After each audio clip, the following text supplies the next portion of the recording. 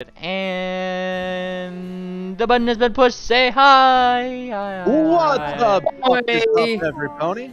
Welcome back to mlptg, the Bannermanes, episode number 75, in which gobos happen. We are going to be so racist this episode. Oh no! Oh jeez! Oh jeez! Well, things happened, and things will happen. But what are those? What's going to happen today? That's for me to know and you to find out. As for what happened last time, 777. So we were going to visit, taking our vacation, and then people started having the weird stuff happen to them, which was poison joke. We went to go investigate the source of said poison joke, and went south to find a camp of gobos. Well, on our way there, Grot was able to collect a bunch of dynamite, and we were able to kick their ass.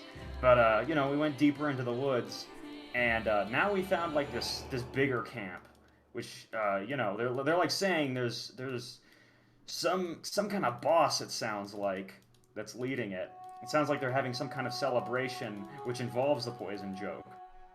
That's the summary. That's a pretty good summary. I like it.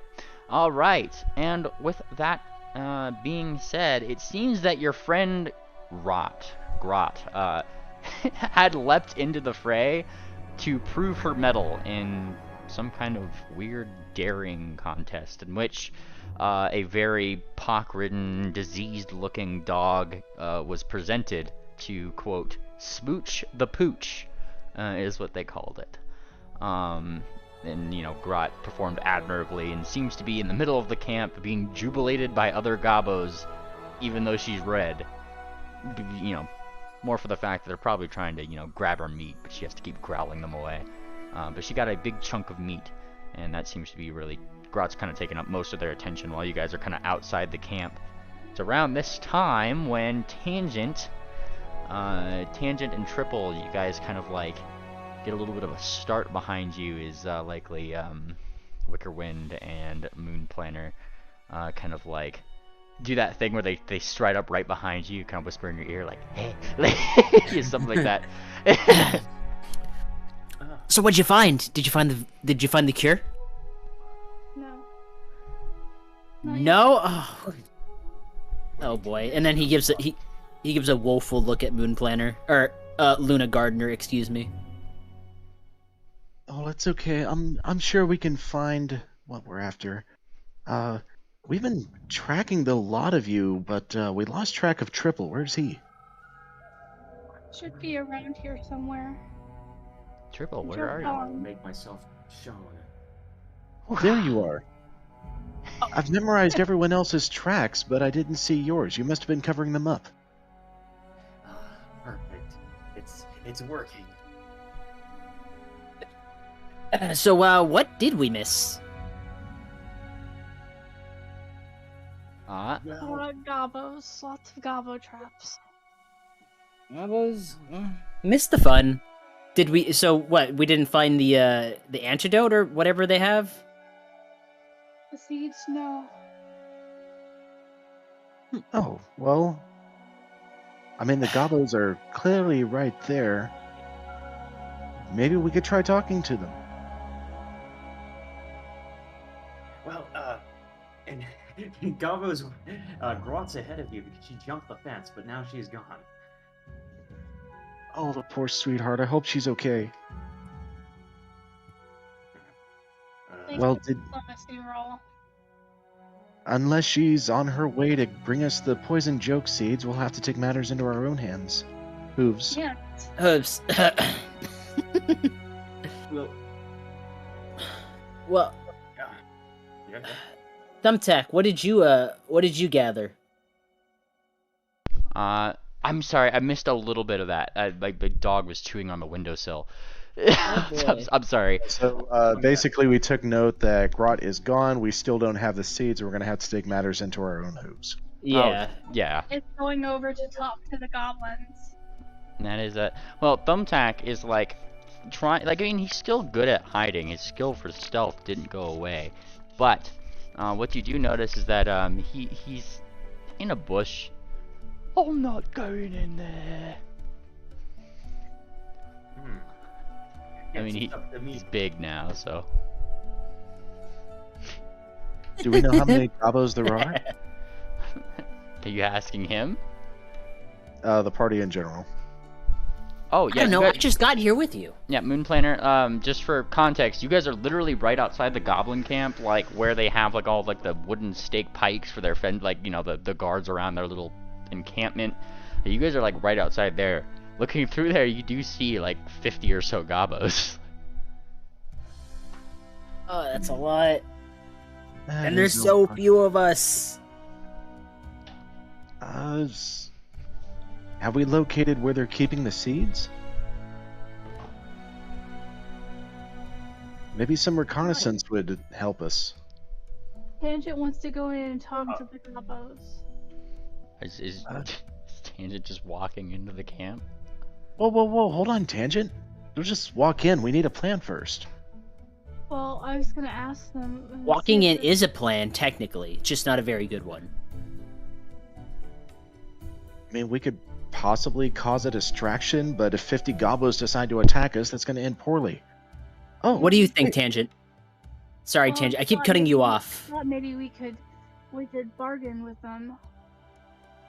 I do have lots of chicken, and Grot's not here to object. I mean, it works for Grot. Maybe it'll work for them. Sure. Let's see. There's at least 50 gobos, and I have... pulling out my character sheet to check my inventory. And I have 84 pieces of chicken. I think this could 84. work. I legit have 84 pieces, yeah. Well, this didn't work. I I bet basically- you can't even count. Yeah, I basically bought 72, and I've bribed Grot multiple times since then, but then the Crescent Moon Hotel's breakfast cart had a bunch of chicken on it as well, so I just took all of it. I remember that. Okay, I'm good with this plan. All right, let's barter with some gobos. Well, while these guys are doing this, I'm Well, gonna go and hey- sneak on. A chicken Oh, leg. hang on, what are you doing, or- Triple? Hold on, Tangent, 1 second. What are you doing, I'm gonna Triple? go Sneak on standby, just in case something goes wrong. Alright, Because I'm not really the face anyway. let's see what that Yeah, stealth rule is. Yeah, I was gonna recommend that because we might need to run, but if you can find out where the seeds are, that might work. That's pretty good. Blind if you could, actually. Oh, blind for this? I thought. Okay, I thought. No, I thought this- stealth is usually blind. Okay, got it. Yup. You got it. Alright. Thank you much. And Triple, you start to go sneak away. Now, just in generality, where are you sneaking? Are you just sneaking to a better vantage point to look in the camp, sneaking close to the camp, Yes. into the camp? Where are you sneaking? Close to the camp, but not directly into it. I want to get a vantage point of the camp and kind of scout it out a little bit since we've disarmed all the traps. Sweet. Do give me a perception check. You seem a little quiet to me, Triple, by the way. This should fix it. Now, you might think that you disabled all the traps, Triple. Your perception check has revealed you most certainly haven't. In fact, you disabled enough traps to get up to the camp. Yes, and you know, in a safer fashion than, you know, walking through a minefield. But oh my god, around the camp, around, like, directly around a lot of these things, it's almost a miracle that you haven't run into any already. There's, like, literally tripwires set up everywhere, like open bear traps that seem to just have been discarded at the side that are actually set up and ready to go. Things like that, like, they are all over. I mean, you're dodging them, you're not setting them off, but they are there. These gobos seem exceptionally careless with traps in particular, it seems. While the guys are doing the thing, I had better do this because if you guys start running away, I don't want you running into those. I'm just gonna focus on the traps on the escape route. Right. I think thievery is not one. Yeah, that works. So you will start disabling traps. Click, click, click, click. What is your master? Oh, are we in Kalidai? No, you guys are in Click, click, click. Oh, yeah. Oh yeah. Yeah, we clicking. Well, like, Triple, you start disabling the things, and as a master at thievery, Seems like you're doing good. Just taking your time, you won't really set any off. Like I said, most of these are just kind of like discarded. It's not like they tried to hide them or anything, or like make their things super complex. They're gobos. But you know, you do manage to kind of like start disabling a lot of that stuff. Rest of Good party. luck, guys. Yeah, rest of party. What are you guys doing? I'm gonna get a chicken leg and start eating it and waste to a goblin. Okay, let's see how that goes. I was Alright. thinking we'd announce ourselves first. I've been out of character. I'm looking at the list of approved words for gobos, and I'm trying to find one that would equate to parlay, but gobos don't have a word for that. Don't you just speak Gabo? Big gobbo. Yeah. Are you just giving a piece of chicken to Tangent, by the way? Yeah, you know what? Piece of chicken for Tangent, piece of chicken for Lunar Gardener. Who are the other omnivores or carnivores in the party? I guess Thumbtack? just the two of us. Thumbtack, yeah, but he's in the bush. He just says I want to go in first. Hey, chicken, you want some chicken? Why? No, I'm not a chicken. It's so funny. And he starts crying. I'm a right ugly turkey, me. It's so funny hearing him with the deeper voice. Right? He's That's not out of character either. And it's actually Gunter and Pingwing's body that kind of tap like does like the whole like there buddy, and like Gunter, Pingwing quote kind of like looks over.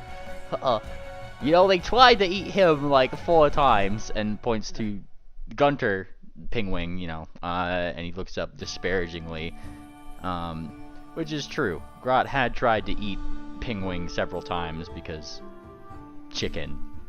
I don't think birds are gonna be the best thing to go in there right now. It's probably a good call. Tangent, so- how's your diplomacy? 20. Okay. I already rolled it. All right. Yeah, let's talk to some gobos. Do you speak gobbo? Yes. All right. Tangent, you take the chicken from Moon Planner and abruptly hear it say, "Unhand me, thou heathen!" I ignore it. You ignore it, and it continues to yell at me. "I will smite thee with the power of... well, the power!" And it seems to have like this like air of courageousness even to it. It's not chicken, it's brave. It's a courageous chicken, yes. I love it. I can't. Take a bite. Taking a bite. Ah! Would comprehend language work on Gabo speak? Comprehend language? Yes, I think. As long as it says it's languages you hear, not languages you write. Yeah, language it is hearing, yes, or reading when you cast a spell. Okay, There you all right. go. Then I will cast this just so we can all hear what's happening. Nice. And 10, so literally everyone, because like there's not even 10 characters present, including NPCs. So, Mm. all right, go ahead, get their attention. Or I guess we probably want to get their attention from the gates, not inside, because if we go inside, they might think we're attacking. Yeah, Lunar Gardener will speak up. Pony one speak gobos. One trade chicken for funny seeds. Gobos no eat ponies. Ponies no kill gobos. You shout this into the gate, yes? Yes. I'm not gonna lie, most of the gobos seem to be ignoring you on account that they can't even hear you. They are literally chanting the hell out of Grot. It's the couple that are by the gate, probably like 3 or 4, that kind of like, they turn to hear you like speak, and they just kind of like do like the little like nods, like, you know, like nod of acknowledgement, turn back toward the crowd, and then they do a double take as they're like, oh shit, it's a pony. And then like, they kind of like turn around and they blank, ah! And they bring down their spears. The other ones don't seem to have cared, but you've certainly gotten the attention of at least like 3 or 4. Ah! Ha ha ha! start like jabbing at you. How you speak? How you speak Gobble? I speak Goblin. Yeah, Pony's smart. Smart enough to speak Gobble. Pony dumb enough to speak Gobble. And they start like laughing to their friends, and like his friend kind of scratches his head. That no make sense. You no make sense. Dunk, and thumps him on the head. Greens need chicken. Ponies need seeds from funny plant. No! And he shakes his head. No. Seeds for... He looks toward his friend. And his friend kind of like goes over and whispers something into his ear. Oh, yeah. Seeds for, holiday. Yes. All my idea. And he nods, and his friend like kind of like looks over. It was my idea. No, you gave me your idea. It's my idea now. Seed holiday, stinky holiday. And Lunar Gardener will pull out a piece of friend chicken. Chicken holiday better. He growls at the chicken, like looking up at it, and they kind of like one of them just extends the spear to like poke at the chicken to make sure it's not alive. Tangent, you hear more brave chicken saying just like, "Is that all you got?" As it like thumps the chicken a little bit, and the goblins clearly don't hear this though, as they kind of like pull their spear back slightly, and they say, what pony's trick? Luna Gardener will pierce the chicken on the spear, so it's like a kebab now. And he keeps it on the end there, but he's holding it at a distance. What pony's trick? No trick. Chicken for seeds. No. Pony have to have trick. Ponies no good at tricks like greens. Greens better.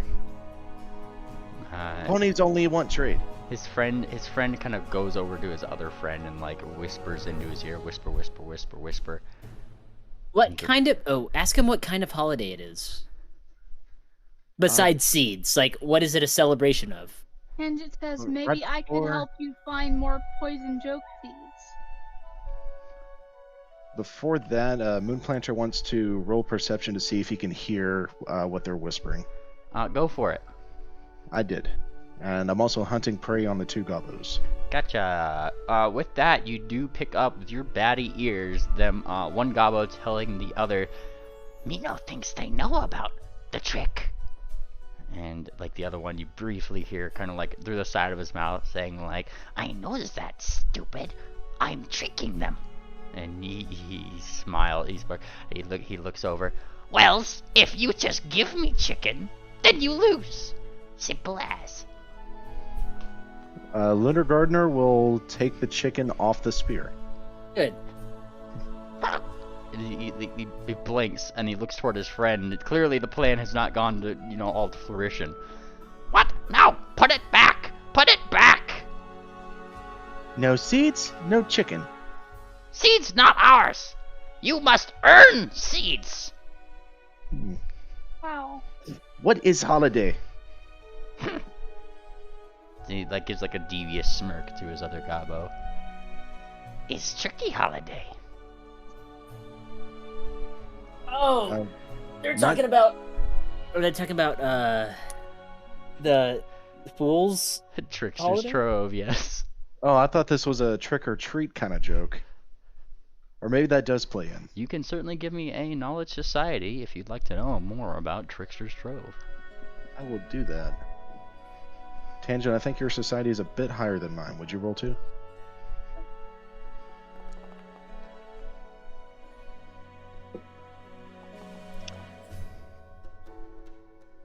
Right. Looks like Lunar Gardener and Wickerwind, you both are pretty well versed in the ways of holidays. Go figure for Wickerwind, right? Yeah. So, you guys kind of both get the fact that Trickster's Trove was originally a holiday based around the original Bannermanes, wherein it is rumored that Rhyme had on a dare, or Semitone on a dare from Rhyme had robbed that of a ancient red dragon's hoard, and at a holiday spawned up around it, Trickster's Trove, in which it's not really like being tricky. Trickster's Trove is all about doing tricks and dares and daring your friend to do another thing. And it seems that these gobos are definitely all about something of that nature, or at least have gotten word about it, as among all this, you guys had seen Grot, though those were their last session, did see Grot get dared to spooch the pooch, as they say. So there you go, there's a little bit of a lore tidbit for you guys. Okay. I'm gonna stop. Society is untrained, so. No worries. Alright. Alright, not speaking Gabo, look to Tangent, and I say, we're gonna have to come up with some kind of trick. I'm not sure if we're gonna get attacked and killed for it, or if it'll be within the spirit and will be accepted. Well, they said we could also earn them. That's right. The gobos start mocking the sounds you're making very badly. I'll start mocking their mock. It just turns into this jabberfest between you guys. He's laughing the whole time. He loves it. Are you getting up in their face when you're doing this? No, I'm like standing there like smiling and laughing and having a good time. Just making incoherent sounds at them.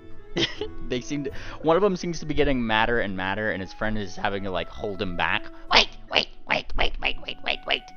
Stupid ponies! They trying to trick you! And he kind of like he's being held back a little bit, and he's going just like, Not pony. Stupid horny pony. and points to his head. Why ponies talk to Grots? Ponies talk to Warboss. He's looking at. Why you speak like I-5? Ponies do trick on Warboss. Show us Warboss. Love to see you try. Warboss busy with Red Gobbo. And points toward to where Grot is. Already given trick to Red Gobbo. Oh, Red Gobbo going to die. Oh, there she is. Wait, Grot's going to die? Yes. And he kind of smiles. Yes, because they stupid and doing Warboss's trick. Which one, Warboss? And points toward the one that's like literally clapping Grot on the back, proclaiming loudly, Grot will be the one to face off with Grub. And he smiles, and they hold up like a big sign that's like drawn very terribly, and once again it's like a big there's no words about it. It looks like an Among Us character, but with one big eye in the middle. It is terribly drawn as it is. How green is the Warboss? The Warboss is perhaps the greenest Gobbo here. And Gotcha. also, weirdly enough, the most scarred, and he actually doesn't look that old. In fact, he looks like probably like you wouldn't initially think he was the Warboss had it not been for this big ceremonial cap that he's wearing. Tangent, did you prepare prestidigitation today? No. Wickerwind, did you? I don't know how to do that, Darn. but I can do this. Oh, okay, hold on. I asked because I wanted my armor to turn like 2 shades darker green than the Warboss. Oh, that's quick. Yeah, I know, right? And he starts quickly pacing in a circle. Color change spells. Hey, what about, Mr. Hippogriff? We'll have to go back and find him. Yeah, he's kind of back a ways in like a bush. Mr. Hippogriff was the one who had said probably not the best idea for birds to get in the middle of a gobbo's nest. Tangent says, I have Bullhorn if we really want to get their attention. We should come up with a trick first. I mean, I suppose we could help Grot with her nonsense. Or, excuse me, I suppose we could help Grot with her nonsense, but she doesn't look like she's all there right now. Well, if they want to dare us to do something, I mean, how hard could a gobbo dare be? Come, we show you. And like one of the Gabos comes up next to you, Wickerin, and starts tugging you into the camp. Tug. Okay, and I will give no resistance. I take that as an invitation. And like you're literally being like being brought into the camp. And initially it's not really like. What do the signs over their heads say? There's a lot of Gabos around, and there's a lot of different signs above them. Like, for example, as you kind of like look over, one of the ones closer to Grot, but not quite, next to the chieftain or whatever, for example, says, future paraplegic. Like another one simply says like ashamed to be slightly darker in color than his neighbor. It's a very long description of this one.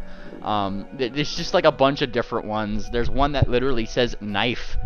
It just says knife. That's all it says. Interesting. It's, various different odd things about the Gabos that some of them just don't make sense at all. And upon getting closer and closer, it's not just your presence that really gets them to notice you, because like I said, they're still cheering on. It's the fact that like it's the ground realistically that gets their attention, because as you're kind of walking closer and closer, like little dandelions and plain flowers start like up in the air, and some of them are like looking down. And that's when you notice that Wickerwind, as you kind of head up toward the chieftain, you notice this because upon getting closer, something starts glowing in a small pouch that he seems to have near him, which you very quickly recognize as seeds that sprout just barely as you get closer. Oh. And the crowd stops to like look around, and they look at you, Wickerwind, and Grot probably scarpers off with their meat before any of the other Gobos can take it. And he looks toward you. You! Me! And they all look over. Several of them kind of grab various different implements, screwdrivers, just sharp objects, pieces of glass that like cut into their little hooves or whatever. They're all looking at you. Ha! And it's the one that brought you over that kind of runs over. Yes! Wabas! And he looks down. What? Why you bring this horny one here? And he looks up. Wabas! No understand. He want trick. And all the Gobos go, ooh. I want trick. Give me good trick so I can get those. And I'll point to the seeds in the bag. And he looks toward the seeds in the bag, which is just, like popcorn that hasn't popped, it just kind of splits open just a little bit. That's pretty much what these have done. And like, he kind of looks in the bag and notices this too. And he looks interesting, but like he doesn't really like care too much that they've been. Trick like dare or trick like show? Trick! They all start saying trick, and then in one swift thump of his hoof, everybody stops. I know the best trick for ponies. Yes. If you want the tricky seeds, you're going to have to do a gobbo trick for Trickster's Dribbler. Dribbler. And they all start tribbling, saying like weird, making weird sounds and things, and like giggling at each other. No, you! He points to you, Wickerwind. Me! Again. He thinks. You help this one. He points to Grot, who's like in the back, like nibbling away at the meat. Yes. Yous are dared to take on Gribgrob. Yes. Like as a friend? As a roommate? Am I taking him on as a roommate? Yes. And he smiles. Oh, goodness. Well, how long? kind of think, as long as you can. Oh goodness. I'll look back at. Hey, What's up? hold on. I'm sorry. Really quickly, can I use a stealth check to get closer to you guys? Oh, certainly. Yes, I'd like to. Yes, like just to get close. So I'm Yeah, go for it. yeah. Go on ahead, and I'd like to try something. I'll send it in a minute. Moon Planner, Yes? can you roll like a out of character? Can you roll like a nature roll to like the fact that these plants are starting to grow and like if like how does seeds how are seeds of poison joke plants extracted versus like would we be able to recover them? I have really high knowledge nature if you want to ask me. I think both of y'all could roll it. Triple, as you kind of start getting closer, are you getting closer toward the entrance or like where they're at on the opposite side of the camp on the fence? Because like the fence goes all the way around except for one place, and like you could get closer to that side. That's where like Wickerwind is on that side of the camp, so you'd be able to hear, like, be around where he is a little bit better, but it wouldn't necessarily be toward the entrance. Yeah, I kind of want to be near where Wickerwind and the rest of the party is. And by the way, actually, you know, I just realized I am going to activate the first charge of the invisibility rune on my armor. Nice. So that my horn doesn't become a problem. All right. You activate your charm as you kind of get closer to the camp on the side of Wickerwind. You kind of heard this going on, especially if you could understand Gabo. Like on this side is you actually kind of hear Grot more easily from this side, like gnawing away at the meat and hissing or whatever. And she doesn't seem to notice you either. Coincidentally enough, you can just kind of see it through like the shoddy cracks in the you know, spiky fence, effectively. Can I hold an action and just like say I want to activate it really quickly, just in case? I'll send it to you really quickly. Okay. And I'm gonna roll to assist BCS's nature roll. Yeah, I also want to get closer if the goblins will allow me. I'm just want to walk in and like wave and maybe hand over a chicken. Moon Planner's chickens to the guards. And I'll say in Gabo, I'll say, hey there, can I follow my friend? I went to help with Trick. And all the Gabos gasp because now there's suddenly more. And this is where they all start looking around, right? And they all notice you guys. They keeping their little weapons and stuff out and like looking. And some of them start laughing even madder.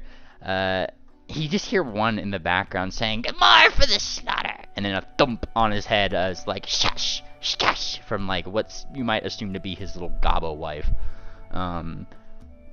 As they all kind of like calm down, you briefly hear an explosion to like the left side of the camp, and a couple Gabos going "Pah!"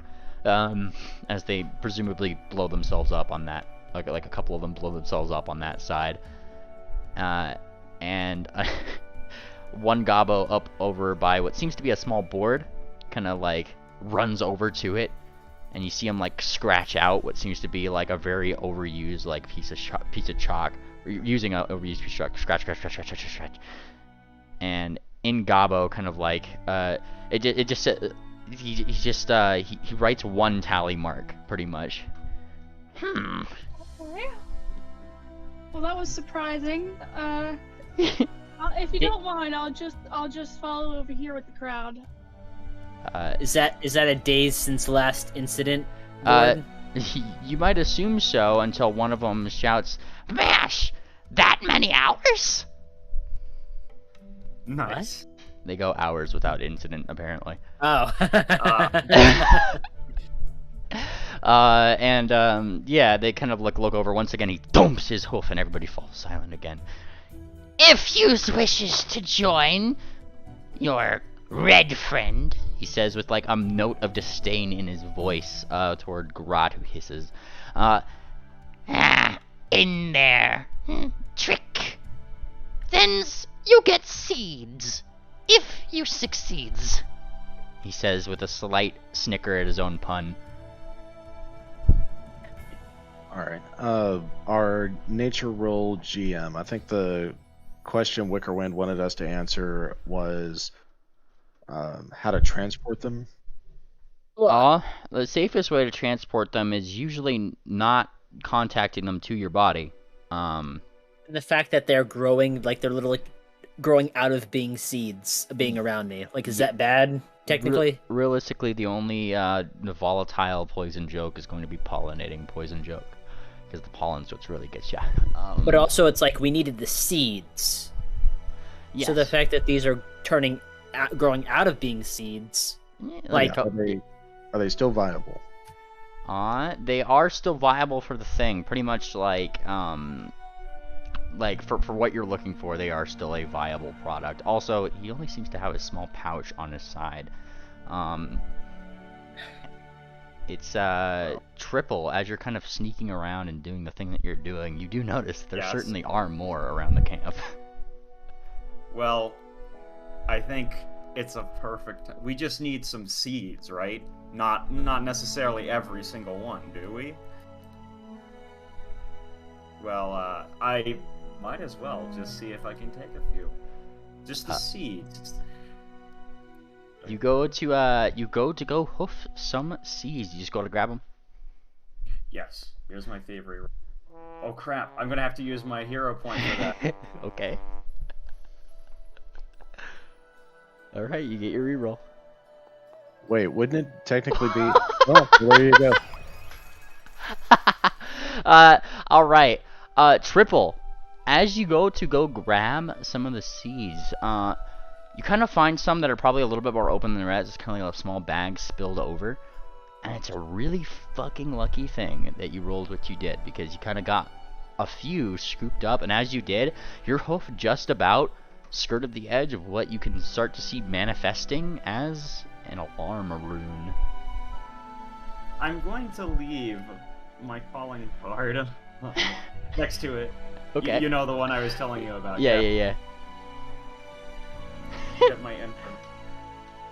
It seems like these gobos do have their wares exceptionally well trapped. Yes. Yes. I'm getting all of it. Getting as much as I can. Well, like I said, you got a couple seeds, unless yeah. then you realize that there's an alarm room. Like you mean. Oh yeah. I'm getting some of them.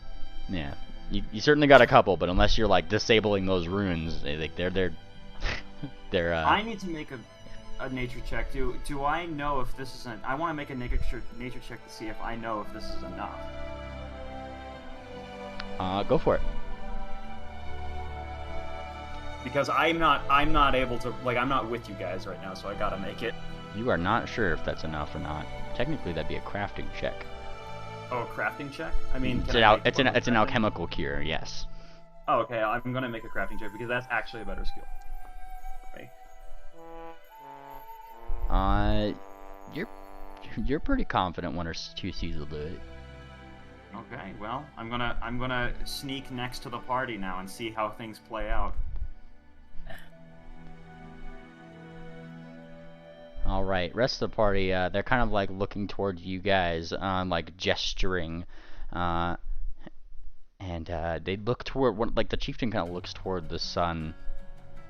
You dudes the tricks in 3 days, or else. And like he kind of thinks, Gobos have consequences for people who don't finish their tricks. Ponies just need seeds. Trade chicken for seeds. No trick. They all start like cackling. No amount of chickens will get us. What you think, we flame boss Gobos or something? And they start like keeling over. No. Used to trick. Or And he kind of thinks, and he thumps his hoof, gestures back, and suddenly 1, 2, 3, 4, 5 gobos all like run toward Grot and start like jumping on her to restrain her. Or she gets it. I guess this is the time I need to make myself reveal. So I deactivate the invisibility. You've got the seeds, no. No.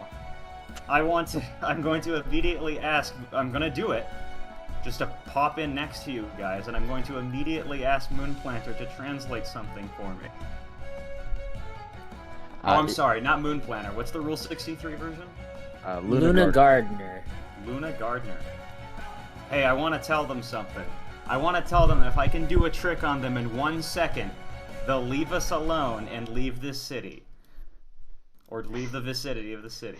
They all in gasp. 1 second. They all gasp at the sudden apparition of you, Triple. And then all of them start looking around, like, really apprehensively and in shock, like, looking toward empty spaces in the air. Like, a couple gobos you see in the distance kind of, like, close the space in between them a little bit and stick together, so that way they make sure there's nobody in between them, you know, those kind of things. They start, like... Nice. Yeah. And you say this, and, like, amidst all the clamor, once again, boom! And the head gobbo stops, and there's, you know, silence. Silence all but what for seems to be a couple chattering, weird wooden teeth of one gobbo. And he looks over. State your trick. I want Moonplanet to translate this for me. I said, I bet I can trick you in 1 second. Big horn pony, trick you, less than 1 clip. And he kind of blinks. 1 clip. And he starts like losing his mind. I like to see you try. What's this? What's what I lose?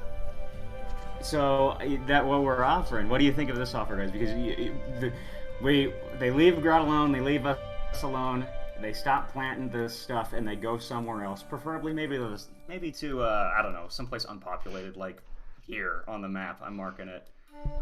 Well, What do you that seems like a huge ask for them to move their entire camp. There's some caves nearby, it looks like. Okay. At least the stop planting the stuff and don't kill her and don't kill us. That's the one I'm going to be. Yeah, like, the whispering to minimum. Moonplanet. Okay, so you're wagering that the gobos stop planting the seeds and leave Grodd and leave Belmere? Pretty much. If I can do it in 1 second. Bighorn ponies say, War boss lose trick. Gobos leave Belmere. Leave Grot. Leave ponies alone. No more planting poison joke seeds. But he kind of like thinks it over. Yours has a deal. This would be a very good trick. Very well. Geyser. You say geyser, and the moment that you do, suddenly there's a huge geyser of water directly underneath the head gobbo that promptly starts lifting him up into the air. And he flies, and the one gobbo over by the board takes down the 1 mark that he made and starts writing in another 0.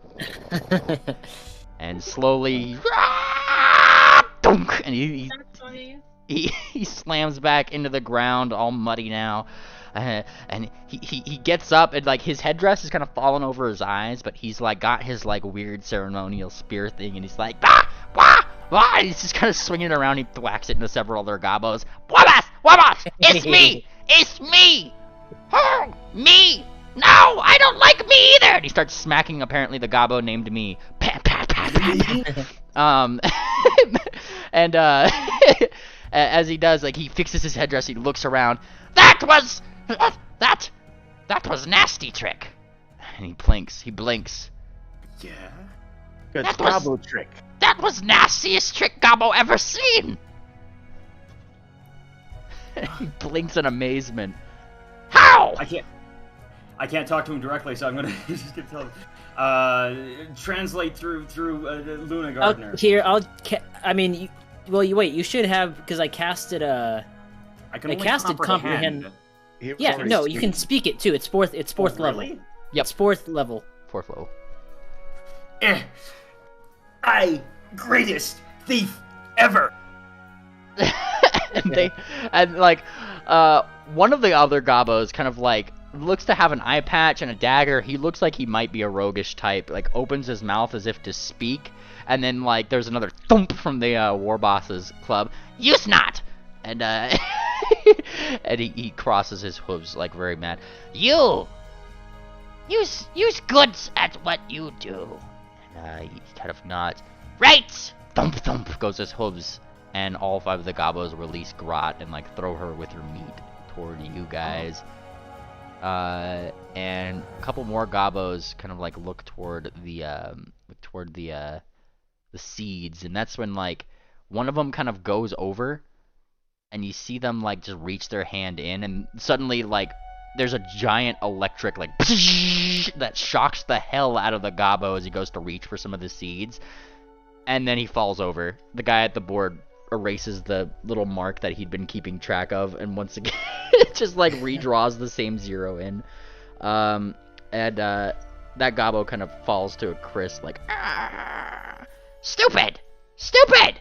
You put that on there, you remember? No. and he goes over now that one's been dealt with, and he picks up like two small satchels of seeds, and kind of brings them back over and throws them at your hooves. Throws. There's some seeds for you. Oh. I guess I'll have to give it back. Some of the other ones. Yeah. It was not all the seeds, however. I believe Moon Planner had done the crafting checks a few days before. So we'll give you this. You guys have gotten about half the seeds you need to heal everybody in the that was in that clerical thing. You pretty much got enough seeds to heal your party, just not the civilians, if that's what you were doing. But I still got mine. You got a couple seeds, like you got a small full, pretty much. Like that wouldn't really amount to too much, yeah. So we need more seeds. That's pretty much me telling you didn't set off the trap that just killed that gobbo. Like, yeah, pretty much with that nat 20. That's what I was getting at. But you recognized it beforehand. But all of the seed bags are fucking trapped to all shit, apparently. All right. We still gotta probably fight the guy. Well, speaking Sylvan to Wickerwind, Luna Gardner is going to ask, Wicker, if we take those seeds, could you do some magic to make them mature so we can extract the seeds from the new pods? Well, that's what I was asking you. I don't know about plants. I mean, I know that I can make them grow, but I don't know about plants. Like if these are the kind of plants that would let that happen, and it's kind of a stretch, and I was gonna see if maybe you or Tangent might know about that, because you're better with plants. GM, do we know if these are seeding plants? Oh boy, not really too much is known about the actual how to grow just your own poison joke at home, TM. That's gonna be a pretty high roll if you're gonna roll it. Let's do it. And I think I know it's going to be a blind roll. Someone better assist. I'm going to do this. I'm going to do this, GM. I have a batch of herbs I did not prepare into extracts today or elixirs today. So I'm going to use one of those. Wait, no, that doesn't apply here because it's a knowledge roll, I think. Spend a batch of herbs in wilderness gives me a +4 circumstance bonus, but I don't know if it would apply to a knowledge roll. I'll say it doesn't until I find out otherwise. Okay, so it looks like everything else is currently applied. Yeah. Alright, blind. And what was your question? How do we extract more seeds from Poison Joke? Follow up. I'm gonna cast Sending, and I'm going to send to Balcony Blitz, and I'm gonna ask him if we brought him poison joke seeds, would he be able to help make them grow? Because he's a druid. All right, I will get to that in just a second. And then Tangent, what was your question? I've made a nature roll. Yes, what was your question? I don't remember. Wait, if you're gonna roll a nature roll, I'm gonna need a question. Oh. Are you? The seeding property is a poison joke. We're just all kind of working on the seeds right now. Yeah, I know. You guys are doing, like, when you guys do knowledge rolls like this, you guys are technically getting different bits of information amongst yourselves because you're trying to recall it personally. And it's like, no, just making sure everybody's getting what they're doing. All right, so Tangent. I'll start with you since you're the first one who rolled. You're actually, sorry, Moon Planner suggests first. All right, you're not too sure about the seeding properties of Poison Joke itself. Tangent, you're pretty freaking confident that it is damn near impossible to try to raise these domestically at all. Like, it is almost like Poison Joke kind of has a mind of its own, as far as you're aware.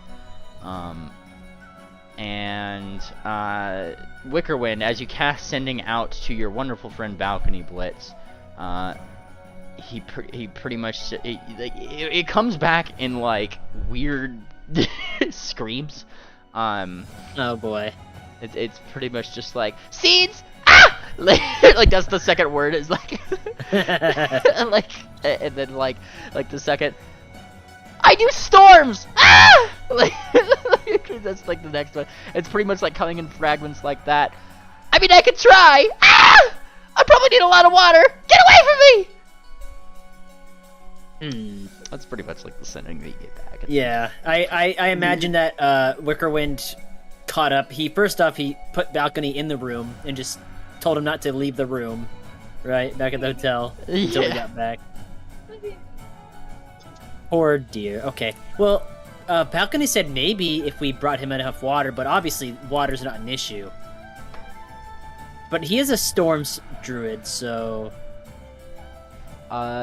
Tangent, you start hearing like a choir almost coming from his seed bag. Listen to it closely. They all seem to be saying the word seed, but in sequence to what seems to be a musical number. It's like seed, seed, seed, seed, seed, and they're kind of like harmonizing off of each other. Oh, okay. I'll try talking to the seed bag. Okay. Hello, little seed bag. They all stop and they look towards you. Seed. Can you say anything other than seed? Feed. God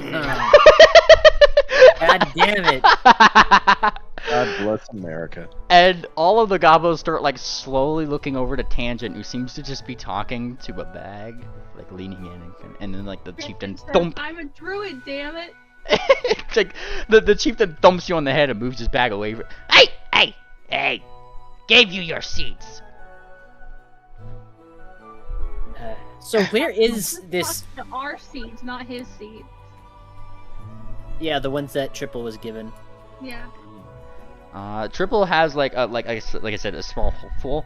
Realistically, that would be like what 2% of the bunch. Like if I was putting a percentage on it, it wouldn't be like it wouldn't be very substantial. The 2 satchels that they get literally give you about 50% of like what you need to really heal yourselves and everybody else. That 50% being yourselves, because you guys have a lot in your party. Well, so we could either take these seeds that we have back to Belmare and then maybe have a chance of just growing more ourselves, or we can just see if we can take care of whatever guy they want us to take care of out here before we go, so we don't have to make 2 trips. I don't know much. Excuse me. I don't know much about Poison Joke, but these are not normal plants. They seem supernatural in a way. They have their own autonomy. They're not going to grow just because you want them to. Tangent says, how hard can one goblin be? Well, I think it's a Cyclops. Oh. Where is this grub gibby job? And his ears perk up. If you still taking on the tricks, He says, seemingly getting an idea. He points southward, and that's where on the map. Ooh, yeah. Oh, the cave formation. Yeah. One more day's travel. That's not too bad. Mm-hmm. And we don't have to And cover our it says tracks. I have unimpeded stride, so we can make really good time. Nice. Okay then. I vote for the cave. And if all else fails, we could always just take the time to search this area to see if there's any more growing. Okay, Alright. then we accept the trick. They all start. Wait, so you want us to fight this guy, right? Yes. And? How do we need to bring proof that we've defeated them, like an eyeball? Yes. A tusk will do. A tusk? Okay. A tusk. Okay. Tusk. Oh god. Or, and he kind of thinks, if you can manage, his peeper. Keeper. That's inappropriate. Not that peeper, stupid. and Warboss means his eye. Oh! And it's too bad Swift isn't here. He could use fabricated connections probably at this point. That'd be a good one. But okay. Tusk and eye. How about that? You do this, you get and he looks toward. more seeds. Yes, more seeds, as many as we need. Not all of them, but maybe twice as much as we were given already. And he puts up 2 hooves as if counting very carefully. 1, 2, twice, yes! Deal then. Lots of seeds. Lots of seeds indeed. We can carry. Okay. What time of day is it, GM? What time of day? It would be about noonish. Yeah, because you guys, no, this would be about, because you guys got, this is the second hex. It would technically be about afternoon-ish. So, nearing on evening, because, like, this would be around the point in your adventure where you'd probably find a place to camp for the night and then, you know, doze off. I don't trust sleeping around the Gabo camp. Do y'all want to travel one more hex? Yes. Yeah. We're going to travel one more hex. No, I mean, like, you guys are on your second hex from the previous day's travel. So, We're going to push on. if you guys are. Yes. Alright. I'll look out for traps. Alright. And keeping an eye out for traps. See you, Triple? Yep. Yeah, I mean, there are lots of them, and you do help the party navigate. Pretty much you'd be able to get 1 hex away from the camp if you're keeping an eye out and people are following you, Triple. Ah, okay. Wait, didn't we have unimpeded stride? Is that? Oh, okay, never mind. 1 hex was the goal anyways. Just enough so we can comfortably rest. Without gobos around us.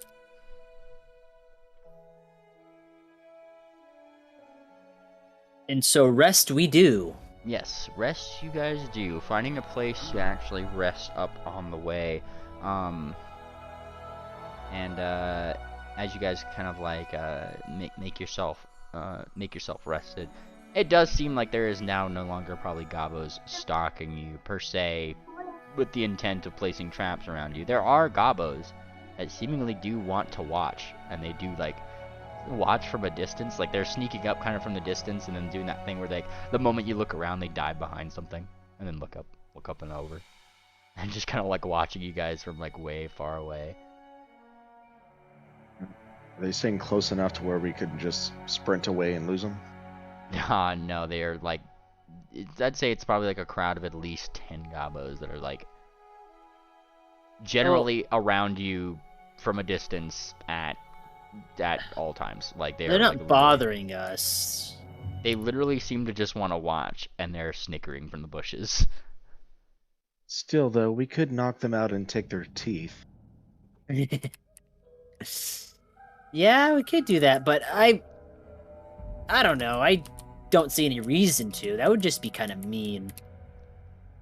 If they're not bothering us, we shouldn't really bother them. But we'll keep night watches anyways. Yeah, speaking of which, Luna will take second watch. Wicker will take first watch. All right, roll your stuff.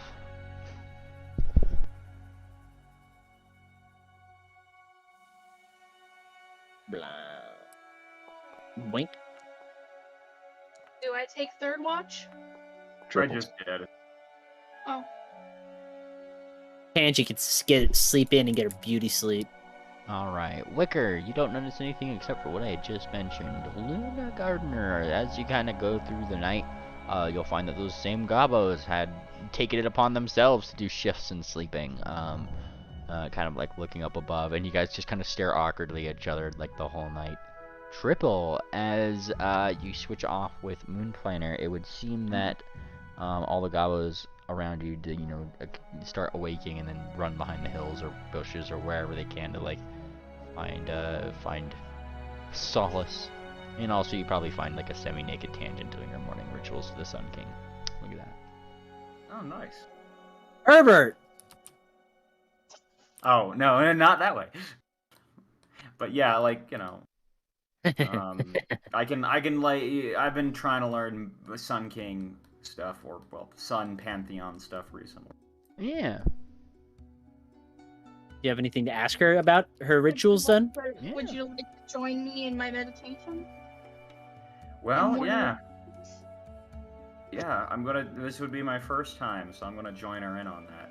Alright. So what we do is we just sit cross-legged and soak up the sun for about 10 minutes, and Tangent will quote some scripture to you during that. I find it surprisingly relaxing. And then after that, she blesses some holy water and pours it over her head to rinse away any dirt or anything. When she's done, Oh, she'll do the same to you. nice.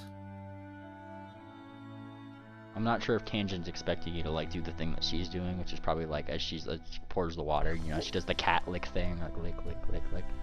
I'm kind of like trying to follow along and like catching myself before I get into cat things, because I'm technically Sun Queen, but I mean, like, this is close enough. It's yeah. So I'm like, awkwardly like following along, getting some things wrong, but it's a learning experience. Well, it's very cool that you're being open-minded like that. Yeah, it's to some degree it's the best I can get, but also I trust Tangent too. Part of my morning ritual will be casting Life Connection on Tangent. Oh yeah. And then she's going to see if Moonplanner's up for breakfast. Moonplanter did get up, but he is foraging for food. Oh, okay. And I she'll will help him with that. What kind of role is that? Nature? It's survival. Survival? I I'm rolled a. training survival, so maybe someone else. Oh, it's fine. GM, I rolled a 26. I don't know what the DC you set for us is. What was the goal here? Foraging food for everyone. Oh, yeah, no, you beat that DC. Okay. So on a success, I can feed up to 16 normal size characters. So pretty much food for the next few days for the whole party. Nice. Check this out, guys. Okay. I'm also going to prepare talismans. So Moon Planner, Oh. Hi. take it's not linking. That's interesting. It's not linking. Okay. Let me try crafting. I don't know why it's making me roll it, but it's a daily preparation. Iron Cube. Iron Cube. Okay. Let's see. Oh, more of these. You're an expert with the affixed weapon, the cube of black. So You activate the cube. You use knockdown as the fighter feat. Cool. You don't make a batch of these, no. You No, I know. Okay. I was just trying to link it, but for some reason clicking the icon is not rolling it in. I think it's because it's currently in the crafting thing. So like, Yeah. Iron Cube for Moon Planner. Feared. Okay. I'll just put that and put it on your talisman. Tangent. What did you get that one time? I forget. Yeah. That's right. I need to get better with having these memorized anyways. It's fine. I'll have to look at the talismans and maybe it'll jump out at me. Triple, you have Yeah, just go ahead and like continue on, and I'll let you know. Yeah, that's fine. We'll continue on. I'm making at least the iron cube right now for Moon Planner. So just attach it, put one in your inventory and attach it to a weapon. I've got it. What were you saying? Yeah. Do you have wounding on your rapier? Just for your information, by the way, you know you can just drag them into that empty slot thing, complete daily crafting. It puts them in your inventory, and then you can just tell me who gets what, and I just drag them. Yeah, I just mean that like I don't have them all memorized as far as what does what, so like I don't have a optimized set ready. So I'm not gonna go read through them all right now, but. Well, I was gonna say, no, my sword. I use a short sword more now. I actually don't have wounding on it right now. Okay, then I will. Where's that other one? Okay, let me. Where What do is- I find the talismans on Archives of Nephis? Probably list of talismans. Okay, I'll try a list of talismans. You okay? Yeah.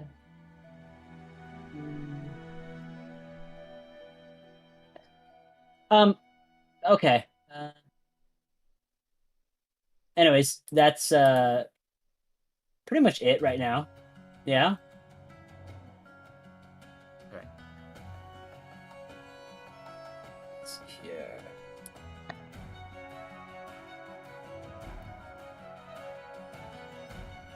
All right. Anything else?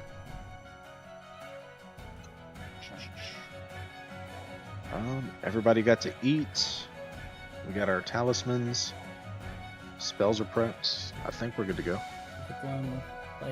Oh, okay. That's all right. All right. Dragon. Okay. The daily crafting. All right, crafting is weird, but yeah. Yeah, it's not adding to my consumable, so it's just being weird right now. Oh, okay. But Triple also Bloodseeker Beak. I'll just add it from equipment. Yeah, Bloodseeker Beak. Yeah. Thanks, man. Thanks, dear. I Okay. couldn't find the talisman that I used last time, so... You got Dragon Bone Arrowhead. Oh, okay. Okay, that's it. Well, there's one more for me, but I'll find it and add it silently to myself. We don't have to waste any more time on this. Is there any healing talismans? No. Damn. Yeah. Let's see.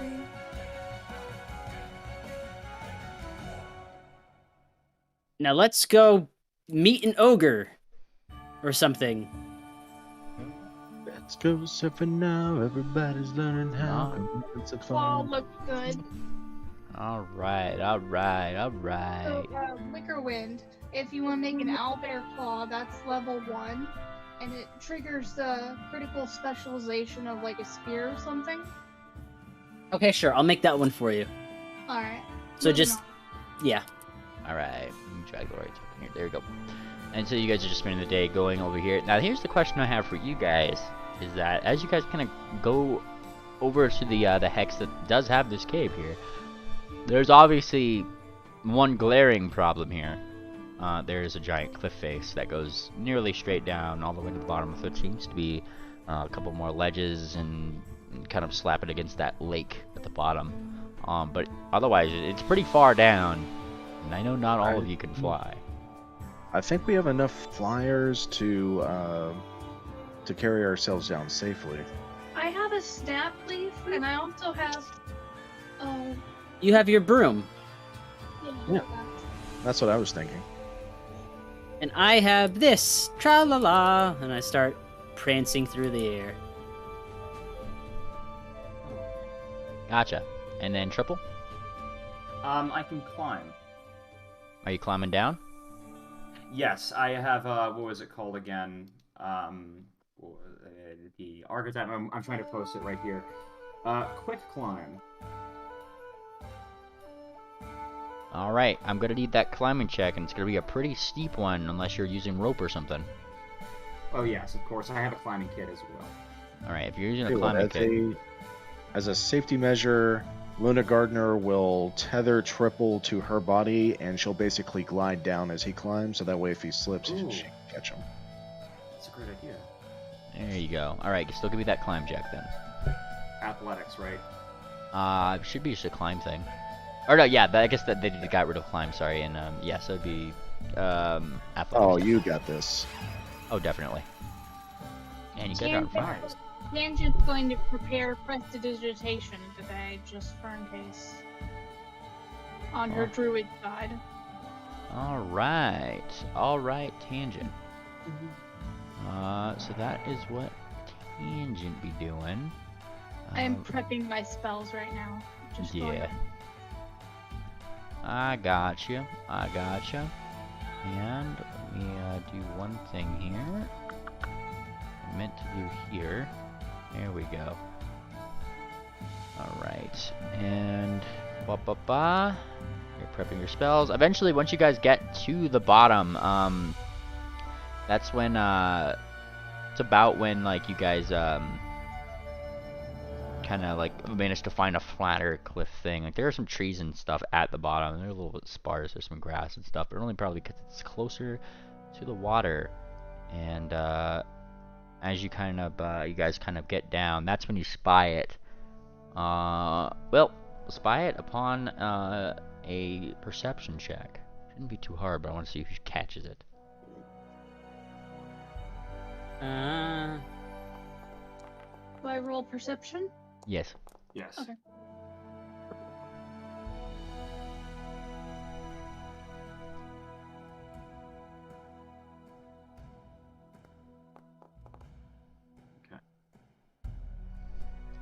Alright, so pretty much all of you except for Wickerwind, it looks like notice it more right away from the sound of like the gurring and purring sound of what seems to be some lion-esque, dragon-esque, something creature down below.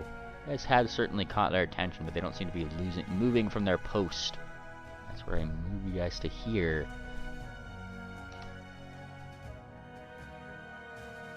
Oh, we got a couple of critters down there. They look like not Crimeas. Crimeans? No. Crimea Rivers. What's that? Shut up, Wickerwind. There's no joke there. I asked what you guys are doing because if you are making any sort of like hostile action, I'm gonna start initiative. Well, first things first, I'm going to try to identify them, but I think they're magical creatures. So I'm going to... I can't remember if Triple has Knowledge Arcane, but I believe Tangent does. So I'm going to nudge her and point them out to see if she can identify them. Let me see if I have that. Hold on. I made the roll. Yeah, But, I've got it. Tangent's I've got help. it now. I didn't have it before, but I have it trained now, so I'll roll it. Triple, you're unsure. You're too a little unsure about this. Tangent, what is your question? What kind of creature is this? These are chimeras, and with your roll, you specifically recognize this one is a red dragon chimera, and this one is a white dragon chimera. Oh, okay. I say they're chimeras, and they have certain powers of dragons. And that's when one of them kind of like seems to be getting a little uncomfortable with you guys being there, and you see it kind of like leap. It starts stalking with its secondary right here. They're growling at you guys. Question, Going invisible. GM, can we handle animal magical creatures? You could certainly try. I'm gonna give that a try. Let's see. I've got plenty of food that I've foraged from earlier, so I'm gonna take some of the meat that I gathered up, and I'm gonna try to use that to coerce this one nearest to us. I'm going invisible. I'm using the burst charge real quick. Gotcha. Yeah. Whoosh. All right. You go invisible. I'm double also checking going it's invisible. double checking to see if I have any specific feats for this. I don't believe I do, but I will go ahead and hunt prey on both of them just as a precaution. I'm not taking any action against them just yet. Okay, no, I do not. So I'm going to. Is it knowledge, nature, or survival to work with animals? I think it's survival.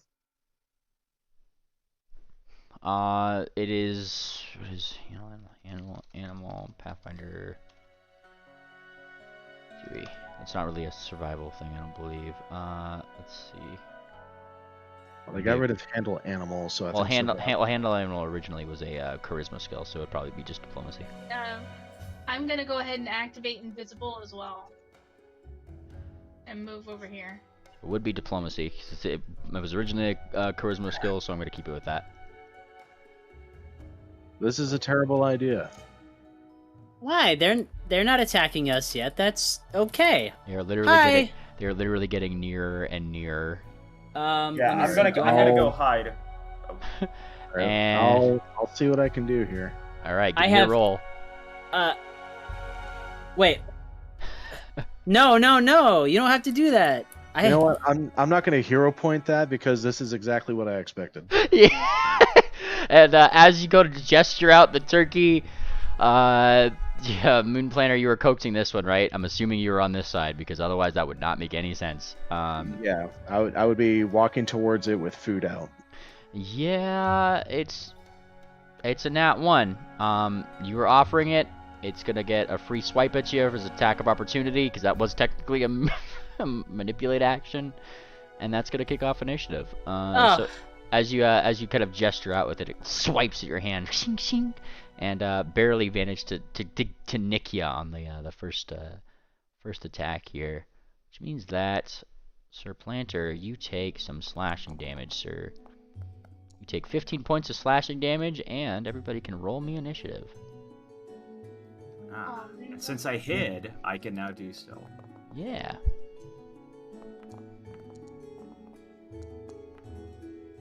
I thought I clicked the damage button. It doesn't look like it. There we I'm go. not getting. I've never gotten a good initiative roll in like weeks now. You know, it be like that sometimes, honestly. Like, holy shit. On God, fur. Like, my class kind of rely, like some of my feats kind of rely. Well, one of my feet in particular really relies on me going first. all right. Well, with that being said, Tangent. Yes. It's your turn. Okay, I'm going to cast a spell.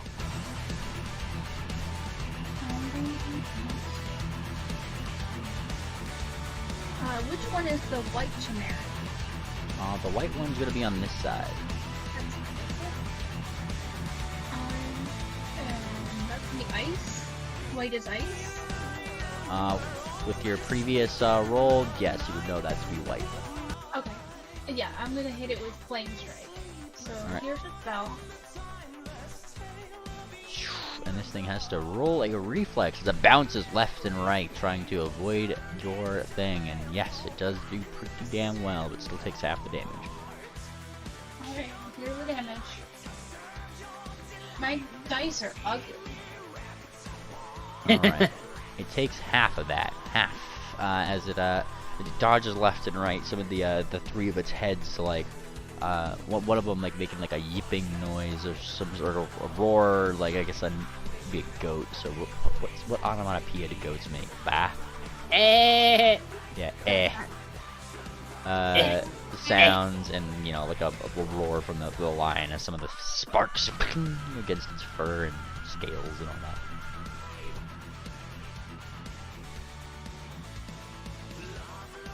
Alright. Okay. Oh, right. Intern. Intern. All right, Moon Planner. I'm right where I want to be. Exactly. All right. Moon Planter. He is going to skirmish strike to get within 5 feet of this chimera. Then he's going to use his quick draw ability to draw his weapon and strike. It doesn't specify this is a manipulate action to draw it out, so I don't think that triggers. Drawing your weapon is a manipulate action, if I'm not mistaken. Hang on. Well, I'm Weapon. using the quick draw ability. You Well, that interact, draw a weapon. So does that count? Well, an interact action. All right, then I'll eat that damage. All right, and it does do the thing. It uses a second reaction. I guess it'd be the first, right? Yeah, it'd be the first. Has it acted yet? Does it get those reactions? Well, I said it got the attack of opportunity when it got you, so I'm going to count this as its second reaction, which it seems to have, to bite at you with, or I guess, smack at you with the goat horns as you go to try to take out your weapon. But can it do it? No, it doesn't stop you from doing so either. Yeah, it bangs off the chest plate, and then Luna will strike with her sword. And it's a hit. It's a hit, so that sucker's gonna take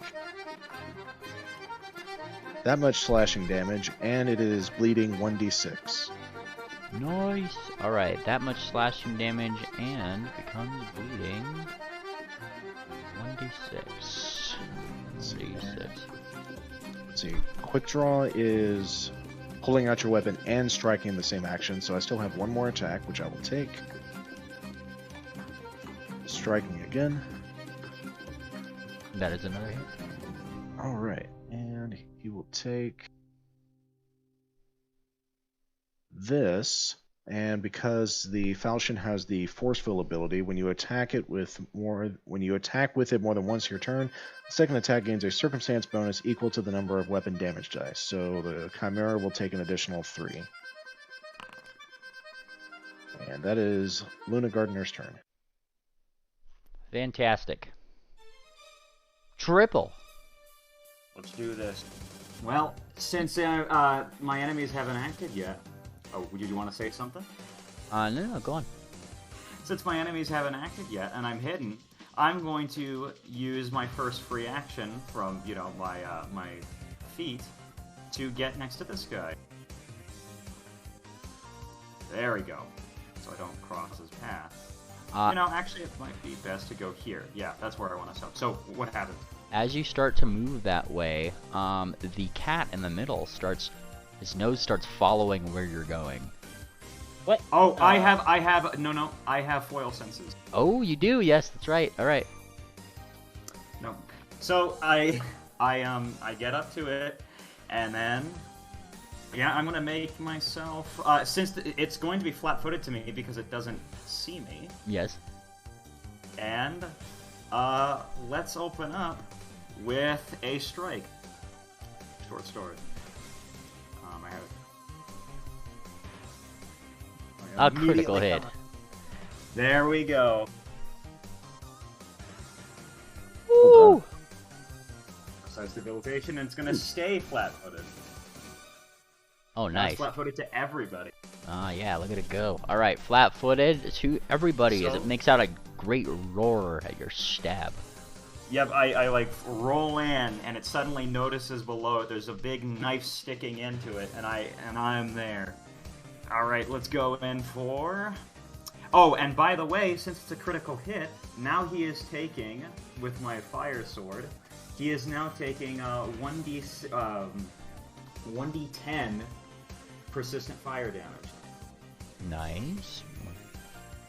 1d10. Just double. I want to make absolutely sure. Flaming Rune. Yeah, 1d10 persistent fire damage. And I'm going to make a second attack, and during that attack, I'm going to envision that horn that, what was it, Wickerwind made for me. Yes. That's A it. Blood Seeker Beak. Another hit. Ooh. So that does another 1d4 persistent bleed damage. Ooh. 1d4. Some bleed damage. And 30 damage. Oh. Now does that end your invisibility?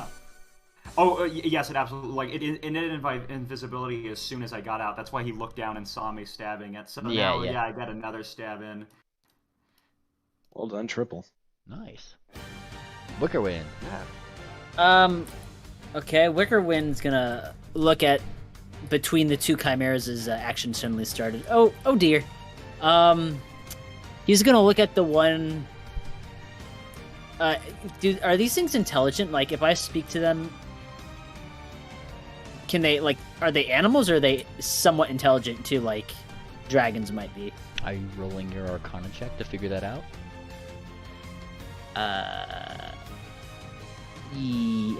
My Arcana is 2. That Is would it be- an Arcana? That would be an Arcana unless you have a very specific lore that does that, and that would be an action. Scribing lore doesn't really apply. Oh. I feel a little bad, because if they're just animals, I mean, we didn't mean them harm. I tap my hopes a little bit. I feel a little bad, but I'll just cast a small heal on Luna Gardener and keep her going, because these things don't really look like they're giving us that much trouble. No, that's a 2 action, first level heal. 2 action, roll. first level heal. I'm- Let's see it. Yeah, 1d8 plus 8. Thank you. Yeah.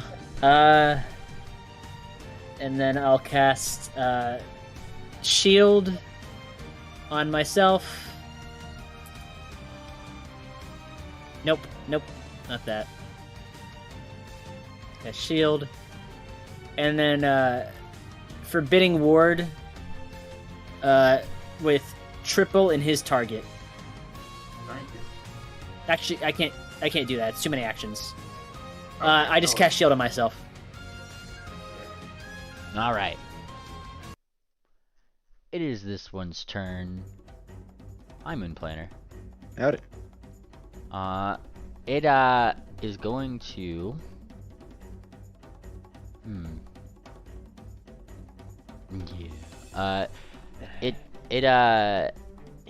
it's first going to try to bite at you, Sir Planter. The dragon's head first, the great red head that kind of like lunges forward to strike you with its jaws. And it is a miss, as it misses that. The second, let's see. This is strike the dragon. Line run, go horns. Nice. I'm just making sure that I'm doing things right. Nice. Okay, so actually, because I did this ability wrong, so he's gonna do this now. If this activates attacks of opportunity, let me know. I don't think you hunted prey. Yes, I hunted He prey did. before I tried to feed them. Gotcha. Then this would definitely activate that attack of opportunities. It runs this way. Planter or Luna Gardener strikes out. Oh, nice. Nice. Alright, so Sucker's gonna take that much critical Nice. or slashing damage, and the bleed effect goes up to D12. The effect goes It is- up to D12. All right. 12 bleeding. There we go. All right, and yeah, that certainly stopped him in his tracks as it looks towards you. That first attack that I rolled would be like what he would have rolled here, which would be a miss after your thing, you know, after the fact. Be a miss, and then for his third action, he's actually going to try to. I mean, you did the thing. He literally flies back and up into the air about 30 feet. So he's moving 10 feet this way. Whoosh, 10 feet this way, and then 30 feet in the air. Okay. And that is his move. Triple. Oh, and he takes some damage, some bleeding damage. Is he frightened? Let me give him frightened. Yeah, and he's flat-footed because the sword's critical Yes. specialization. Flatfoot. Thank Crap, mine has frightened too. Yeah, I'll remember that next time I get it. Alright. And he is looking at you, Triple. Like a fucking snack. And he's actually doing this bit. He's moving. What's the reach on this? Yeah, okay. This one's actually gonna not stand by you anymore, Triple, because you're not very nice. But that deer. Oh boy, that deer. I didn't do anything. Pick one of our clerics. Alright, and I'm not a cleric. it moves this way and uses a very special little ability called this one right here. Which means that Tangent and Wickerwind get to eat both a I'm starting with Wickerwind with a Dragon Jaws attack. I'm invisible. Ah! Yeah. Wait, no, I'm not. Because I made him unlocked. Alright, Yeah. as it goes to bite at you, Wickerwind, you take critical damage of this, 48, plus double this on top of that. Because it's specifically the Draconics bite, or Dragon's bite. There you go. It bites you in that respect. The second head lunges out toward Tangent. Hi, Tangent. This is the lion. Uh-huh. Rar, says the lion. Thunk, says it against your armor. And then the third, I don't think it has like another third. It has to be toward targeting a different creature. So, it does that. And yeah, I'm just making sure I get my things right. Yep, that's right. And that is actually its turn, because that was 2 actions, which means that it loses one of its frightened. And as we end its turn, it has some damage to take in the form of 8 points of bleeding, or sorry, 8 points of fire and 3 points of bleeding. Its bleeding, however, does go away. And now it is Tangent's turn. Hi, Tangent. Hi, I'm going to cast Flame Strike again. It's right in front of me. I should have left that open. Hold on. There we go. You start casting something with somatic components right in front of it, and it gets an attack of opportunity on you, Tangent. So it's going to do that first. And it does hit. It doesn't disrupt you, however, but you do, Tangent, take this plus this damage. 27 plus 10. There you go. It bites a hold of you. You might want to. Yeah. Alright, and then it has to make the reflex save, which it fails critically. So give me your damage. It's definitely going to die then. It got one last bite in. God. Alright, Tangent, you dealt, well, it says 11 on here, but, you know, 62 points of damage. How do you want to do this? It catches on fire and burns to a crispy crisp. It is a crispy chimera, Grot would be loving this right now. right? Moon Planter. Moonplanter, he's gonna fly straight up and attack this thing. So let's see. Do I need an athletics check to fly straight up? That is a maneuver, so yes. All right, straight up we go.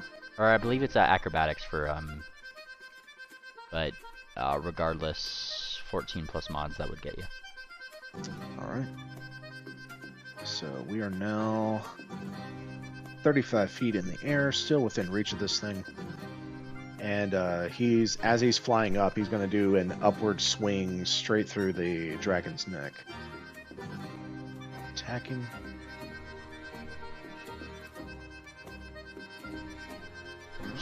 And a critical hit. Nice. Let's see.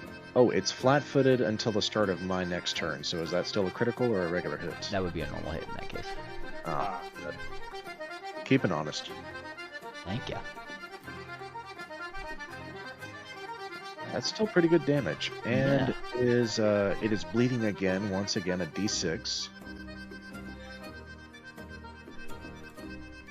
And we're gonna follow that up with a second attack that should be good enough to finish it off.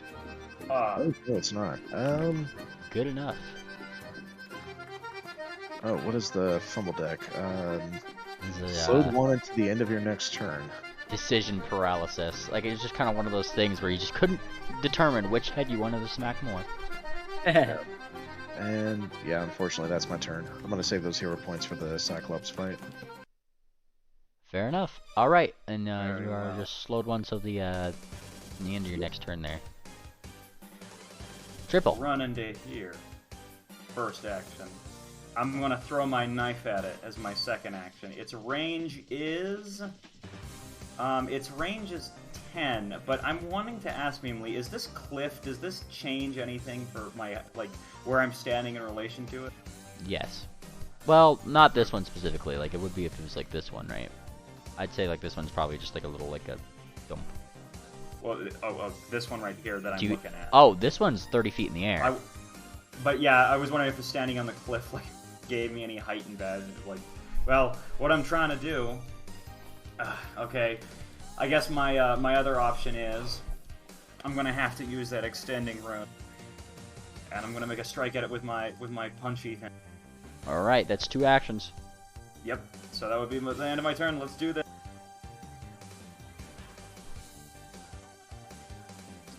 Nice. All right, melee. As you punch outwards, it it literally just gets stuck in like the dragon's scale. You know how like unwraps and like goes to do. Yeah. You like gum fruit your hoof way up there, boom, and it just gets stuck, and then it's kind of there now. Oh no! What's the effect? You have to succeed at a DC 20 athletics check to free it.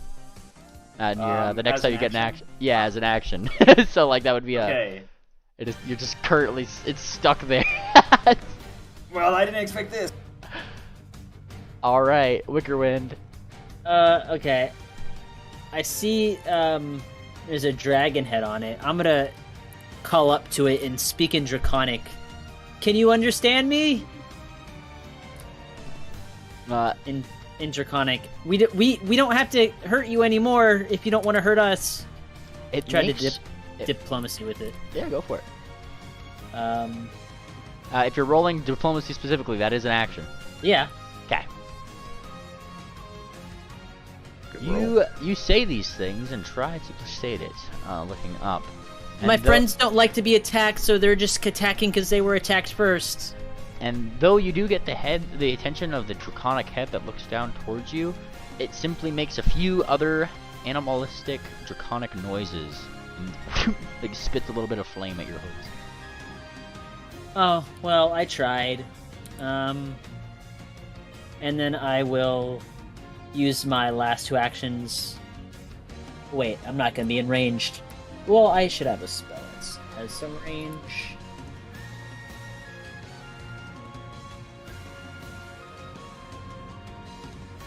That was 1 action for diplomacy.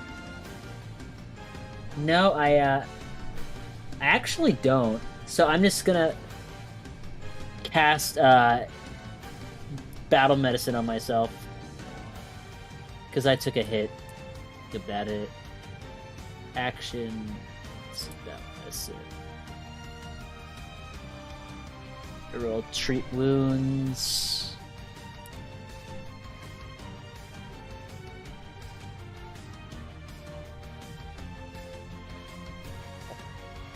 Okay.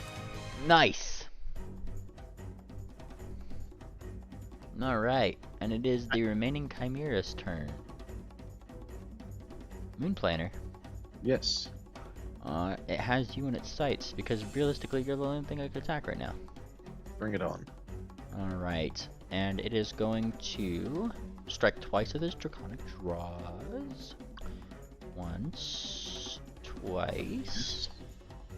Miss and Hard a miss. miss. Ah, hard miss. And then the third action it has to keep aloft because that's what it's trying to do. Well, at least it tries to do it. It has to use the third action, but it is hurting quite a bit, and it is an animal. And at this point, it's literally just flying this way. And that will trigger. Mm-hmm. So let's see, use that. Disrupt prey. Click that. Do the attack. Huh? That is a hit. Just a regular hit. All right, that should finish it. Alright. And as you kind of slash at it, there's like a brief spattering of blood across the sky that like so lands toward the ground, but then you guys see this giant mass just and it kind of rolls on the floor briefly over this cliff and then into this hole. And you hear kind of like a weird it falls in. It's not a splash, but you hear like an echoing like and then a couple birds fly out of the hole. Well, if anything in there was asleep, it's awake now. Well, hey, so am I still attached to that thing? Quick question. That's right. Oh shit, yeah. Okay, so it starts to fall. So Well, my you- athletics roll? Well, you start to get pulled upon. Yeah, I'm gonna need an athletics roll because you start to. Yeah, you have to tug it a couple times. To tug, shit, and it probably moves you like a whole square toward here too, and then Yeah. it comes free, and you're like, oh god.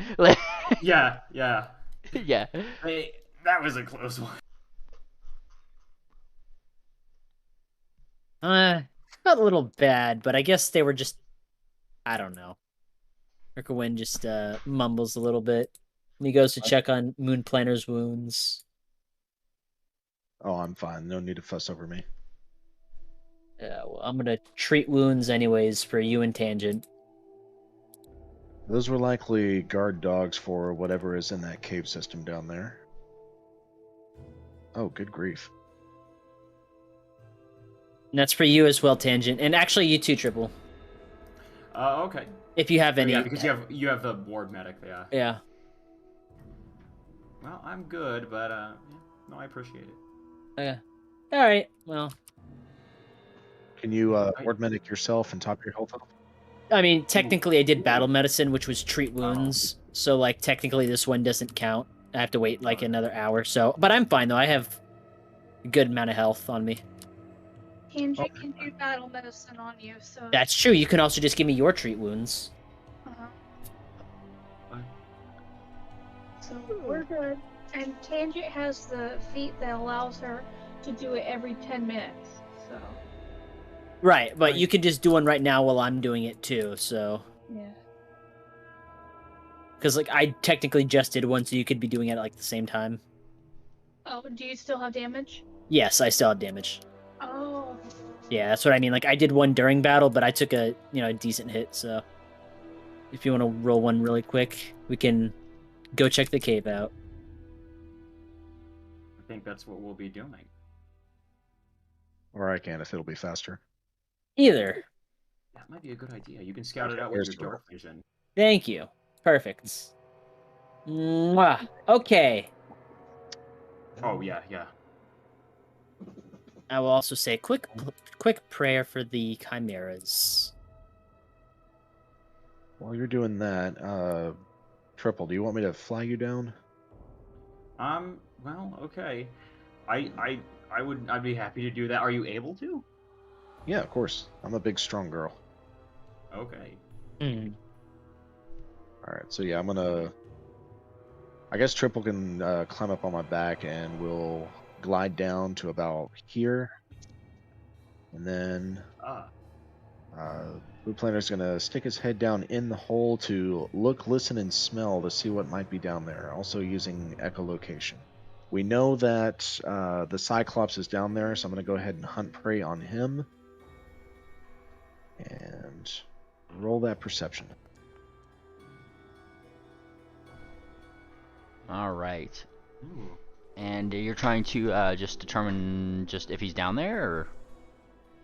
Yeah, determining what's down there, what's moving around, anything else I might be able to pick up from scent as well as hearing. Ah, well, a familiar scent meets your nose. While you can't really pick up from where you're at the like anything odd that you might assume to come from a cyclops, if anything, because I don't believe you've met with one. What more stuns your nose is the fact that there is a very familiar scent on this thing, a fungal scent, that of memory mycena. Oh. Well, I point that out to Triple. Can't see it, but I can definitely smell memory mycena down there. We'll have to be careful. Those things again? Yeah, they're all over the place. Well, you guys know the best. I'll follow your lead. All right. Moonplanner's gonna fly up the cliff. Let Wickerwind and Tangent know that there is memory mycena down there. Oh. Okay. I will be careful with the spells then. Not much else I can do otherwise, though. All right. And I guess I'll fly Wicker down. Whee! Now hold on around the neck. Fantastic. All right, let me prepare something here, just really quick.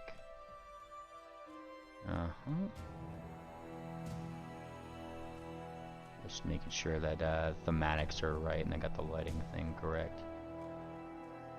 Are you with us, Tangent? Yes. Okay. All right. Yeah, we're grouping up at the opening of the cave here. Alright. Yeah, there we go. Just making sure it has the proper things on it. Alright, and then I could gather yourselves like over here just so I could copy paste your tokens if you can. I think what we should do is go ahead and fly down to the mouth of the cave and attempt to sneak our way inside. Alright, copy, and then are you guys coming through this top one or are you coming through the front? The front. I like the front. Yeah. Even though it looks like they should probably both be going to the same exact spot, like not even 10 feet in anyways. Alright, and with that being said, as you guys check for traps first though, Triple. Good idea. I didn't want to interrupt anybody, but thank you for... I have my goggles of night, so I'm going to be activating those. Alright, let me bring you guys to the right map here. Sorry about that. Ooh, fancy. Right. And you have the dark... Whoa, those are some big mushrooms. Yeah. Holy crap! There's a lot of memories here. Ooh. Well, good thing we have somebody who might... Oh, actually, wait a minute. Are you a... No, I actually wouldn't even know this, I think, so never mind. As you guys kind of come in through the front of the cave, you're encountered with something dreadful. A whole lot of box text. The cave at the front is musty, to say the least. Usually that is the fashion of things that you'd find in fungal environments, and this is clearly one of them. Giant mushrooms. Some of them, more blue than others, some green than others. One thing is definitely clear, the way that those mushrooms glow, the way that they look. These are memory mycena. You've seen them countless times before up to this point. Smaller mushrooms under big ones, kind of like they kind of pulse anciently almost, and as you guys kind of like enter, a couple of the smaller ones gently kind of like they kind of like do that thing where they lean in your direction. It's freaky. Yeah. I also recall clearing them out can oftentimes trigger guardians, so we should avoid them as much as we can. We can try, but I mean, they're everywhere. Well, they're giving us a wide berth right now. Wide girth. Wide Yeah. girth. Oh, They're oh giving boy. us plenty of room to move around them, so they're not a threat to us. Yeah, we don't need to bother him. Let's just see if we can find this Cyclops. Yes. Let's see. While Triple is inspecting for traps, Luna Gardner is going to be inspecting for tracks from a Cyclops. I know they speak giant, but like you said earlier, I've never met one before. But I believe they're humanoid, so I'm going to be looking for those style of tracks. All Have you right. guys ever tried to And like? Triple, just to catch you up, in the mouth of the cave here, looking around, the only hazard you can spy is probably those memory mycena. You don't seem to see any gobbo traps or anything here that would. It seems like the dare to come down here was done so because the gobbos don't really dare to come down here themselves. So, not a place you'd find traps. Okay. You guys ever like do anything with the mushrooms before? I haven't seen too many, but do you guys ever like try to find their memories out? There were some select mushrooms that were very old we ate, and yes, they gave us flashes of memories from Heat Thing when he killed his father. I don't think it was. Well, you These weren't things there look. for it, though. Well, Wickerwind was not. No, these things look super old. And then I will use sending again. And I want to ask Balcony Blitz that if we brought him some memory mycena, would he be able to do anything with them? As far as like reading their memories or talking to the plants. Oh, what was that? Well, Tangent, can Tangent talk to them or do anything? No, it's a 4th level spell. Okay, then I will do sending, and I'm gonna Well, I ask. can talk to them, but it's through my poison joke ability. Oh, There you go. Are you looking toward the mushrooms? Sure. All right, and you look toward the mushrooms, and they like they look, the faces on them, they look dreary, like it's like they kind of like tiredly look over. Yeah. What did you say? Oh my god. Hey, speak up! I can't hear you. You don't have ears! Course I don't. I'm tired. And then as it says that, like you guys kind of see the mushroom, some spores under the ground.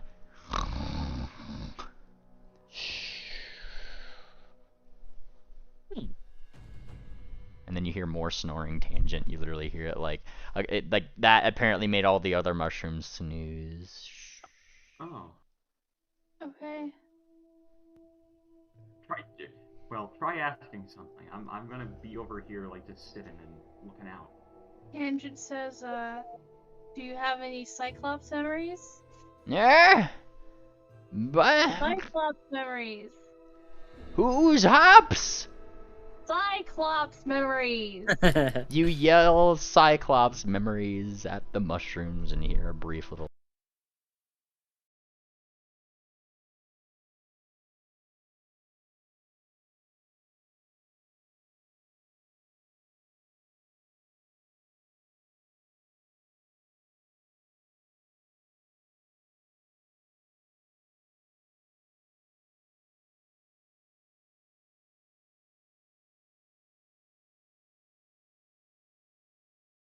He finds out. That or Todoroki, like, killed him or something.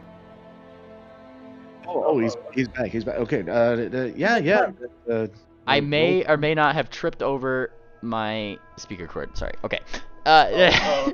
So as you kind of call out like this Cyclops, the other, you hear mushrooms out in the distance, like into the cave, like shout, "Shut up over there!"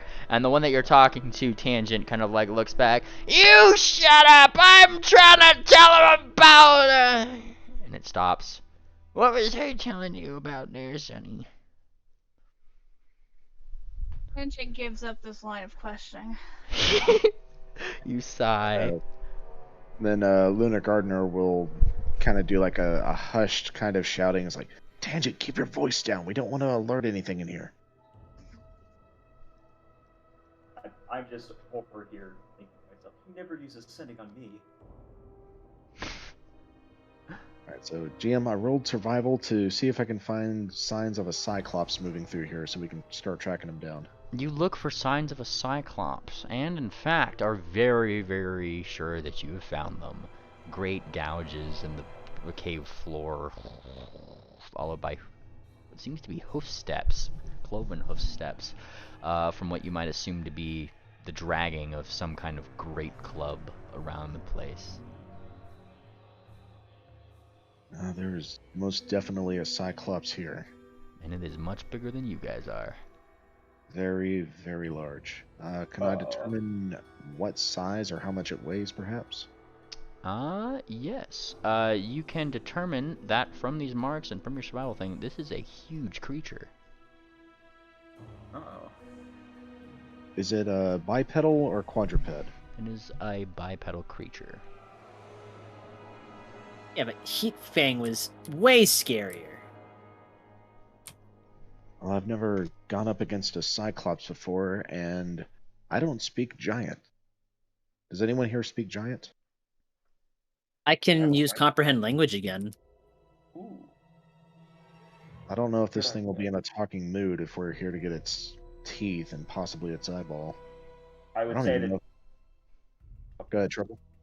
I would say that like if we're planning on getting its eyeball, we need to get the jump on it. Or a tusk. I mean, we're not it's not like we're getting its tusk without killing it anyways. Mm-hmm. What knowledge I roll don't is know it if we to learn about Cyclopses, Mealy? This would be a knowledge society.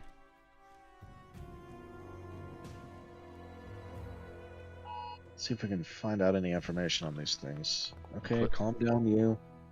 I understand there's a child missing, but it's not my child. Shush. Roll survival, please. Alright, let's see. Society. And yeah, you get a question about Cyclops. What are you looking for? Shoot, I don't roll this often enough. Languages. Most Cyclops that you know will speak. Let me check. Either Cyclops, go figure, or Jotun. Okay, so I was wrong. They do not speak Giant. Well, Jotun is the language of giants. Okay. Um.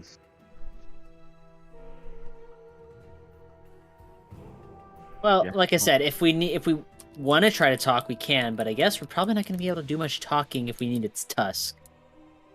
You still there? Maybe there's, but maybe there'll be other tusks or something. There. Oh, did I happen to pass my society roll, Mimely? Your society roll where? It's the just most below- recent roll. Just below mine. Oh, it's not showing up on that screen for some reason. Alright, yes. I would like to ask about the general alignment, like goodness versus evilness of the Yeah. average, Cyclopses. The average Cyclops will be chaotic evil aligned. Oh boy, of course. Well, then there's not really any point, and we're probably just gonna have to fight it. Sounds like we'll be doing this area a favor. Mealy, for my survival roll earlier, are there signs of anything else being drugged through here, like as a Cyclops preying on ponies and dragging their bodies in here, for example? You're gonna have to go further into the cave to see that, aren't you? All right. I'm ready if y'all are. Yeah, I think we're ready to venture in. Ready. Alright, Triple, kind of going forward a little bit. That's when you see more of those mushrooms do that thing from the distance, especially the bigger ones, like doing that casual lean, as if they're looking. And Tangent, you kind of see like these mushrooms with great, weird, imaginary glasses that are like trying to adjust them. What's that out there? And like looking toward the way. That's when you guys hear kind of like a coughing and a spluttering coming from over here. What?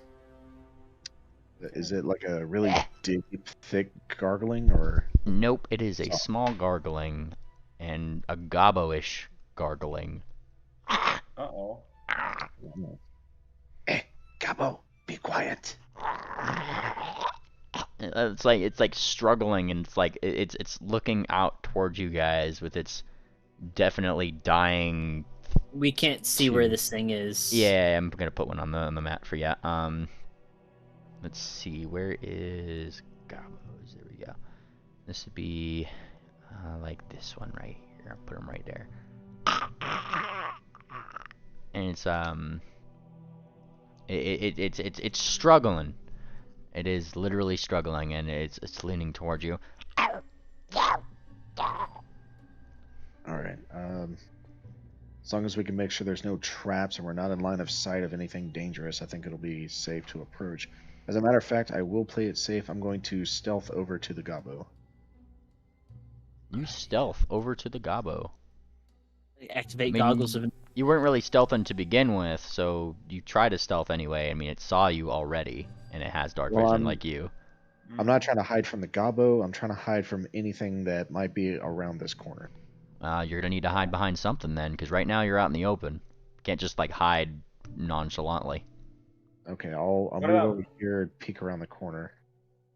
All right, that works. If you want to pass him a potion or something like that, or maybe drag him through, I can use my invisibility and use my first charge of invisibility. I have 3, and then drag him over here. Yeah, do that. Moonplanter will give an elixir of life to Triple. Let's go rescue a guy. Be very careful here not to trigger those memory mycena. Here. All right. This. So dark vision. Hang on. What did you do with your invisibility first? Oh, real quick. Wickerwind needs his dark vision. I thought I gave you your dark vision. I don't. Oh wait. I mean, Oh, sorry. Wrong person. Sorry. Let me pull it up. Spell effects, dark vision, Wickerwind. Bonk. Ah, thank you. And I need to know where you activated that invisibility. I activated my invisibility right here, kind of like, you know, how Moonplanter was hiding out here. Yeah, and as you kind of activate it, that's when like all of these mushrooms lean in toward you, Triple. Ooh. And they a film of spores just starts to release around that area, over the Gabo specifically, and he kind of coughs, and you see little like mushrooms start budding out of his ears a little bit. That changes things. I'm gonna have to drag him out now, because I can sneak at full speed. So I can be pretty quick in and out there. But if you can bring him over to me, I can treat him. Yes, preferably move a little bit closer to like the middle, away from any mushrooms. Oh wait, yeah, you are kind of actually are a little bit away from mushrooms anyway. So let's do this. Go in, grab him, and start pulling him back. If you're gonna go in and grab him, the spores are being gently whooshed over him. So I'm gonna be holding my breath, yeah, because I have the what was it called again? The breath perk, basically. Nice, and this is an inhaled thing. So yes, you hold your breath, and I mean, your hair gets a little sparkly, but like, you know, it's not like getting into your lungs kind of deal, and you manage to start pulling the Gobble back, pull. Here, Moonplanter, let's help him out. Goodness. Okay, so seeing the Gobbo like that, Moonplanter is going to first give him the elixir of life. So he heals for 29. Alright, he heals for 29 as the Gobbo starts coughing. Gobbo, shut up. What? Oh. Gobbo's stupid. Gobbo in Cyclops cave. Is Gobbo alone? How Gobble get here? He looks up and around. Where? Shh. Gobbo, shut up. he got heavily affected by the memory of Mycena. He's not going to remember. And then he kind of blinks, and that's when like he reaches over to his head, and he kind of like, ah! Reaches for one of the mushrooms coming out of his ear. It briefly sparks green, and as he pulls it out, Tangent, you hear the mushroom itself. He pulls it out from his ear. It starts to say things that the Gobbo like seemingly remembers, and in the Gobbo's voice, and you kind of hear it. What the heck? What? What? Ah! That's all you heard. Oh. Like from the Oh mushroom. dear. Yeah, from the mushroom. Okay. And that's about when as you guys are kind of doing that, and you hear that, Tangent, a couple rocks kind of fall on your head, and then you look up, a single eye opening, What? and then it What? looks down towards you. Where the hell did this thing come from? It's climbing on the ceiling. Okay. It was, and as it does so, it goes to swing not at you, but at the Gobbo. Oh, not the Gobbo. Fix striking this, Gobbo. striking with its club. Oh, It makes a critical hit, dealing an unholy 56 points of damage to this poor Gobbo. Dunk. Oh, my bad. Oh, it just hit everybody. My bad. This is my bad. I had everybody selected. I forgot I don't got the thing. All right. Hang It on. even hurt itself. Right? Hang on. And then it hits this Gobbo right here. Let's see, for the 56 points of damage. There we go. And as it does, the Gobbo goes flying, poof, into this actually not toward there. It goes flying this direction. One of the mushrooms kind of topples over. And that's when, Tangent, you kind of hear, as initiative starts, a bunch of other creaking. And there's some movement in the mushrooms. I don't like that. I think there's more than one Cyclops. Oh, wait, no, it's Smegma. Smegma? Yeah. That's the name we gave the Trixie mushrooms, isn't it? No, Shrigma. Shrigma. You dummy. Yeah. It's the Shrigma. Smegma Yeah, because- is not the name. That's something entirely different. Okay. Yeah. Smegma balls. Smegma? Smegma balls. Alright. Let's see these Alright. initiative rolls. Oh, you guys already did yours. We don't did have I miss we anything? don't have Tangent on the tracker. Oh yeah, shit. I'm not on the tracker. My bad. Bonk. You're way over here. That's why I was like, there you are. Yeah, I didn't move with the party. Sorry.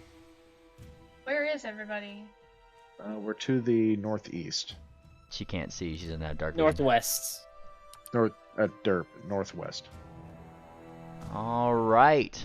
Which means that Moon Planner, as this thing lands and swooshes the Gobbo, kicking off initiative, and it's looking down at you next. What are you doing? Well, this thing picked a fight, so Moon Planner's gonna step up and start fighting the thing.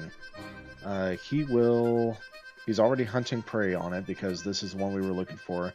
He will 5-foot step, then he will skirmish strike by moving towards it Okay. and then hacking it.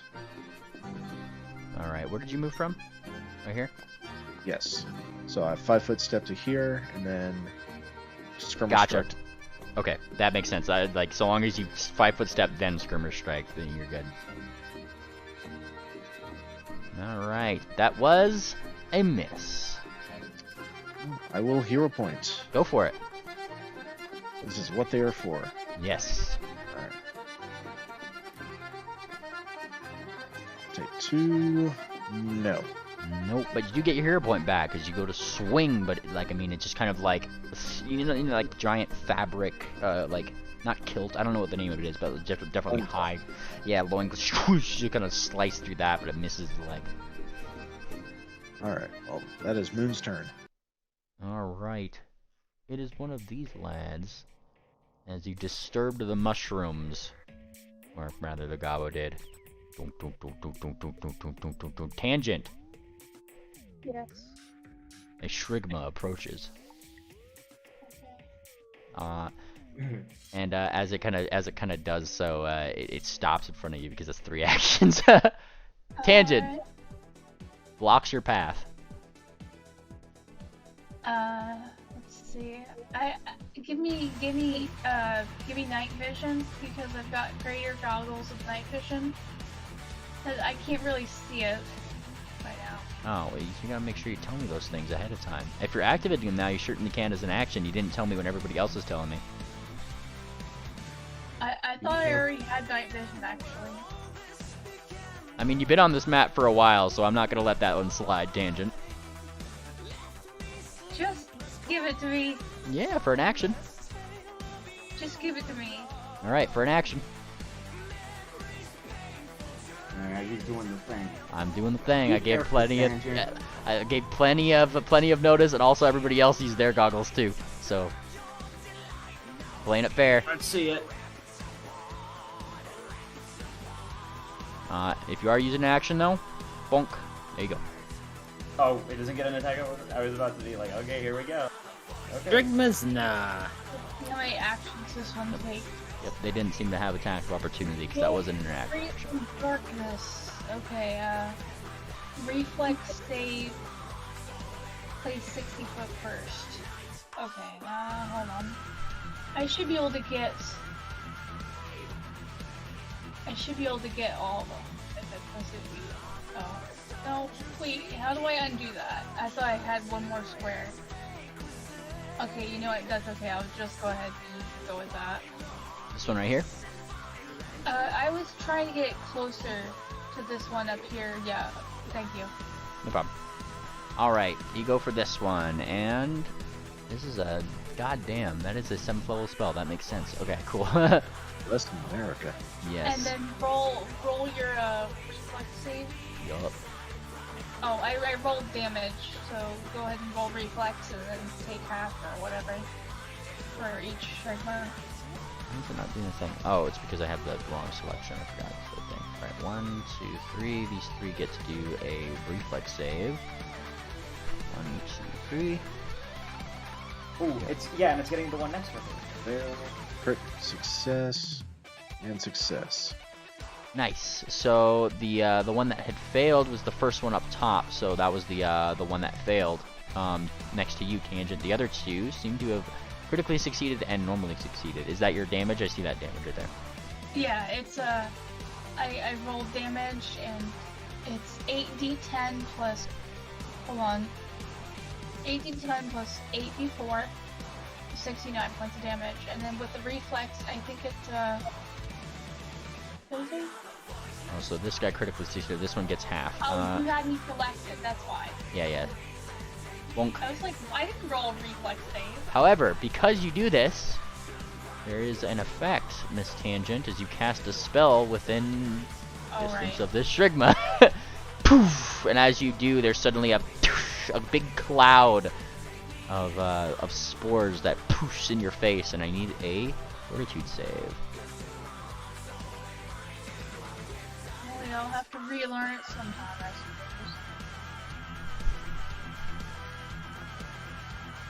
Nice! But does Tangent care? Tangent does not. Hey, nice. Alright. The others kind of go poof poof as well because, you know, and suddenly every mushroom on this side of the cave is now poofing, and Tangent, you kind of hear them, you kind of hear the old man mushroom just being just like, oh, that brings me back! You kind of hear them start like stretching out and like going that way. That's the good shit! Alright, Tangent, that's your turn. Okay. These Shrigma, however, this one actually can get to here in 2 actions. Uh-oh. Did you call it Strigma? Yeah, that's their names. It is a Shrigma. Alright, and it is going to use this wonderful opportunity to tentacle you. Come here! But Tangent does not come here, alas. And it misses. It misses, but that's 3 of its actions. Wicker Wind! Okay, so there's no mushrooms, like, right here. Right here, right? Not that you can see. And I should be able to see if there were any. I definitely don't see the shapes of them. Okay. I see Tangent got herself into some fun over there. Need help? Okay. Moon Planner, Triple, you guys are gonna have to handle the big guy. We got it. Alright, I'll stay and just try to do what I can from here. And then I'm gonna cast Spiritual Guardian. Let me see, yeah, it's a giant fucking thing. I'm gonna put it, each time you can move this within range. Okay, so if the range is 120 feet, that's a good amount of range. But let me see. Oh, wow. That's like right. So from my distance, I'm gonna put it, right here. Okay. So that it can attack, like, yeah, just like right here. Right here? Yep. What is the shape of your Spiritual Guardian? It's urge, so it's like 2 squares by 2 squares. Well, it says medium, doesn't it? Oh, is it medium? A medium guardian made of magical force. Okay, never mind then. I'll put it immediately next to Tangent. Cool. Let me pull out a thing for that. You guys in your fancy summons. I'm going to assume it is a pony of some kind. Wow. Bonk. Yeah, there he goes. You got a buddy down there, Tangent. And then, as part of the cast, it's going to make an attack roll on this Shrigma. Based? And it uses your stuff? Yeah, there's actually a macro on it, so I just hit the attack button on the macro. Oh, nice. Then that would be a hit. Yay!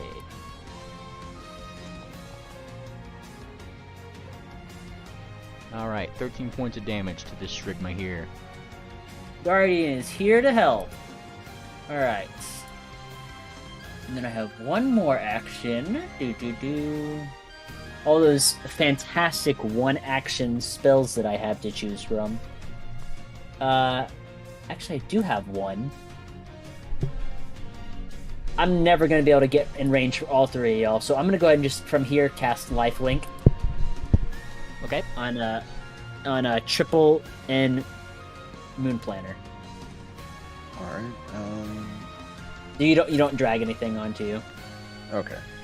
I just state it.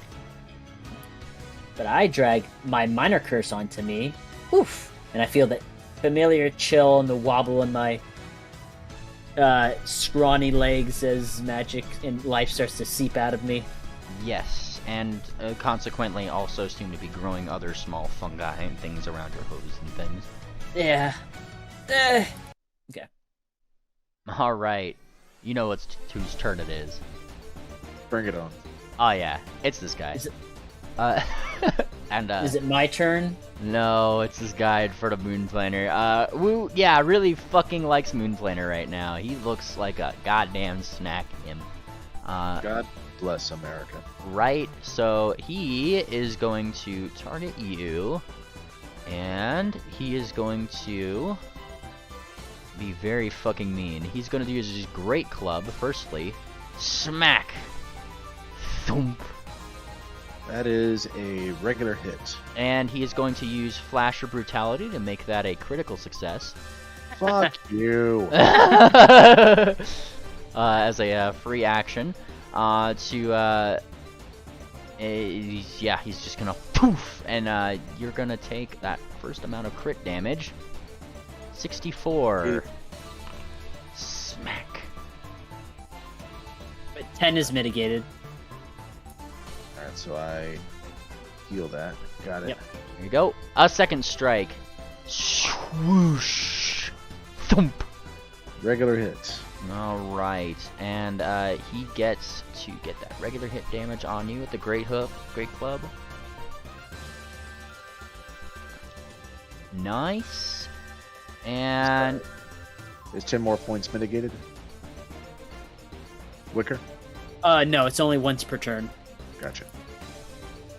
And Triple's technically currently invisible right now. So then he Yes, is. I am. Yes, so he is not going to throw something at you, fortunately enough. And then the third is another swooshing. Hang on, let's see.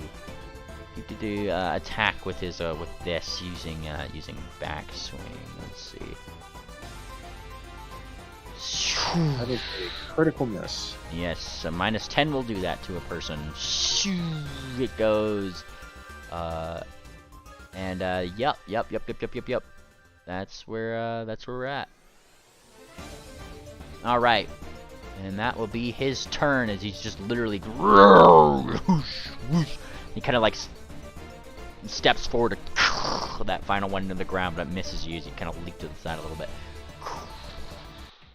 All right. And it is these guys' turn again. This one, 3 actions to move right over here.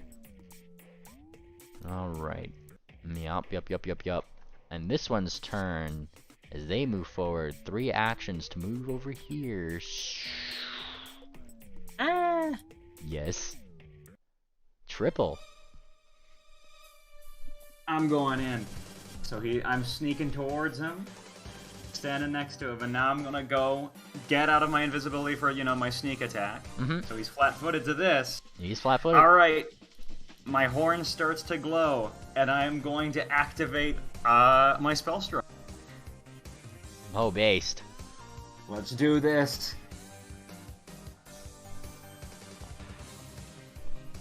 Woo! And it's a hit. It's a hit. Okay. Here we go. Alright then. 1 pair. Elysia. Oh, no, that's the wrong one. Okay, take the second one. Okay, take the second one. And you strike, dealing 31 points damage to this poor Cyclops. The second effect is activated, which is a bunch of rocks from the floor come up at the same time, as if it's magnetized towards the sword as it goes in, going all so it's doing extra damage from this. Yeah, here we go. Base spell strike and an extra 26 points of damage, Nice. knocking it down to barely injured. But he's now flat-footed to everybody because of my precise debilitations. I'm getting a really sensitive spot with my Sarsaparilla trained rogue vision. And so I have one more action left. No, I don't. Spell strike uses the last one of them. Okay. Alright, it is this Shrigma's up here's turn.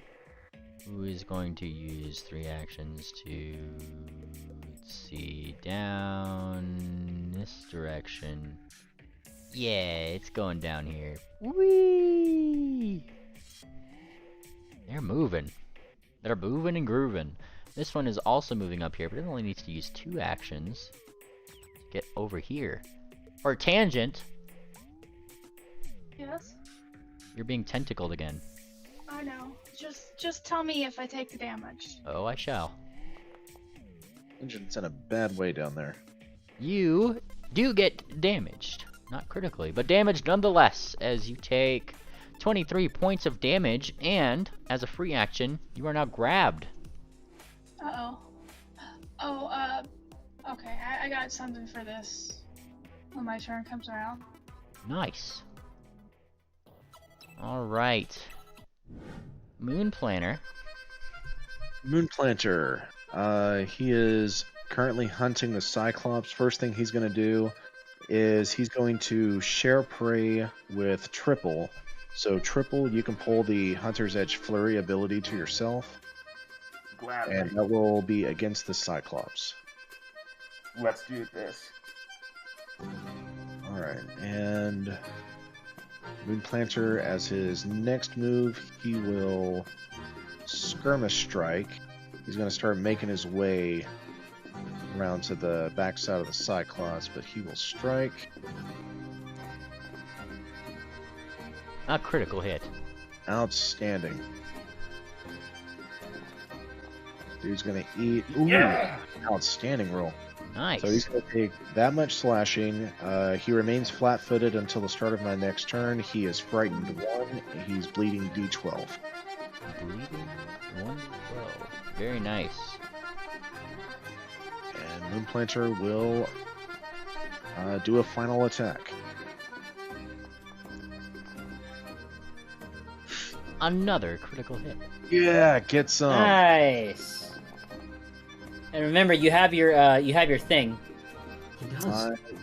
Oh think- yeah, my talisman. Envision. It's a free action, just envision. Yeah, You get yeah. another extra bleeding damage. Wait, but does No, bleeding damage stack, he got a though? different one. He has a different one. Oh yeah. Yeah. It's 2 actions to activate it. Oh, is that one? Okay. Yeah, next turn I'll use it on one of the shrooms. Ah. But still, that's good. Yeah. 2 crits. All right. So yep, he's flat-footed. He's frightened 1. He's bleeding D12, and he ate that damage. That's Moonplanter's turn.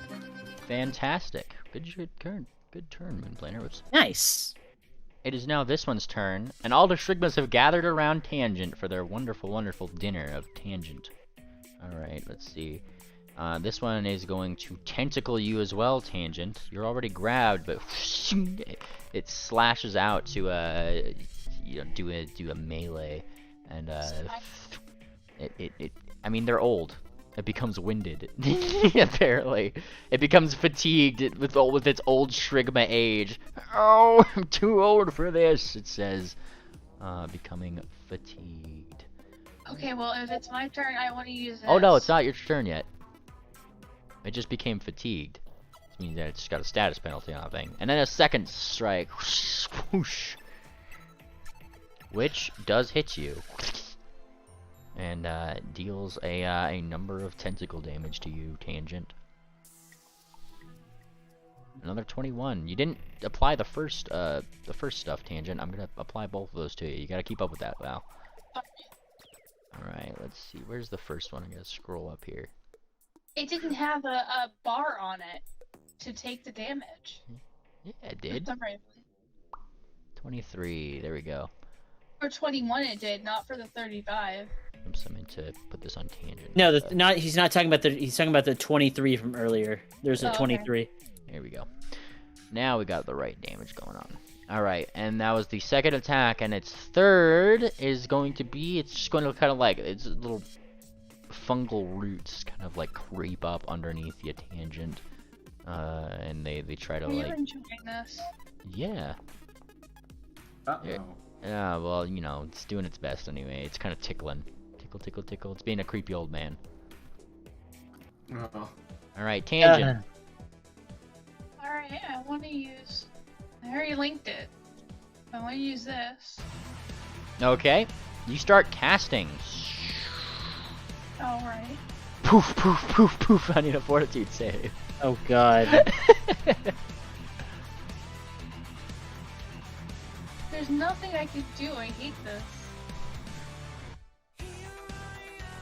Ah, Tangent. You fail your first fortitude save here, which means that you take 1d8 points of persistent poison damage. Let me put that on ya. Poison. Where's poison? 1d8 persistent poison damage, and becomes stupefied 1 for 1 round. I'm gonna say, guys, I need some help over here.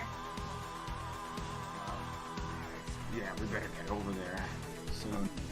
Alright, but it doesn't stop you from doing your spell. Which means that nothing can hold you place. Alright, so you pretty much end your status penalties, and like that keep you grabbed here is like you just kind of wiggle out of it. It's just the process of doing that made more spores poof out from the other ones. Alright. It's not letting me move. I can't move. Is there something in front of me? Oh. Yeah. I mean, there is. I can't move down either. I mean, I'm not walked down. So Try using your arrow keys. Yeah, I am. Just try grab it. I don't know how you pause. Are you on the wrong tool, Tangent? Yeah, I am. Should I be on the pencil tool? You should be on the person tool, not the pencil tool. Okay.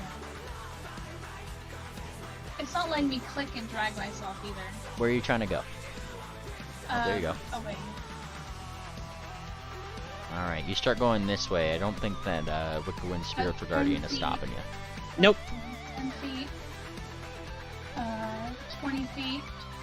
30 feet. I think 35 feet, because the elven boots give me an extra +5 if I remember right. No, you already have those on. It's 25 feet normally. You get 30 with things. You gotta go back. Oh, okay. Oh. There you go. All right. Good turn, Tangent. You escape certain doom, but not for long. Oh no, you don't, Sonny. I hate that voice. Well, you should have thought twice before eating that poison joke, you. Tentacle.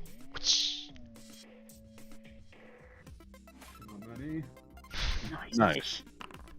What is its fumble? It backswings on itself. Nice. And it, like, as old as they are, it just flies back and it sticks on top. Ah! My spots! It says, having stuck its own spots. Very Just good. Injured. Oh, I didn't. Okay. I didn't injure you by accident, did I, Wickerin? No, I didn't. Okay. No. First action is going to be to sustain the Guardian spell, and by sustaining it, I move it again next to Tangent. So I'm gonna put it right here. Okay. And your buddy stays with you, Tangent. And then, let me see, what is the range on this? 30 feet? Nope. We're very far away. But you know what I can do?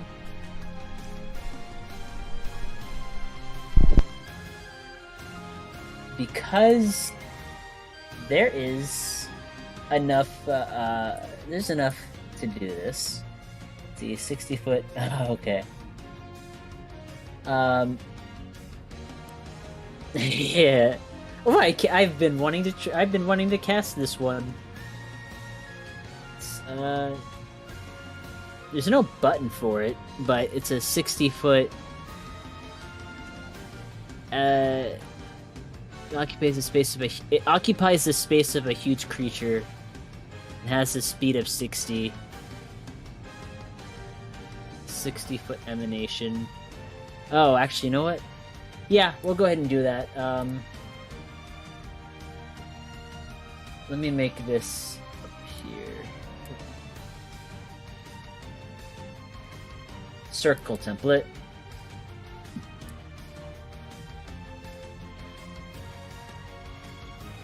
So what are you casting? Sorry. I posted it in thing. Oh yes. You cast Tempest of Shades. Poof. Give me a Fortitude save. Me?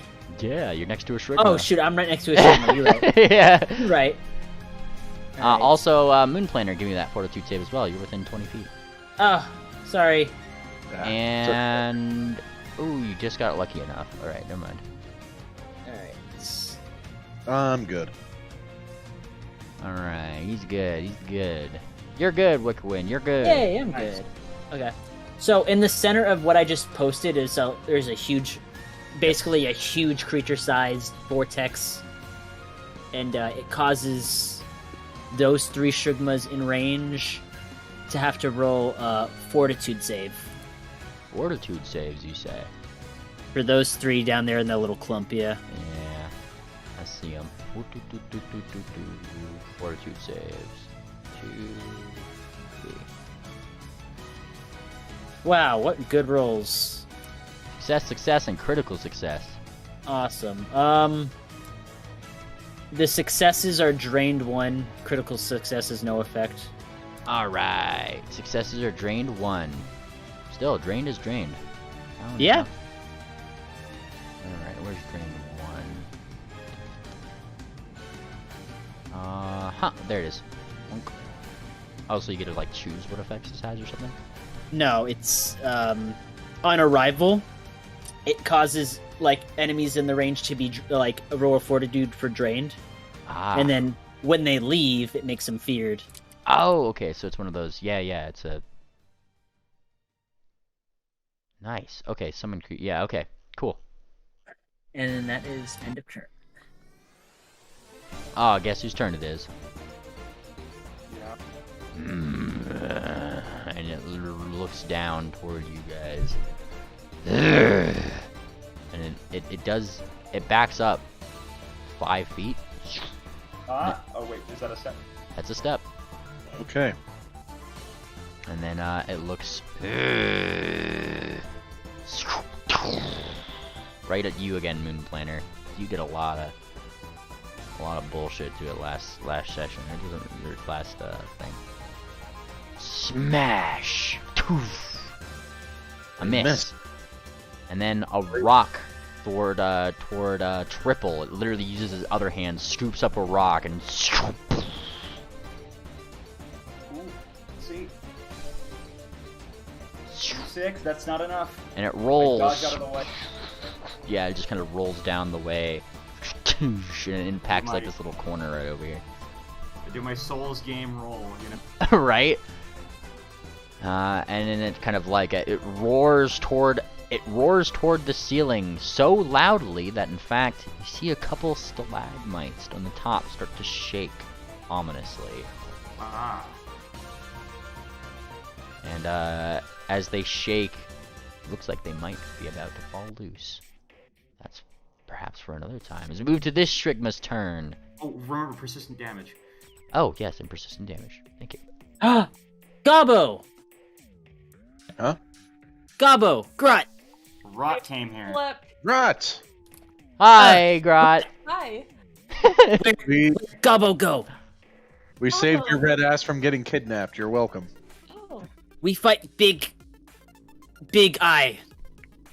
Big eye.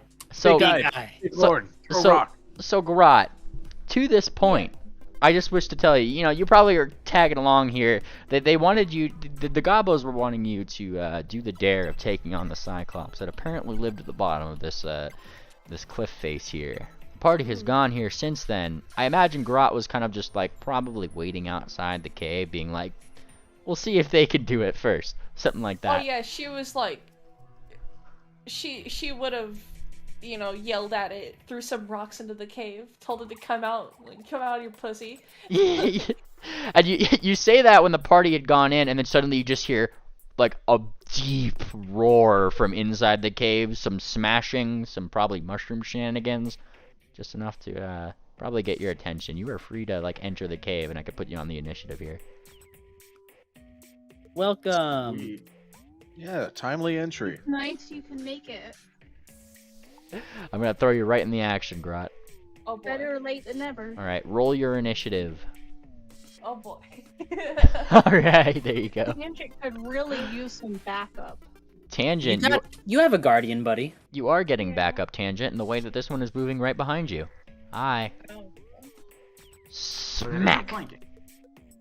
No, he's not flanking. He's too old to flank. He's too old for this bullshit. However, smack! Tangent, you are smacked for, let's see, 17 points of Shrigma damage. And become grabbed.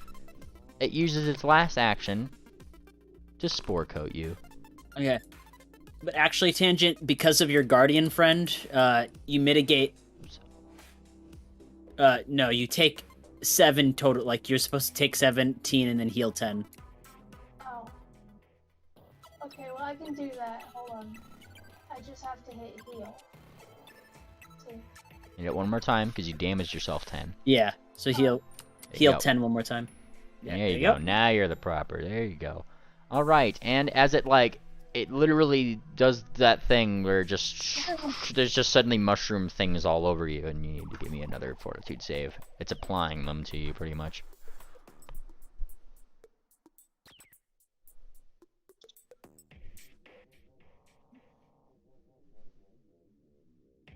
Alright, fantastic. The DC doesn't go up, because you're already under the effects of this poison. The DC just doesn't go up for you, because he applied more to you.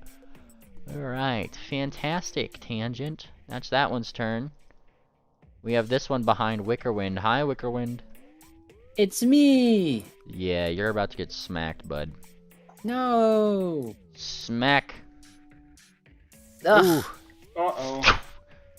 And you are grabbed as it deals 18 points of damage to you, sir. And you are grabbed. I forgot to mark Tangent as grabbed as well. Bonk. There we go. And it's going to just continue trying to coat you in spores now. So I need a Fortitude save. And it has you grabbed. You're fine, you're fine. But that doesn't mean that it's not going to try to just smack you a third time. But it misses. But, you know, it still gets grabbed. Yeah, zoomers. Alright. Triple sevens. First action, I'm going to use instant opening on this guy, this Shrigma right next to me, so he's flat-footed. Okay.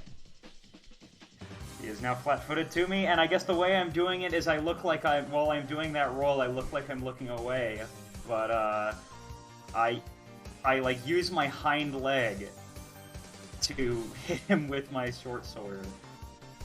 Kind of like, you know, sneakily getting it in there. Let's do this. Base? It's a hit. It is a hit. Okay, and I'm going to just do damage on that. And does he take anything from the fact that it's fire damage? It does not have a... Ooh, it does have a weakness to fire. Yes, you're correct. So bonk, and then an extra 5 damage as a consequence of fire damage. Okay, so Nice. one more action. Oh yeah, you can. Okay, I want to get in. I'm going to then skirmish strike up next to the Cyclops. Okay, I'm debating it because I could be at the risk of getting. Both of them will be flanking me if they do that, which is why I don't want to step up to it. I think actually I'll wait for it to step to us, and I'll just use my last attack actually to hit the Shrigma once more. Well, it has reach, so it's very unlikely it'll step up to us. Ah, okay. Well, still, I don't want to get. I don't want to get. What was it called again?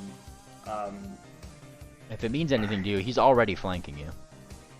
Oh, really? He is? Okay, then in that case. He has reach no... from this square. This is literally like flanking you. Oh, okay. I didn't know flanking worked like that. Let's do this then. Alright, I'm gonna strike this guy with my second attack. Let's do this. Oh, yes. Thank you, Moon Planner. Yep. Alright, and that is a hit.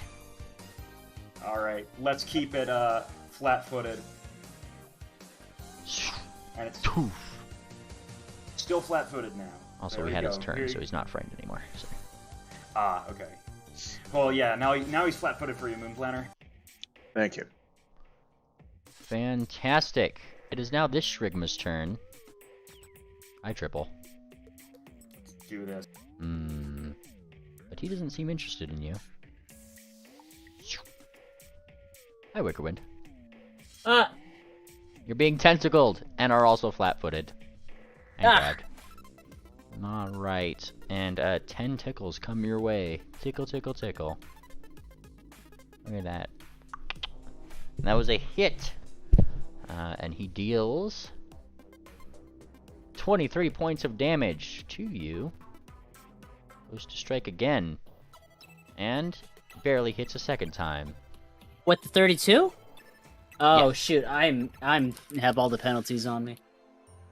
Oh, Don't worry, I'm okay. Is wrestling among all the tentacles. It's just kind of lacing on you, like.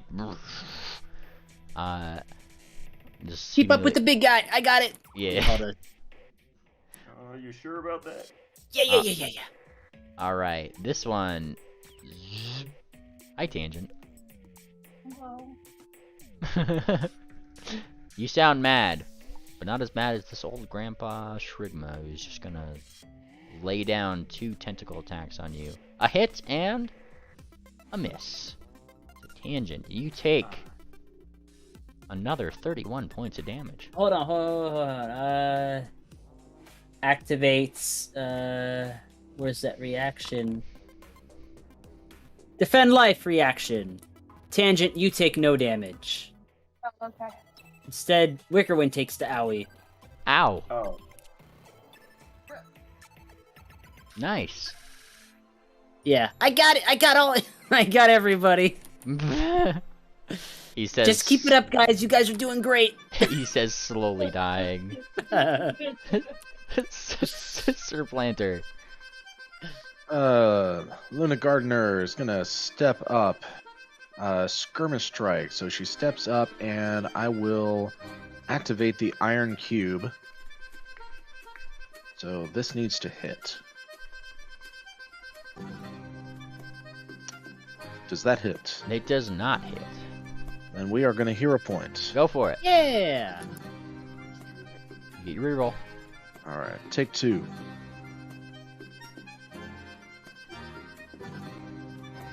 That Nice. is it. Nice. Yep, that is Alright. definitely a hit.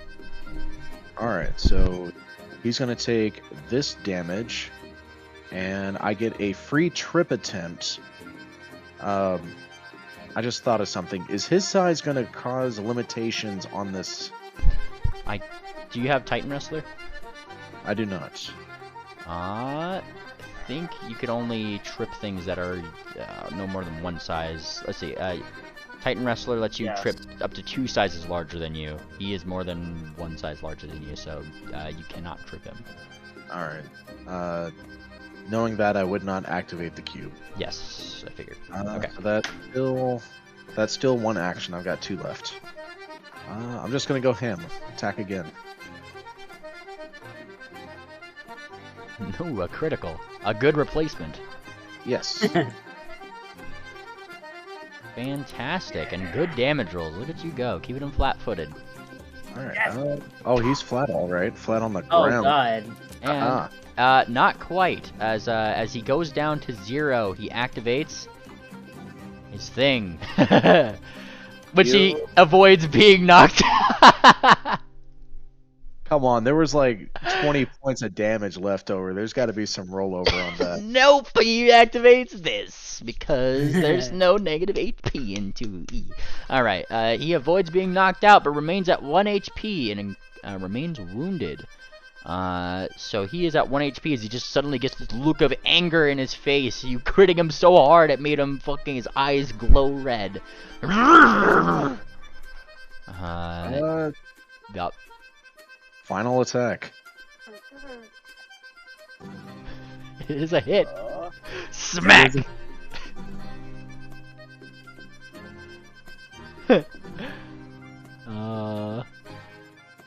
Alright, and because this ferocity, see, avoids being like marines at 1 HP. Yeah, doof! Then you smack him across the head. And if I'm not mistaken, let me just double check one thing here. Yeah. Okay. Cool. It's just at 1 HP. New value increases by 1. Okay. Cool. I believe that this means. Yeah. Rules as written says it remains at 1 HP. Are you kidding me? Let's see. Like, does he go to wounded 2? Is yeah. that what Pretty much. Yeah. And then like he'll eventually fall when he when he goes down there. Oh. Right. Wait, but doesn't it use a reaction though? Yes, that's like a ferocity thing. It sets him to 1 HP, remains there, but he becomes wounded, and it increases each time until he gets to wounded 3. I see. Alright, so, Triple, basically, I need you to kick his pinky toe, and he'll be done. Okay. Pretty much. I've done literally as much as I can. This guy's just too angry to die. Oh lord. Yeah, everybody cries. Alright. This Shrigma looks over, like, it looks like it's about to go to our tangent, and then, like, looks over, and it sees, like, a little green thing has started entering the cave. Yeah, get off my lawn! It uses three actions to go over here. Oh, he does. He does go to frightened 1 because I landed Wait. it on him. Does he take persistent damage? At the end Yes, but persistent damage doesn't increase the. Ah. Yeah, because otherwise, like, if you guys had persistent damage whilst down, that would also, like, increase your things. Like, that's just not how it works. That's how Ord Fair. died. No, that's not how Ord died. That's fair. But he uses 3 actions to get closer to Grot, but he has to use his 3 actions to get there. Tangent, Mhm. it's your turn. Okay. I'm good, Miss Bailey. I don't have vision, by the way. If there's anything going on. Are you not on the map? You should have dark vision. Alright. You're down here. I need to make I don't see anything. I'm gonna re-drag you on. strike. Strike. Oh, can I hero point that, please? Yes. You certainly can. Vision has vision. Try Yeah, pushing that's F5 really still quick, not- Rot. That's still not a hit, is it? But roll a 1d4. Yes, roll a 1d4. Ooh. Yes, good idea. Alright, and that reroll would be barely a success. Which one are you hitting? Oh yeah, which one am I hitting? I'm gonna hit the one right behind me. This one. Which is, there you Gotcha. Go for it. go. Okay. Nice. You stab it. Stab it good. It's take forever.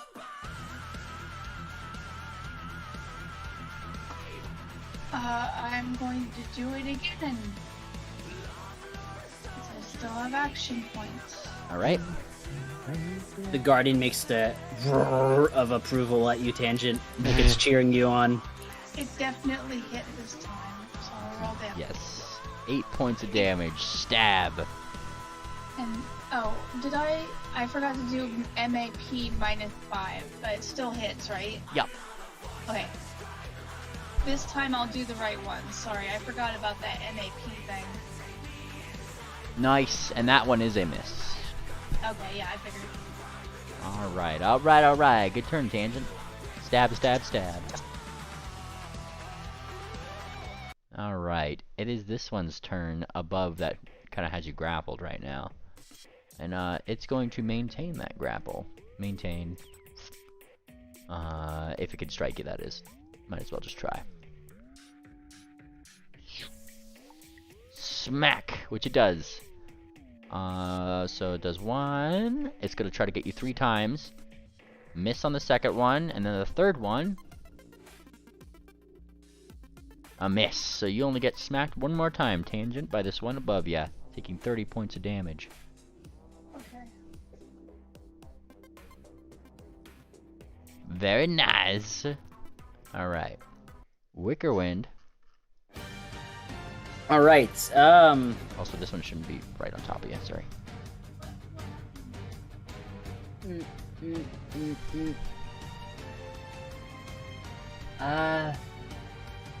It's right on top of me, and I'm gonna try to roll to escape the grapple. Mm-hmm. That is athletics, right? Yes. And you have escaped its DC, but only just barely. Eee! Alright. I get that, and then,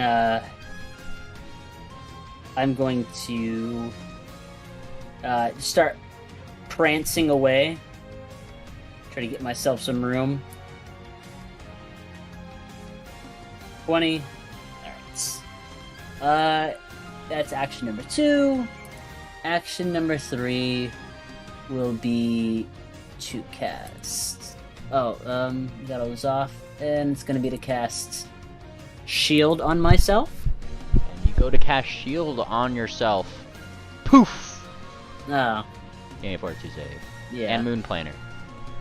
Ah, damn it, Yeah. sorry. And poof, poof. As this one goes off, it triggers the other one to go off too. Triple. Poof, poof. You get to get Ah. too. I'm sorry. It's okay. I got solid fortitude saves. Oh, that was it on a 20. Well, that was still enough to make a basic save on the thing. Congratulations. And triple needs one. Yeah, triple dipple. Yeah, sorry about. No, I'm sorry. All right, and you shielded yourself. Yes. So that was. You're good. All right, cool. Everyone's fine. Used a All right, so 4. that was my 3 actions. Now, however, being like my 3 actions are done, but my ghost thing. Actually, not from. Can it even reach? No, so it's gonna move. My Tempest of Shades with the incarnate trait. At the end of my turn, it now takes its action, which is a movement action.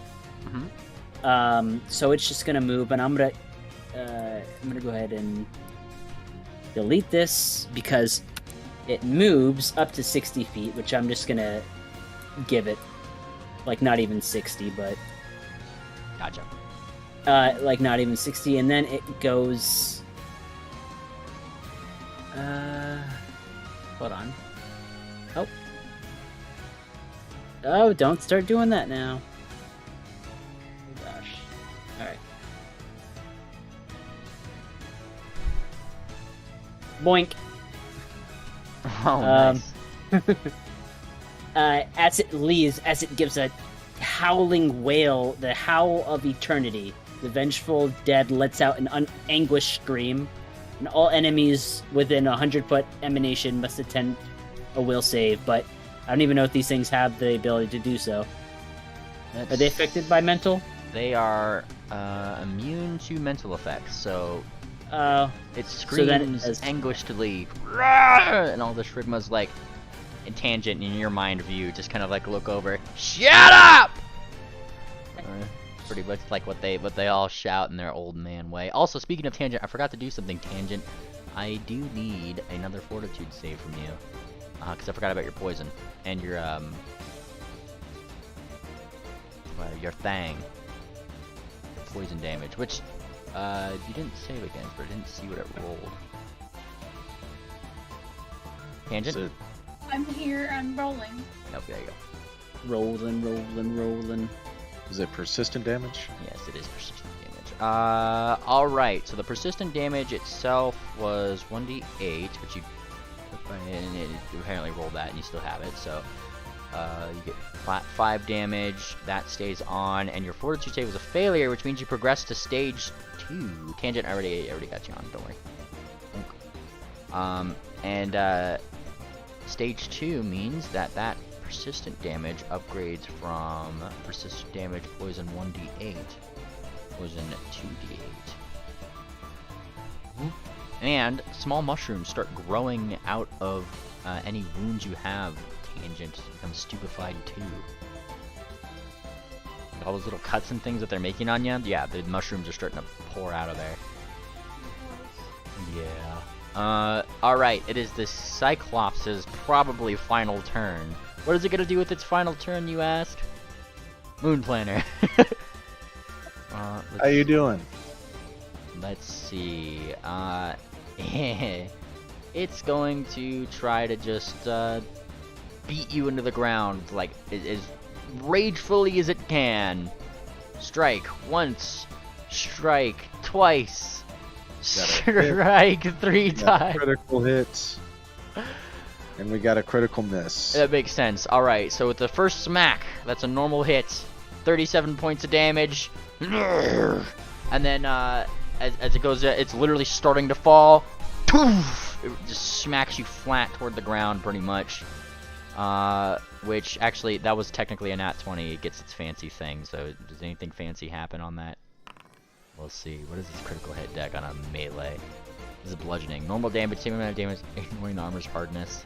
I don't think you have... Oh, fuck. Oh, do you have hardness on your armor that you have to be part of? Well, it says... Wait, is that damage directly to the armor? Oh, The same amount of damage to the target's armor. Yeah. oh shit. No, dude, fuck that.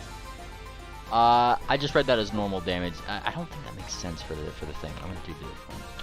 Yeah, I That's don't know what horrible. the HP for breastplate is. Yeah, I'm not gonna look it up. All right, let's see. Collapsed lung. Okay, this makes more sense. Normal damage until healed. The target is enfeebled 2 Hi. and fatigued. Oh no. Oof. Yeah, he pretty much stumbles, and I mean, because it's still up and it's under that effect, it literally becomes wounded 3 this at the end of its turn here, and just literally falls over on top of you. Poof. And now it's Oh, dead. yeah? Oh yeah, it's very dead. Like, Grot. Yes. Right, your turn. There is a oh shit, can you see? I didn't even ask. Didn't you Yeah. refresh? Okay, cool. Oh yeah, I can see now. Grot will take a step up and swing at this guy. Actually, no. Yeah. Grot's gonna fucking grapple it. Might as well Based. be theatric if this is the last fucking. Based. Grot, you jump on its mushroom cap. Give me your Yeah. give me your athletics check. It's Fortitude DC, which is that. And you know what? You barely managed to do it. It is Oh. now grabbed. And then Grot will try to do a pile driver. Oh shit! You're literally pile driving the Shrigma. Yup. All right, let's see it. Smegma the Shrigma. Let's see here. Unarmed melee strike. Alright. That was it. Oh no. There you are.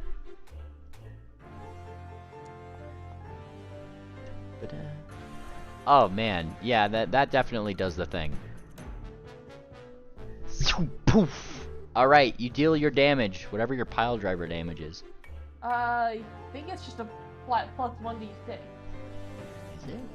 Plus, yeah. I will press the thing. It does an extra 1d6 damage on the thing. This is and it lands prone on the success. So you deal your normal unarmed attack damage Yeah. plus a 1d6, yeah. All right, so that would be bonk. It takes that 16 points. Are you doing any debilitations?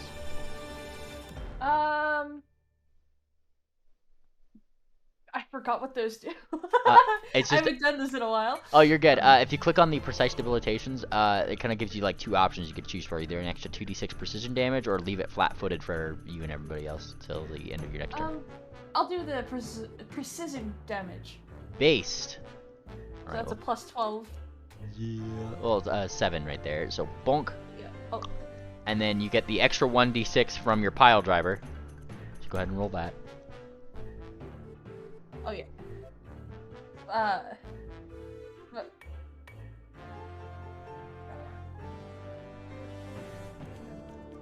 Garage just fucking them up. All right. Oh, minimum. And an No, wait, extra no, and no, an it's extra 3. Bonk. Yeah, I mean you fucked it up from like pretty much I think it was like almost at full health to badly injured. That worked. And it lands prone. Because things. Let's see, where's prone? Prone. And then Grot does a flex. Grot, take your eyes now. And she doesn't realize this is the guy.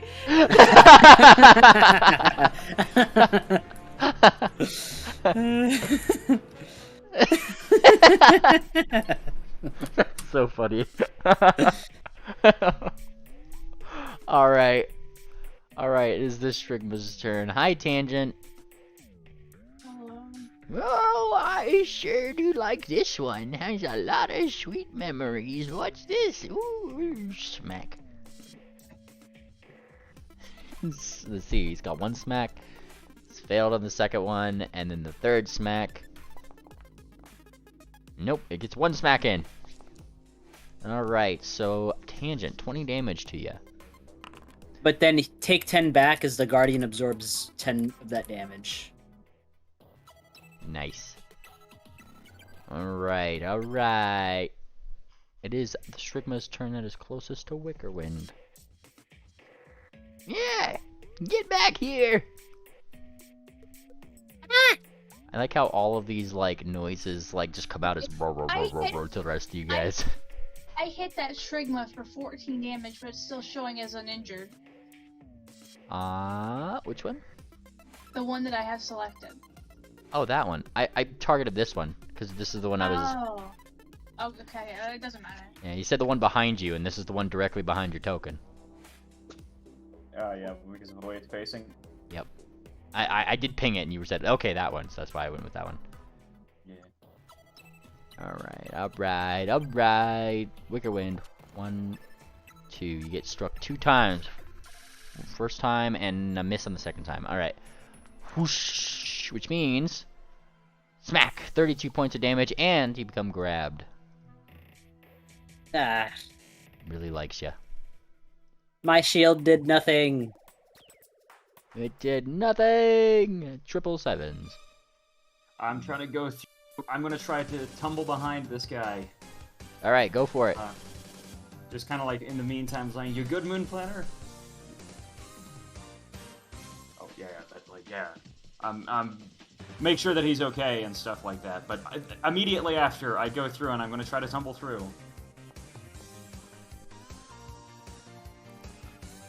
How does that do? That is a success. Alright, so I'm going to make a strike against it. Like while I'm running up, I'm going to like jump onto its cap and like stab the sword into its head. What does that do? Critical. All right, yeah, that's critical. Also, is my mic good? Yeah. Yeah, we hear Okay, you. just double check. Yeah. There we go. Now he's taking persistent fire damage too. Ooh, very good. And he's frightened. All wait, right. but he doesn't. 74 points of damage, and becomes was it flat-footed? It becomes frightened. Well, I'm using my precise debilitation so that it becomes flat-footed. Yes, but also at the same time. Oh yeah, actually, I don't have to because Critical no, I'm gonna success. success. Yeah, and I'm going to do this. This also gets doubled, and then on top of that, it takes damage because it's fire damage. Yes, that does take an extra 5 damage. Bonk. And then it is also going to get 1d10 persistent fire damage. Oh shit. All right. Persistent fire damage. 1d10. Fantastic. Alright, and I don't think it can become frightened anyway, so that doesn't matter. Let's go for this last attack. And that is a hit. Right, let's go. Another 28 points of damage. We're good. Wobble, wobble, wobble, wobble. It's 28, 33. Oh wait, hold on. I can use my precise debilitations again. Let's see what this does. An extra 10. And it also takes oh no, it's its turn, so it's gonna take Oh wait, but it didn't. For that second strike, it also takes a weakness thing because Oh, it's still fire damage. That is true. You're correct. Bonk. Man, that was there we go. that was a number. You did a number on this one. Oh, that was so close. And it wobbles enough to, you know, strike the shit out of you. It doesn't like you. Yeah. 1, 2, 3. A miss, a critical miss, a miss, and a critical miss. It's not getting you. Yep. Ah, shit. It Yeah. looks like it's in a bad situation. Oh. You kind of hear it tangent in the distance saying, "Get back over here!" Whoosh, whoosh. And what about the persistent fire damage? Oh, it was only a Ah. point. Was that enough? It takes 1 plus 5 because of its weakness. It is fire damage. Yeah. Oh, man. It is still up. Oh well. No. Yeah, 136 points of damage that turn, Triple. Well done. Wow, thank you. Alright, Tangent, this one's coming after you, gal. 1, It's painful. 2. Yeah, that was a pain. That was a tangent noise.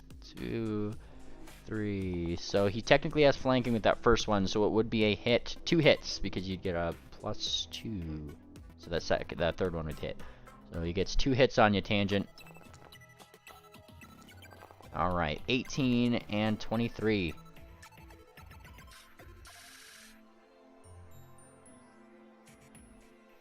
And the 18 tangent. There you go. Alright, I see it. Alright.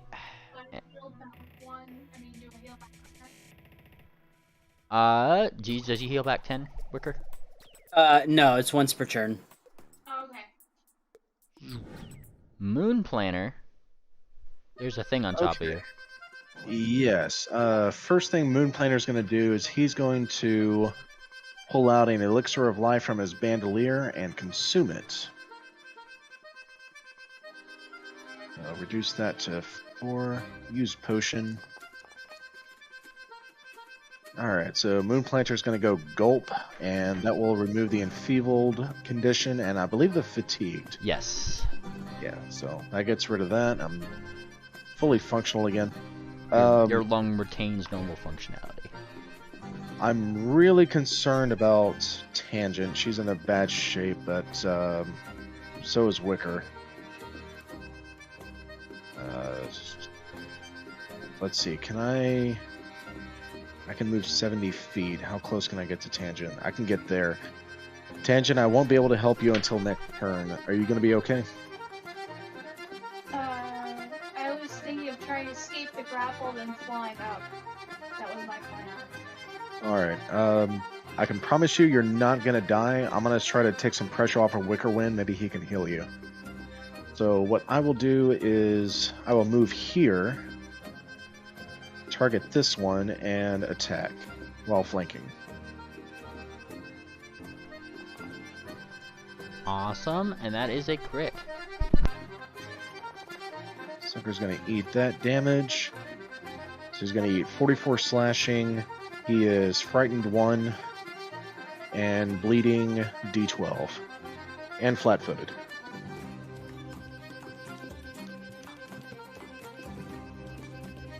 Okay, sorry, what was that, Moon Planner? 44? 44 points of slashing damage.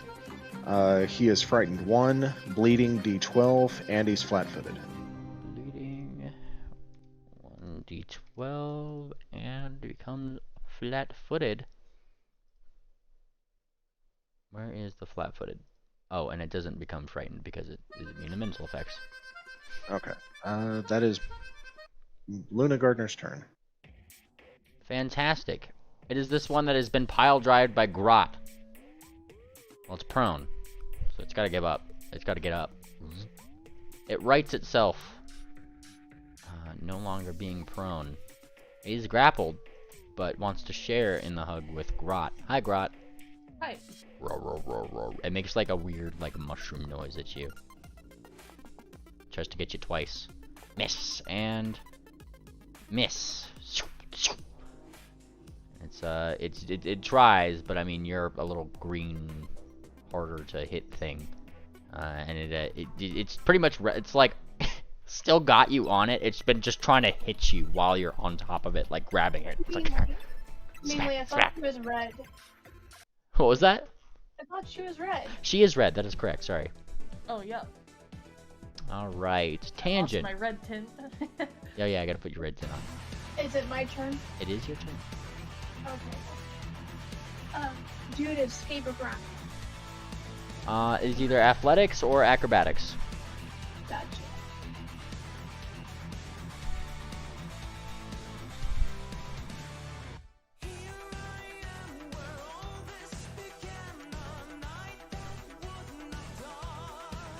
Versus their fortitude DC that would not let you escape. Oh. I'm gonna do it again. Okay, this is at a -5.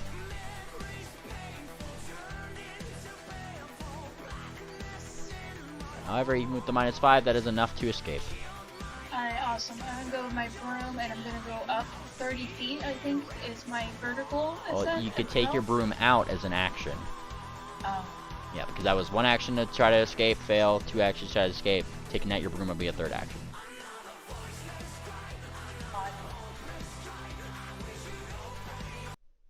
Hang on, what's your last action? That was my last action. Oh, you're taking out your broom? Yes. Fantastic. Alright, then Tangent, I do need another Fortitude save from you, as you take another 6 points of damage from this Persistent. And I need you to click that recovery check for me.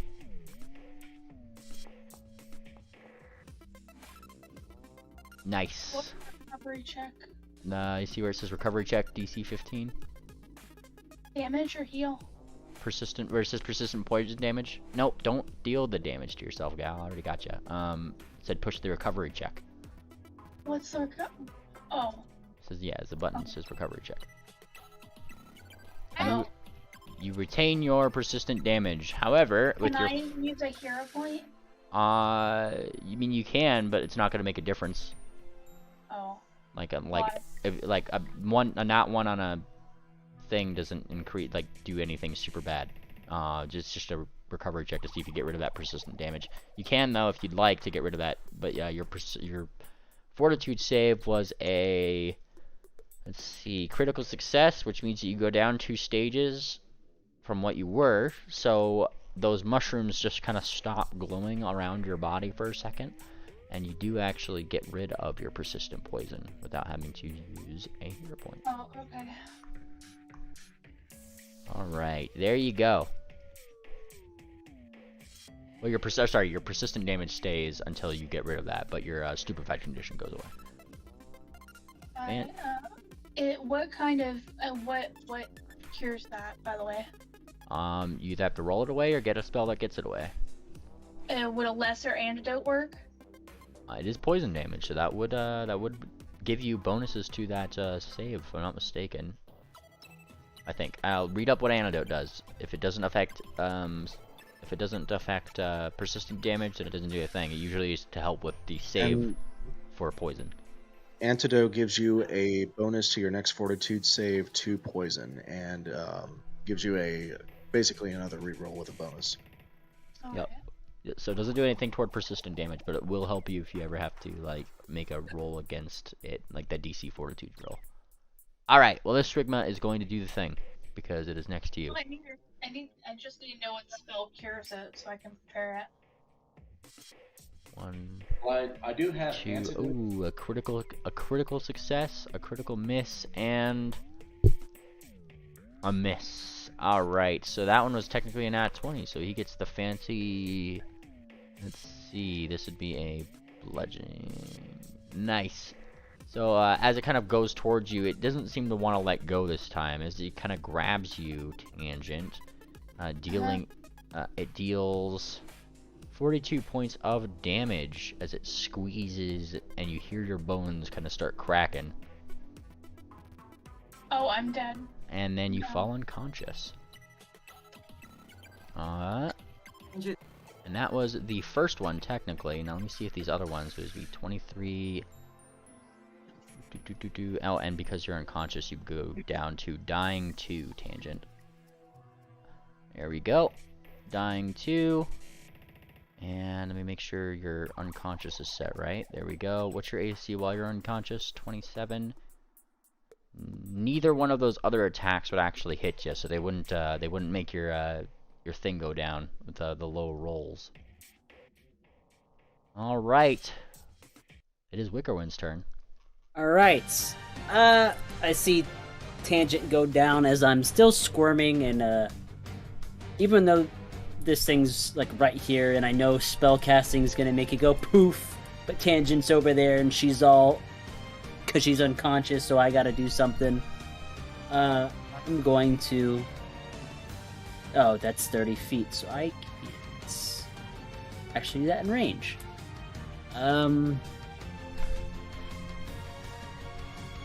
Well then, Can you do a 2-action heal for her? well, yeah, I was gonna do that. I was going to do that. I wanted to do a big one, but then, alright, I'll just go ahead and do it then. Wait, hold on. What is the range on it? 30 feet, right? Mm-hmm. Okay, so then I have to use reach spell anyways just to do that, to get there. Oh gosh. Oh, what happened? this screen just freaking took me to the Pathfinder screen for some reason. I don't know. Alright, I'm just gonna tell you what I'm gonna do. This is weird. I'm gonna use Reach Spell. And then cast... If you're having issues, I can pull up my healing spell. Nah, I got it. Alright.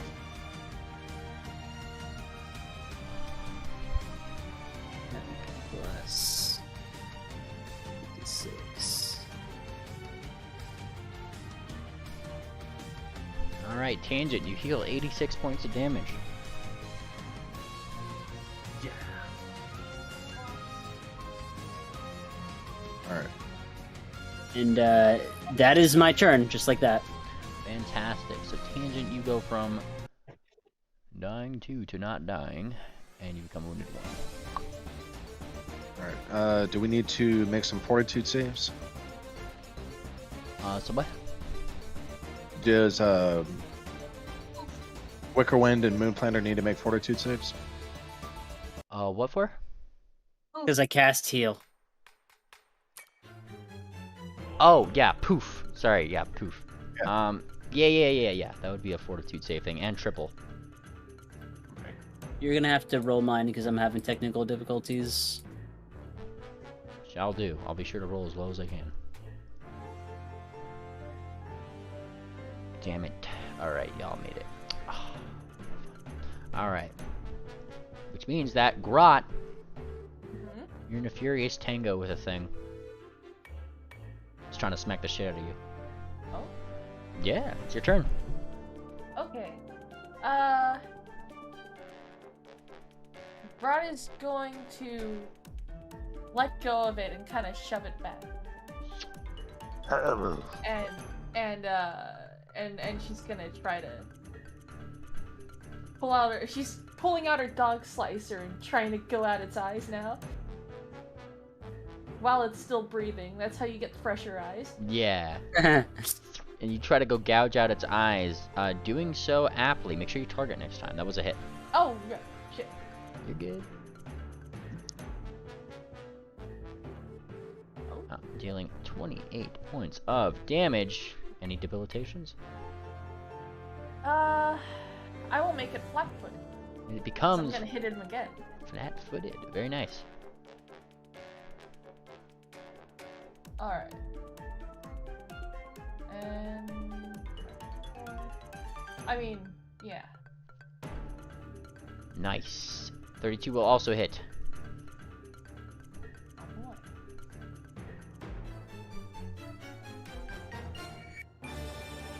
Nice. And 25 points of damage. Any debilitations? Flat-foot. No. Is he still flat-footed until the end of the round, or...? He's flat-footed to the end of your next turn. Oh, okay. I will do the +6 damage then. Awesome. If you just click where it says precise debilitations and then click the 2d6, it'll actually just roll it for you. Oh. Yeah, fancy. Nice. An extra 7. It makes more like mushroom noises as you literally cut the shit out of its everything but its eyes. At least directly its eyes. I try to keep the eyes intact, that is. I assumed you were. Yeah. Hold Yeah. still. And she's going to swing a little more frantically at it.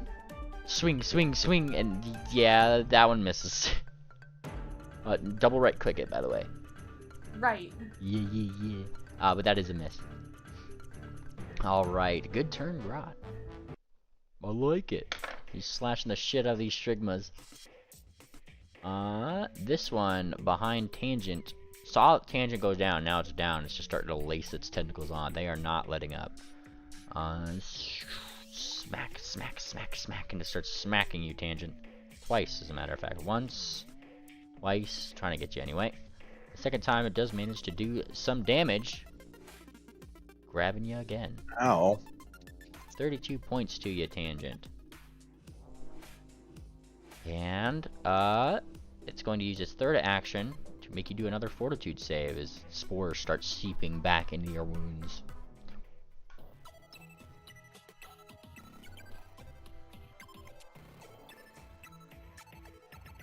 Alright, yep, but you are staving off that poison, even though it is becoming increasingly harder for you to make that save. Right, it is this Shrigma's turn, who loves Wickerwind. Wickerwind is very easy to, thwack compared to that big jerk behind him. Rubble, rubble, rubble. Once, twice, it is a hit, and a hit. 2 hits. Bully. 24 and 18. And the second time it hits you, it starts to make you do that fortitude save as spores start covering your spots. And it's a lot easier for these mushrooms to kind of grow off of you in a very glowy way. It's pretty great. You do make your save though. Alright, triple. Alright. Oh, it takes damage.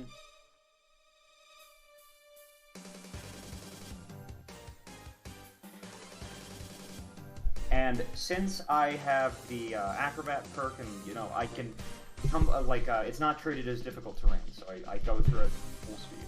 Mm-hmm. Yep, I'm just barely able to make it. Look at him go. You going? Alright, that is a success.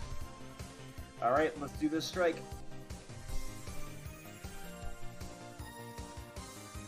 This time I'm going underneath, and then I'm gonna kind of be rolling through, but just in one split second, the knife comes through and cuts in. Yeah, that is a success.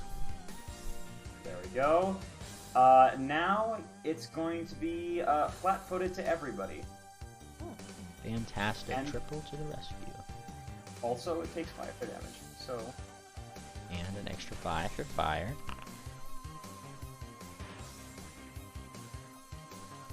Very nice. Alright, that's my turn.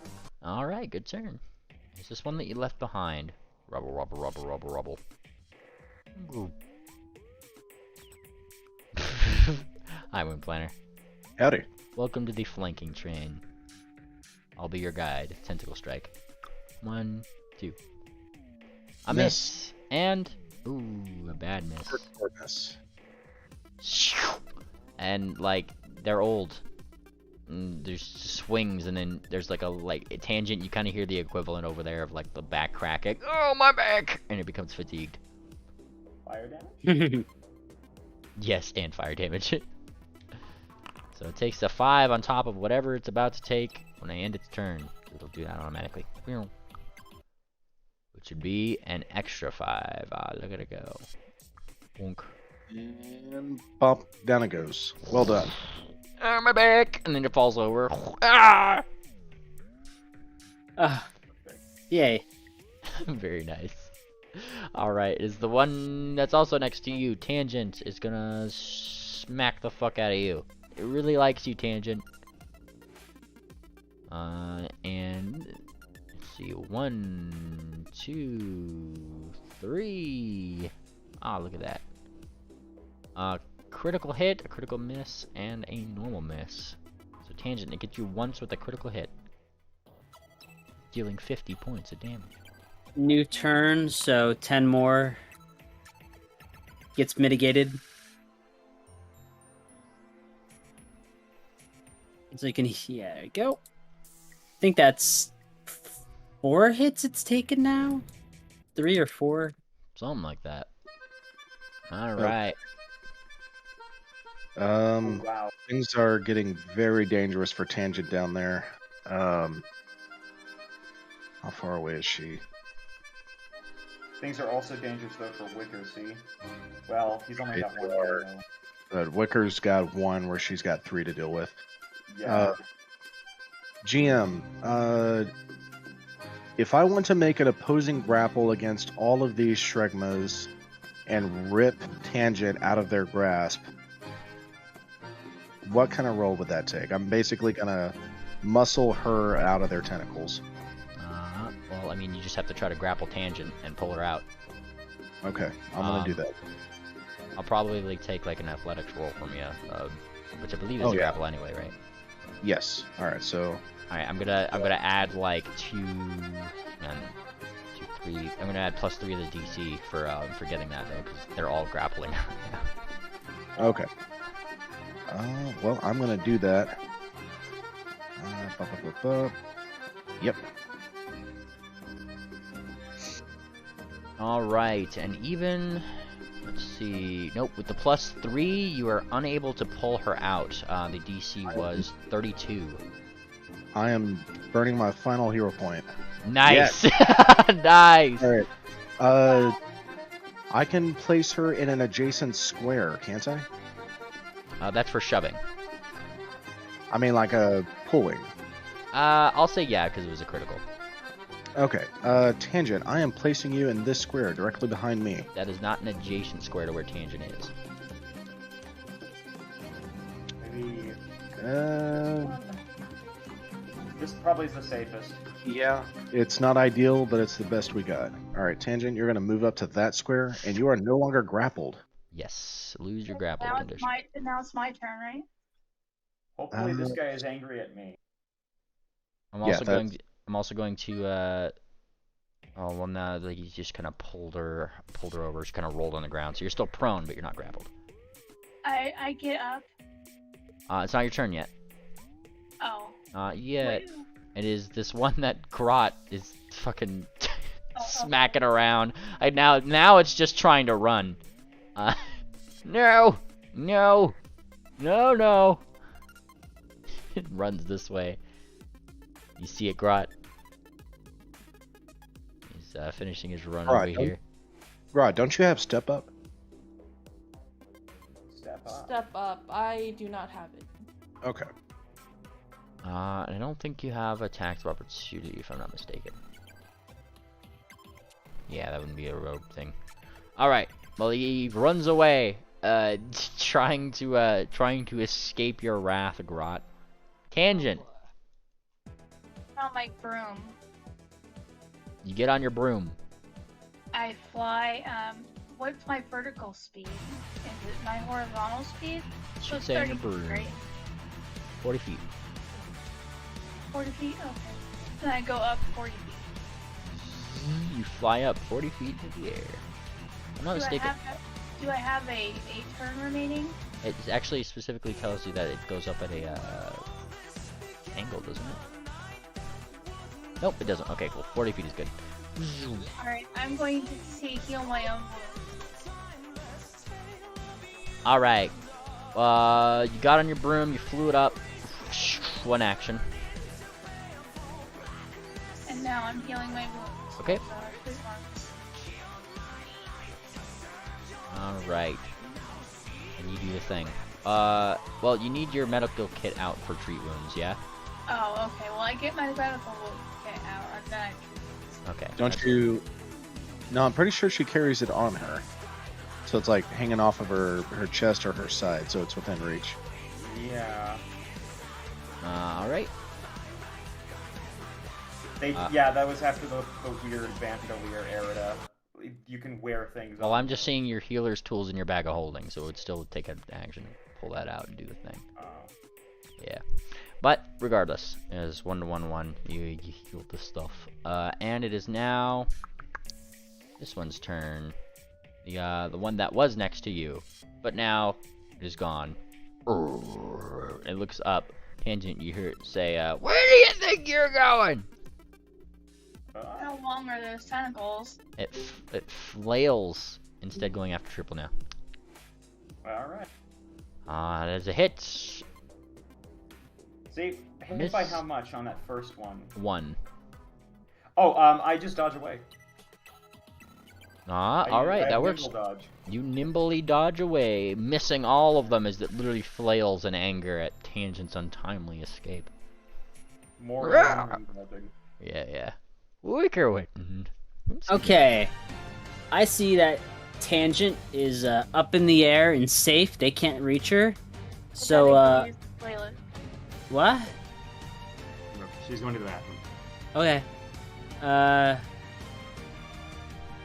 But Moon Planner is badly injured. How injured is badly injured? You could say on a scale of 1 to 212, I'm at around an 87. Oh, you're fine then. I'm going to be selfish and heal myself. Alright, big heals incoming. First, I cast Healer's Blessing on myself. Poof! Give me your fortitude save. Give me my fortitude save. Oh, and... I'll, here, point it. Alright, go for it. Alright, you get your reroll. Yeah. That makes it a critical success. Alright, so now let's, first, let's bump up the life, or the curse goes up. Zoink. More life energy just whooshes out around me, especially right on this mushroom in front of me. Okay.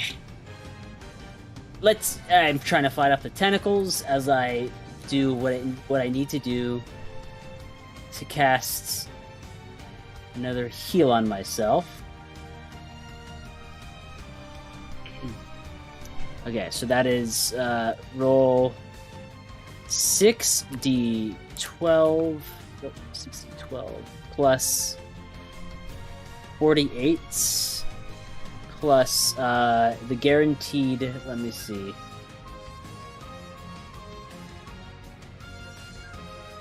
Healer's Blessing is heightened to 7, so that's 14.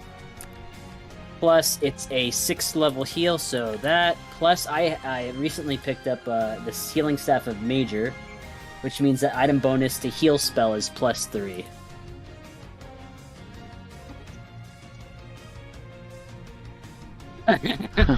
Big. Yoink. Okay, I'm better. Yoink! He got that yoinky splinky. Okay. If only it was a fucking 7th level, it would have been even greater. I should like take this guy's health down so it doesn't actually go to his fucking. Hang on, I'm gonna deal 1 HP damage to this one so to cycle him into the combat. Die. Alright, and then I also have to roll fortitude again. Yes. Alright. Awesome. And it is Grot's turn. Your adversary is run from you, Grot. Yeah. What's the hotkey for placing a marker when you're using your ruler? That was it. I don't know what the hotkey is, but I know the ruler tool on the left is what does that, and then you can select your thing. That places down measurement stuff. The person tool with the ruler. Are you just trying to like pick up your token and like right click along the way? Yeah. That's actually a setting that you just set yourself now. So if you go to configure settings, module settings, and then there's like it's in drag ruler, and you can just say right click action create waypoint, and then it'll do the thing that you want it to do. All right, I'll do that on my next turn for now. Sounds good. Part of my movement. What? So you see how it turns different colors? That's how far you can move with that action. Yep, so that'd be like 2 actions right up there. And then you start in your 3rd action once you get to the 3rd there. Well, I got +10 movement speed, so I got true. 45 movement per... That is true. You do you need to count that +10. Yeah. 85 and 90, I'm gonna block the path. And... Oh no! I'm going to, we have 3 actions, right? Yes. I'm going to grapple again. Nice! You grapple. Go for it.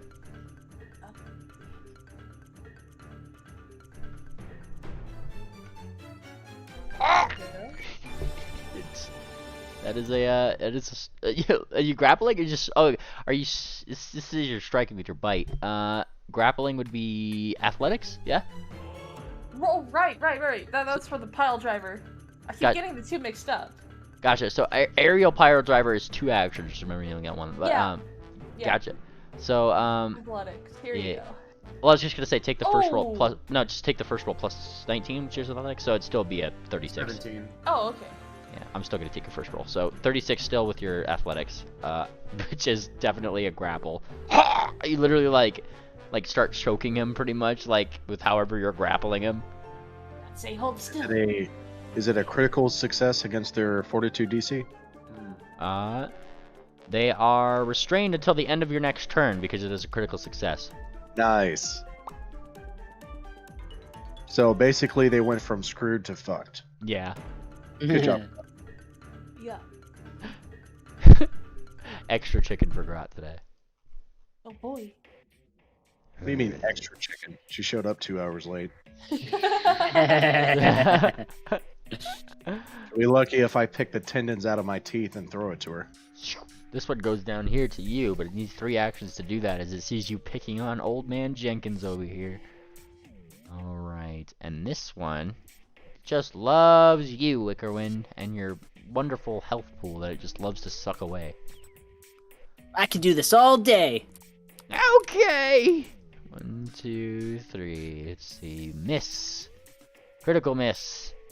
Normal miss. I guess you can't, though. Yeah, I'm getting tired. That you don't hear this, but like when you're looking over the Strigma's head, you see the words change to just tired. Oh. Well, you don't have to keep fighting. You can just go take a nap. We already did what we came here to do. We're gonna leave right after this. We don't need to fight you mushrooms anymore. But you're so damn tasty. Now it just changes to hungry. Oh. Ooh. Triple, it's your turn. Let's go with 3 strikes here. Yeah. I'm flanking with Tangent. Let's go. No, Tangent's 40 feet in the air. Oh, no, she's not. Yeah, okay. Is it okay if, because I think, yeah, it expires... Hold on, let me read the specifics of precise debilitations to make sure I'm not, Okay, so either it becomes flat-footed... Does it become flat-footed until the end of my next turn, or until the beginning of my next turn? That's what I'm trying to figure out. Pathfinder 2, I thought it was for the end of your next turn. Bonk. So, I'll keep on going. Otherwise, I need to take an action first to instant opening it. Yeah. It doesn't specify. It says it's just the target becomes flat-footed. That's it. Well, we'll do to the end of your next turn, because it wouldn't make sense otherwise. Okay, and that, yeah, most things are like that. Alright, in that case, I'm going to... It lasts till the end of your next turn, that's what it says. Okay, so it's right now it's flat-footed. Is this a regular damage? 36? This would be... that'd be critical, because it's flat-footed, remember? Nice. Oh, okay, so double this, then. Alright, double the 31? Yep. And then also double this. And then also it takes fire damage, which is also doubled, and now persistent fire damage. Alright, and persistent fire damage. Oops, 195, that's what I needed. Bonk, bonk, bonky, bonky, bonk, bonk. Those are all the things. Whoosh. That's just 1 strike. Let's go with number 2. Beautiful. Another critical hit. Critical. Let's do this. And triple, how would you like to do this? Yeah, I'm gonna start running around it, like really, really quickly, and just peppering it a bunch of times. Let's go with High-Low Heaven. That's my attack name. High-Low Heaven, I love it. I love it. It's a good one. Wait, I have one more. So I'm going to... One more action, so I'm going to move here. Okay, that's my turn. Blessed. Hey, triple. Oh, You yeah. did 144 points of damage to that shroom this turn. Oh my goodness. That's that, and that's not even with persistent. Nice. Alright, and it's showing you just how powerful these mushrooms really are. This is the next Strigma next to you's turn, triple. As it misses, and critically misses badly. Which would be it literally, and like you see its tentacles wrap around its own eyes, and it just becomes blinded Yeah. to the end of its next turn. Yeah. Nice. I just keep on dodge roll. That's really funny. Okay. Moon Planner. All right. Moonplanter, in a similar fashion, he's going to rush up to Wickerwind, and I'm going to attempt to rip him away from that mushroom. Go for it. Oh shoot! I don't That was know enough. why that. Wasn't a critical though, but you wrested him from the mushroom. All right. Can I reposition him, or is he stuck right there? Nope, you're still right there. All right. We'll take what we can get. All right. Now, Moonplanter will skirmish strike. He'll 5-foot step, targeting this mushroom, and then attack. Go for it.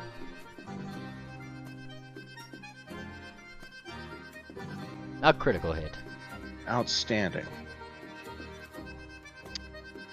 It takes 56 points of slashing damage. It is flat-footed and D12 persistent bleed damage.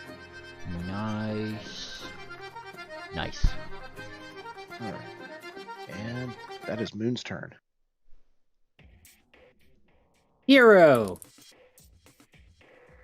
Being the team player. Alrighty, and it is this Shrigma's turn, who is being fucking restrained by Grot. Grot, what is your Fortitude DC? So score plus 10. Plus 10. So it'd be like your Fortitude modifier plus 10, pretty much. So 29. 29, so it has to beat that on an athletics check to try to break out. Oh. No. Very close though. Holy shit. It moves, it literally, this is all it can do this turn, so this is Oh! that minus 5. I have a thing too. Oh, you do? What's your thing? Tell me your thing first. I think. Yeah. Oh, nice. Yes. I'm not sure if this is for trying to escape or if they actually do escape. This would be successfully, which would be that second roll, because even with the minus 5, that barely beats it by 1, which means that it starts to wiggle out of the thing, and then like you get your strike, pretty much. Yeah, as it like slips out, Grot takes a big bite trying to hold it in place. Oh no. That's a cool ability. That is actually pretty fucking cool. Holy shit. Caught me off guard. And yeah, that's a hit. All right, you get do the damage. Yeah.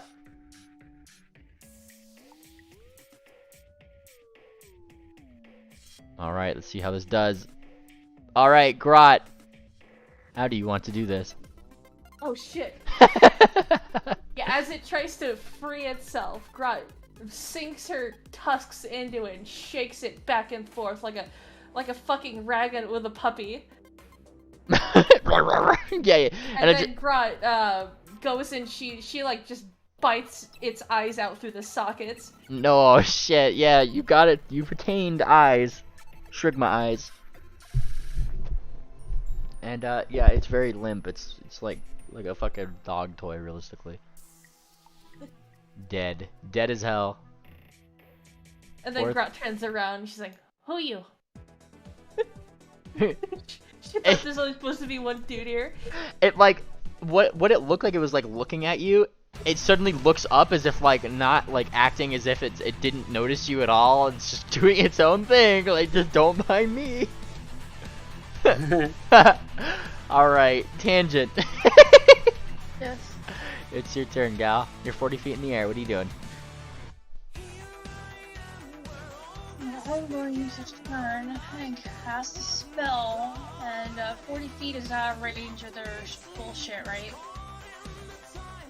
Yes. Yes. Okay. So like how there's a pause and you're like, cross that off. I'm gonna cast this spell, and it's got a 70-foot range. So, range 30.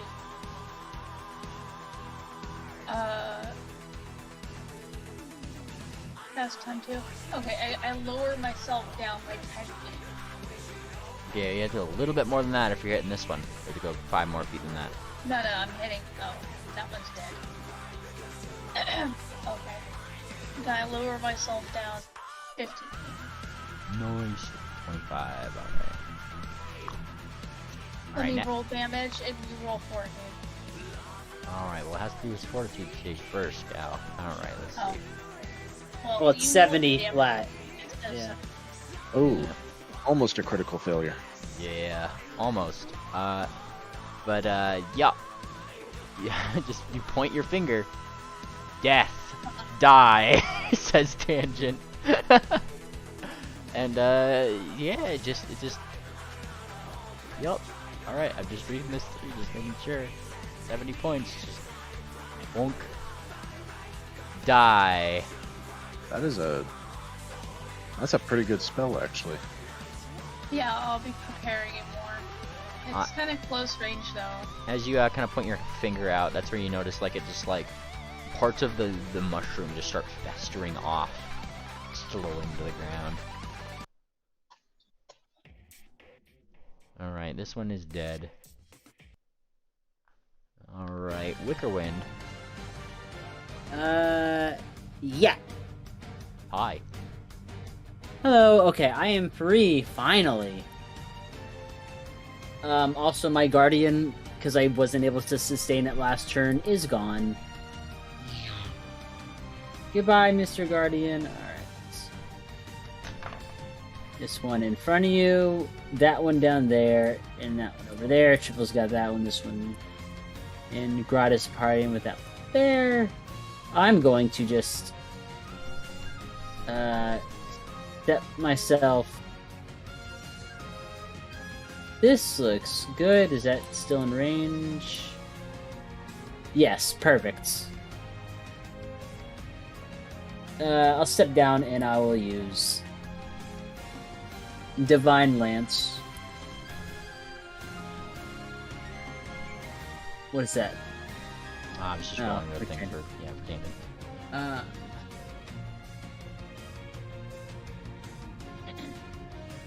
Divine Lance. This one. Alignment is good. Again, I don't know if what the alignment has to do with effectiveness, but And certain things have like weaknesses to good or bad or evil Mhm. damage, chaotic damage, etc. That is a hit. all right.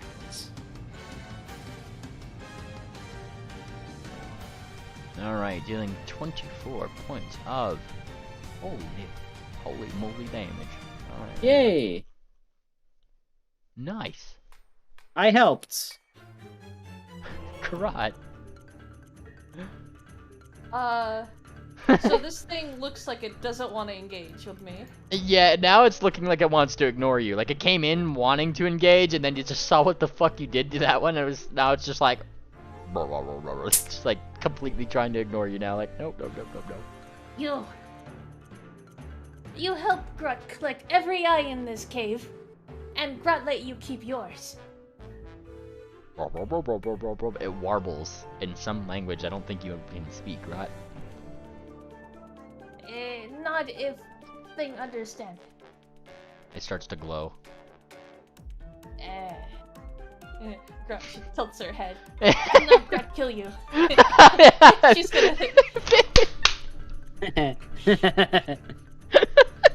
Based chaotic gobbo.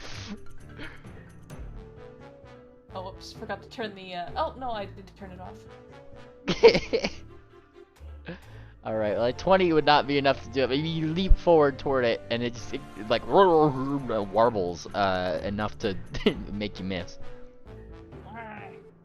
Hold still. Grut need ice. Give me your eyes, says Grot. No. You assume the thing is probably saying is it warbles left and right. And she's going to keep striking for her last thing. Nice. -8. Nice. It is doing its best. It's literally like you're on like the cusp. Like every time like you go after something like a tentacle, it has to pull it out just before you get to it. Like it's having a hard time. Grut is very frustrated, and that's my turn. Based. It is its turn now. Grot. Yeah. It's gonna do something you love. It's gonna smack you twice. First. Oh. Actually, it's only gonna smack you once. Does it smacks you? Yep. You take 19 points of damage. Ooh. It grabs you. And then it tries to inject spores into you, so I need a fortitude save. Okay. I sure hope this doesn't awaken anything in me. Well, certainly not. You did manage to make the save, fortunately. But then its next free action is to drop you, so now you're no longer grabbed. It's just gonna fucking drop you right here. And then it's gonna use its last action to run into the mushrooms.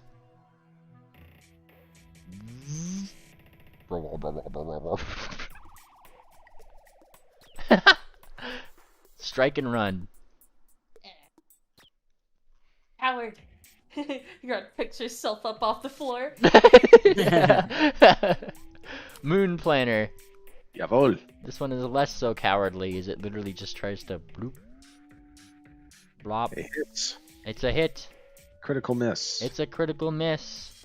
And why the fuck not? It's gonna, as it hits you and it deals this damage, it's gonna make you do a fortitude save.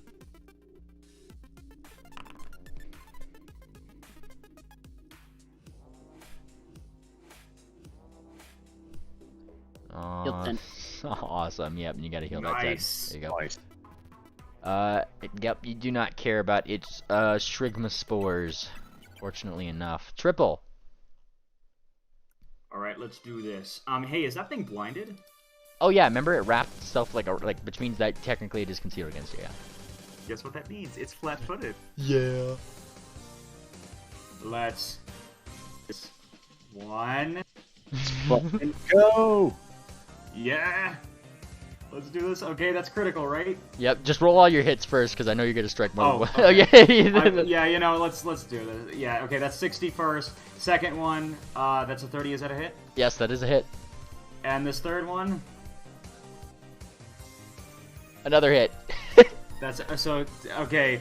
So, since there was a, by the way, since it was a critical, it just is flat-footed in general now. Yep. Now I'm going to do critical then 2 damages. Oh wait, no, I already did the critical. So there's a Let's do 60. Then another 5 because of fire damage. Yeah. And then also, by the way, at the end of the turn, he'll take the persistent because of that. Oh yeah, and there's the 15 for that. Oh, Let's so- do the 2 damages. All right. This one. And then on top of that, another 66 from all the precise debilitation. Yes. Go ahead and roll all of this, because you might break a record here. Alright, I did it. 23. Stop. He's already dead. No, this So is yeah, important. Alright. so there's the 15 from the fire damage, and on top of that, I mean, like, this wouldn't really matter too much, but there's also the fact that he what was it? He would take the persistent thingy. But okay, so here's how I'm doing it. Have you ever played Metal Gear Revengeance? I think I've seen parts of it. Oh, there's a thing where you can slow down time and start slashing like 100 times. That's what I'm doing basically. With, like, the thief, the sarsaparilla train thief site, like things all slow down and turn black and white, and then like it shows 100 hits or something like that. How many pieces it's being cut into. Yes. That's what I'm doing.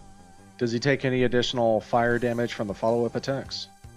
15. 15 points of damage was like across each 3 strikes that did that.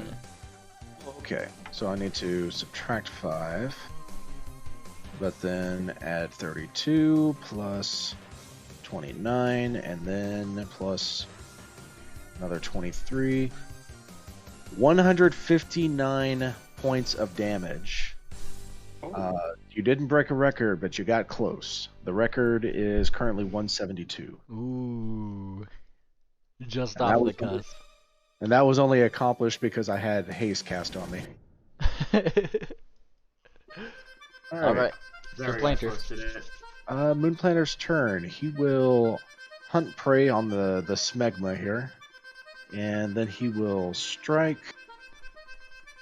And I'll roll the follow-up as well. Second strike. definitely got a critical on the first one. What about the second one? Critical on both of them. Nice. All right. So first critical, second critical. All right, 36 and 30. And Sir Planter, how do you want to do this? All right. So once Wickerwind is ripped off and he travels down south, Moonplanter gives us full attention to the Shregma mushroom. He will do 2 strikes, one top to bottom to the left, and then the other one top to bottom to the right. So basically makes a giant X cut in the middle of this thing, and it kind of splits open like a collapsing tent and just falls to the ground. Based. Yeah, like there it goes. And this is a question specifically for Grot. Grot, are you still engaging this one that is fleeing into the mushrooms? No, she's gonna let him go. All right. You know, she's just feeling merciful, not because she thinks it kicked her ass or anything. Based. Then that would technically be the end of combat. Goodness, what an endeavor. That was some combat. That was great. Head count. Is anyone dead? Rod is going to go take eyes. Grot, you start going to all the Shrigma eyes. As Moonplanter, you start taking count. Speaking of, we gotta get that tusk. That sounds like you're... Oh my god, she's going for all of them. Yeah, so Grot, as you're kind of going like person to person, that's when you'll see like this thing up here is like many times bigger than you, and like it's got one eye. This is clearly probably the biggest thing that is here. I'm not sure if you just noticed or not. That is in the room. Yeah, Grot, no, take this eye. This one, Moonplanter's eye. Grot, need eye for challenge for and then Grot motions you to come closer. Grot. Yeah, want me. Want what? But Grot use eye to challenge weak war boss. Did you say meat? Yeah. I thought you said something else. Grot, no. What Take full she head. said. Yeah, or Luna Gardner says, we'll take the whole head, not just the eye. Yeah, the head will work. Let's see, it's got some hide armor and a great club. Nothing really worth taking. Yes. I will take that head though. You do take the head and a very fancy horn upon it, which definitely is very abrasive looking. It certainly doesn't like it. This thing isn't as smelly as probably a gobbo. You know, it kind of like smells of the cave itself, so probably indicative of why you didn't see it before. But as an aside, the gobbo that got tossed aside in the mushrooms over here, those mushrooms are like wrapping around it slowly. I'm gonna get to wound treating. They're literally just like have encompassed it, pretty much. Alright. Yeah. And you kind of see like green little sparks starting to go from where it's wrapping around the gobbo into like the network of other mushrooms. Spooky. Is gobbo worth saving? Not really. These goblins heretic. Heretic. And Yeah, Grot takes out her little goblin dagger and she like takes a flap off the hide armor and starts piling the eyes into it. Uses it as a sack. That 53 healing, Grot, you can also take that if you will allow Wickerwind to treat wounds on you. Yeah, sure. And then also to Tangent and to Moonplanter. You can come down now, Tangent.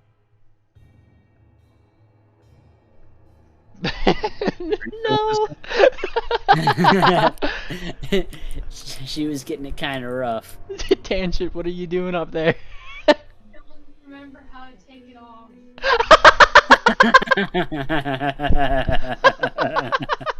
Oh, dear.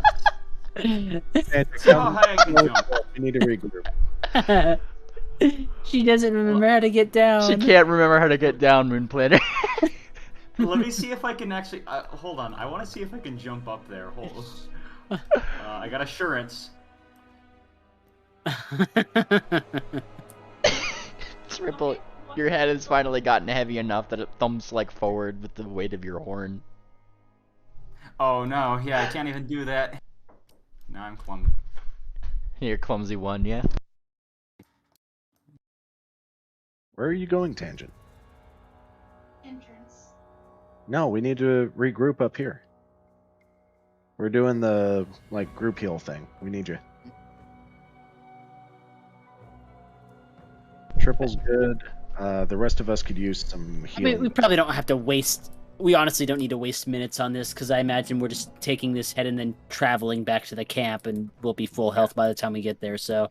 Well, there's the last little bit of cave up here. I didn't peek around the corner. There's nothing. Is this a cave wall over here?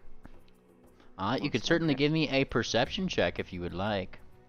Yeah, this is why I wanted to heal, just in case we walk into anything. Alright. I'll also give that to. Tangent and I need healing the most. Grunt could still use some healing. Alright, well, I used mine, so Tangent can roll her, Fine. her treat wounds. Alright, and as you are kind of like looking around in there, you do spy something amidst the rubble, effectively. Yeah, put down a little thing really quick. Meant to put this down here. Thank you, Tangent. This Rod, I think that too. Boy. Alright, and I will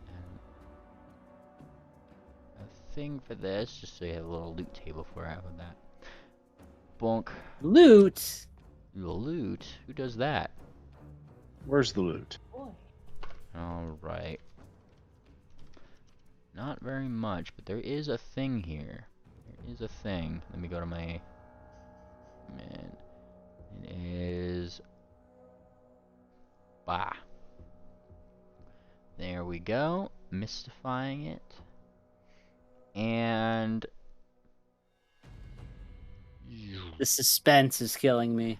Over here in a corner that you kind of see something sparkly, almost. It kind of looks sparkly anyway. You see where I placed this down over here? No. I do. Put it in there. Is it behind us? Oh, there it is. Alright. Moonplanter will hold his breath on the approach. Usual treasure. Yes. Grunt will follow close behind when she notices something sparkling in the distance. Yes, and upon like looking into this corner, barely kind of spotting that Moon Planner, you look in, and I mean the first things first. There's definitely gold in here, Yeah. and then surrounding it, some kind of weird skull thing. The unusual treasure is the weird skull, I take it? It looks like a weird skull of some sort. The nature is somewhat unclear. Then I will roll knowledge nature. This would be, this would actually be a knowledge arcana. That's a cool little chump of change for us. For Yeah, the five no. of us. If you bring it over to me, I can help with the Arcana roll. And Yeah, yeah, that's good money. I'll collect the gold and the skull, bring it a safe distance away from the shrooms. All right. Well, you pick up the skull, and that's when Moon Planner. Nothing happens. Never mind.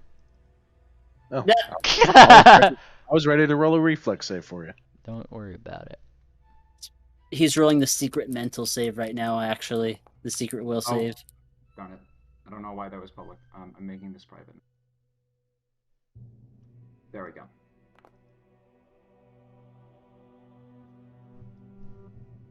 Fantastic. You bring over the skull, Moon Planner. Yes. Oh, and Triple, looks like they did their Arcana. Yes. Gotcha. Triple, you found something interesting here. Seems to be the skull of an ancient dragon of some kind. Oh, this is the skull of an ancient dragon of some kind. Whoa! And there you go. Well, might be worth something. Mystic sigils. Mystical. It is sparkly. I did mention that. Maybe whenever we get Pingwing fixed up, you can take a look at it. Yeah. Yeah. Triple, why don't you go ahead and add that dragon skull to your inventory? All right. I'll add it to mine this time, and I'll hold on to it. But yeah, making sure to wrap it up and stuff like that. I'm a little suspicious of it, but somebody's got to carry it. Fantastic. So you put it in your bag of holding? Yes. Fantastic. Wrapped up in like some cloth or something. And you want to split the 784 among the 5 of us? Yeah, I just did the math. We can each add 156 gold, 8 silver pieces to our inventory. Well, Mimli can do it on his own now, can he? Isn't there an even distribution, Mimli? What? Oh, yeah, I could technically, let's see. Loot, distribute coins, yes, so hang on. I could select Tangent. You guys, hang on, actually, where's Grot? There's Grot. Yeah. Alright, Grot. And Tangent. And then I could just do this thing, hang on. See how it works. Yeah, okay, Luna Gardener, Sosale, Tangent, 777s, and Grot. Distribute coins. Alright, yep, it came up. And that is distribute to the, there's 4 left in the chest amongst the 5 of you to fight over. Ah, okay. Uh, Here. I want Moon Planner, maybe. You can take that, because you were like the guy who were like going crazy against that Cyclops. Sure, don't mind if I do. So 4 gold coins. I'll drag them into your inventory. Thank you. What ponies You were doing definitely here? the MVP. All right, got it. What'd you say? What did you say, Grat? What ponies doing here? Ponies, go after Cyclops, so you don't get kidnapped and killed by heretic gobos. Kidnap? What kidnap mean? Kidnap, take away from clan. Like ponies? Yeah. So this is how the Grot learned the word kidnap for the Christmas session. Yeah.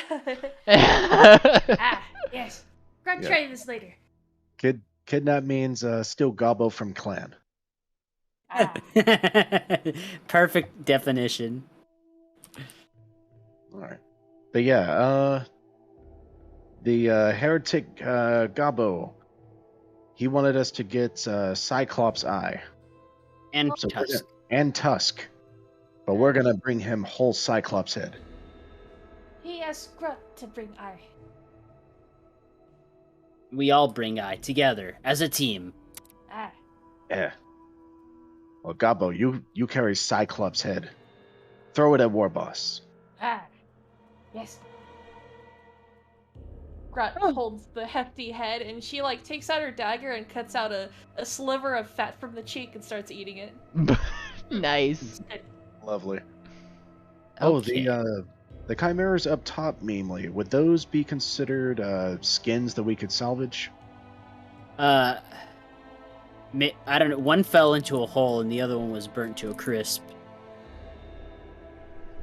Yeah, they're not Speaking really, of, oh yeah, Grot, there's a very big chicken outside for you. Oh. Cooked. Huh.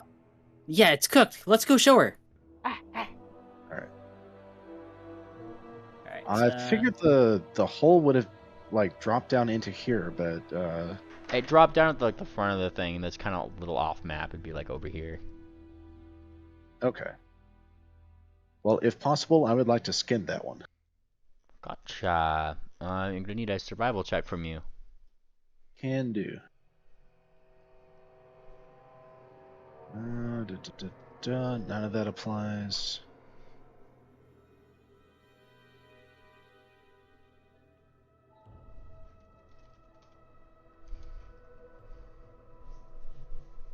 Alright. Let's see here. And with that, let's see, that would be... just looking up some here. You would get an amount of something. Let me just see what that is. That would be... Looking up what the price of this would be, pretty much. Going to go skin this thing.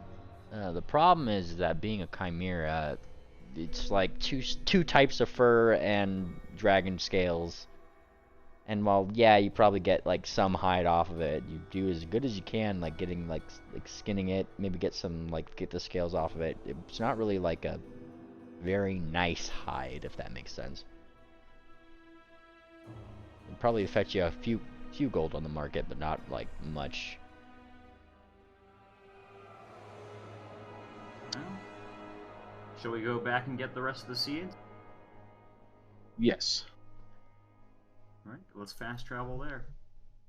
Oh wait, yeah, and then show Grot the chimera outside, the cooked one. Grot Oh, yes. eats it as much as you can. I was it's gonna say you're not gonna be able to eat all of it. You never know. She like cuts a few pieces off and slips some into her jacket. Based. It was like a 2x2 or a 3x3. It was a 2x2. A 2x2, yeah. So. All right, and you guys exit the beach. I guess this little thing. Go out here. Oh yeah, do see the thing. it Yeah, up there. do the things with the chimeras, and then you guys go on your merry way. Now here's the other question: how y'all getting back up the cliff face? I mean, obviously, with tethered ropes and strong flyers, we can get everyone up top. Grok could easily cling to Tangent as she uses her broom to fly up. All right, but that'll take you the rest of the day. How high is this? Alright. It's fucking high. This is literally the edge of a giant like mesa thing. You guys Oh. are at the foot of it. Fair. Let's do it then. Wonk. That's the day. We can have a nice camping thing over a cliffside. You gotta do it. All right. Moon takes, or Luna Gardner takes second watch. Okay, let's see it. These are our first and third watch.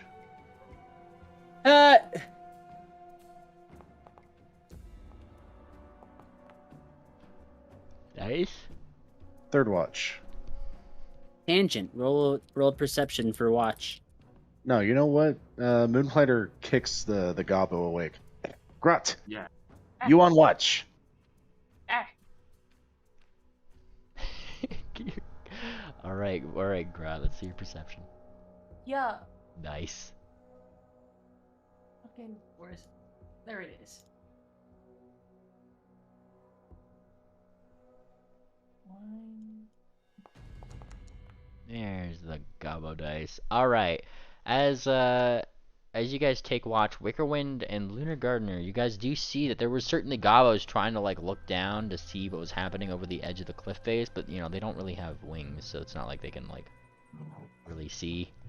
So, Oh, but right. by the time you guys got up and you guys like managed to set up camp, yeah, there's like gobbos who are like looking, and then like run off, and then in the distance you kind of hear. Grot notices and looking. She brandishes the giant fucking skull she's carrying. Yeah, yeah, this definitely scares a lot of them away.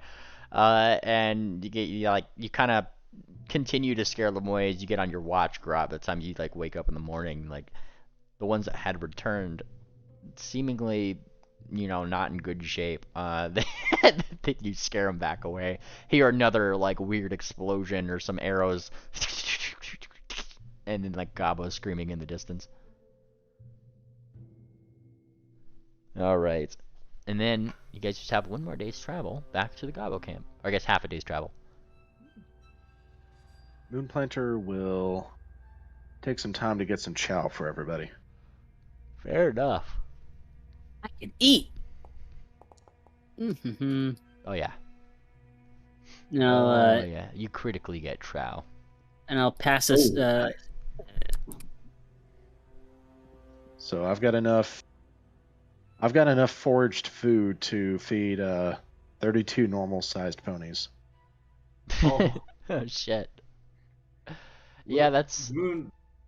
Or That's one epic. warbler. one word. No.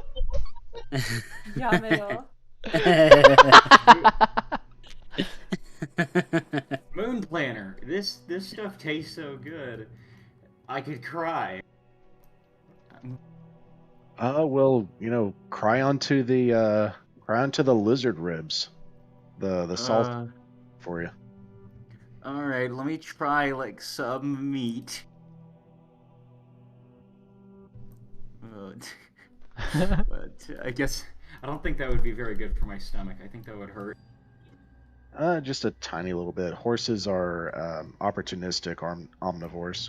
That is true. Yes. The opportunity has presented itself. Yeah. Do you accept? Yeah. Let's see. I'm probably gonna need like the bathroom tomorrow. All right. All All right. right. All right, so we've got lots and lots of chow because I had like way too much food from yesterday, and now I've got a ton of food today. So we are set. I just read the YouTube chat when he says Shrigmamare again. Rice Alright. bag, probably. Glimmering spectacle, actually. All right. And as you guys wake up in the morning, like I said, you only have about half a day's travel to get back to the Gobbo camp. Man, we gotta get back fast. All right. Well, we know the way. We do have to watch for traps, though. Yep, that would make it a full day's travel. Yep, let me make the roll. Unless... I think. Nice. Yeah. You guys are on fire. Yeah, you get like triple. You kind of memorize the way. Now, there are some other traps that seem to have been set more for like practice than anything that you kind of like avoid definitely. But it is certain these gobbles are very fucking careless with their traps. As you kind of get closer and closer to the camp, you guys arrive, and like there's a couple gobbos that like run in ahead of you that like probably like the remaining ones that didn't blow up themselves, that were like kind of tailing you, and they run in. One of them, which you recognize, Wicker, from his above head text, says future paraplegic. Boom! It switches to current paraplegic. Oh dear. Oh no. And then as he kind of skids across the ground, unconscious, his friend kind of goes over. Dumbass. And then like an arrow hits him. And that's when like the chieftain, you hear him, and everybody goes silent as all the gobbos rush over to the entrance, kind of like where you guys are. And he gazes down. Did you do the trick? We're Gobbo War Boss. And he thumbs. Yeah, this is him. Thumb. He thumps his. I, Gobbo Warboss. You no remember? Much smaller in person. He picks up a rock and he throws it at you. Much weaker person too. He picks up a bomb. You want to try again? We did task. We did trick. Grot, show trick. Grot walks up, drops the sack, and all the eyes roll out. And the eye that she ate off the floor when on their way in, she like does a Heimlich remover and then spits out an extra eye, a 12th one. And then she drops the skull on top of the eyes. Holy shit, Grot, give me an intimidation check. Fucking Mic drop right there. Yeah. You might have to roll for me because Foundry is Foundry is shit. Okay, okay. I agree. It just went again. Like it showed for like a second. All right. Well, we'll get you in. All right. Gabo mic drop intimidation check is a go. All right. Nice. And as you kind of do this, like a lot of the other Gabos, the war boss in front of you, like his mouth drops open, because not only did he not expect you guys to come back within the 3-day time limit he had set, which he did. He didn't seem to expect that you had more than one eye, one of which is bigger than the rest, right? Clearly the eye that he was looking for, plus all the other ones. It's like the noises he makes, and everybody's kind of muttering around. And then they all kind of like, they seem to be giving side glances to their current war boss, and then snickering. Snicker. You couldn't do that trick. Shut! And he throws a rock at him. Boom! And that one just kind of goes, You don't throw rock at me. and then he kind of goes, I tell you what I want. I want boss. and this one kind of goes like, snicker. Warboss couldn't do that. And he points toward the eyes that are there. And one of the Gabos kind of like definitely like jumps on top of like a rock or something, and looks to you, Grot. Grop. Dare you? You can do this. Dare you challenge current wall boss? And he points toward that one. Grunt wants to see how you would fight Big Thing with one eye. And And then Grunt flexes. yeah, he kind of backs up a little bit. No need be hasty. He shakes his head. I war boss, okay? And pass over the seeds and we'll go. Yes. Okay. You war boss, but coward war boss. Bad at tricking. Then all of the other Gabos start losing their shit. They point over. Bad at tricks. Bad at tricks. Stupid Gabo. Bet he eats sticks. And then like one of them chomps down on like some dynamite in the distance, and you hear poof. And he like runs forward. He kind of trips over himself and a little bit of like this being spooked by the dynamite. Boom, and then runs over, grabs a couple more satchels. Here, take and leave. Leave. Go. Okay. And then Grunt tosses the seeds to Moonplanter. Moon Planner catches them. You guys have attained the seeds that are needed to heal both your party and everybody in the church. Grunt Oh, also boy. want meat. What was that? Grunt also want meat. Oh, like he just says, No, try to sweeten the deal. but it's already the other Gabos who are running toward the stores and just like throwing a couple pieces of meat and shit at Grot that they pilfered. Yeah, she like grabs every little scrap of meat off the floor and starts running for it. Yeah, like they're cheering you on. Like the current war boss. No, and entourage. He says, trying to come up with the word encourage, and it's like trying to get the meat back, but you're too fast for him, Grot. You kind of collect it, and he doesn't seem to understand how your bag can fit more than what it does. It's just kind of like, what? He starts crying. Okay. Okay, Pony. Well- Grab one greenback. Grab one what? Grunt want Greenback. greenback. Greenback. Again. She wants her green back. Yeah. Yeah. Oh, yes.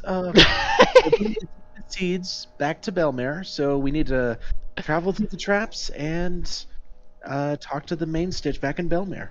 Let's go. Who you anyway? You smell different. There's lots of things different about me, Grot, but you've done such a fantastic job. And Lunar Gardener pulls out 6 pieces of chicken. Oh, Grot, yeah, you get 6 pieces. 1 for each time. like little goblin clothing. Her little vest is full of meat at this point. She's got so much.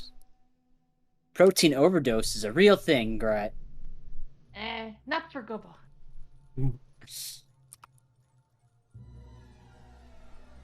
Did I ever tell you? Did I ever tell you about the time Sarsaparilla drank so much they closed the bar? I remember the barkeep was really mad, but we were able to go get Taboo to, and it trails off again. All right.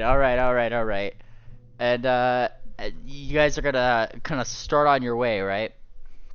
Yeah. Yeah. All right. Given that the gobos aren't gonna chase ya, if you guys are keeping out for looking out for traps, it'd be 1, 2, 3, 4 more days back to Belmare, which we can hand wave if you guys would like. Yeah. Yeah. Wasn't Swift gonna say something? Sorry, No, say something? I Oh, don't okay. think so. At least nothing I can even remember now. Oh, sorry about that. No, it's good. There's nothing important. Fantastic. And before we get into Belmare shenanigans, I'd say this is a good spot for us to leave off for today. Oh boy. Good to Yeah. go. Woo! Congratulations, everybody. That was a fun session. So I'm Yeah, gonna go ahead.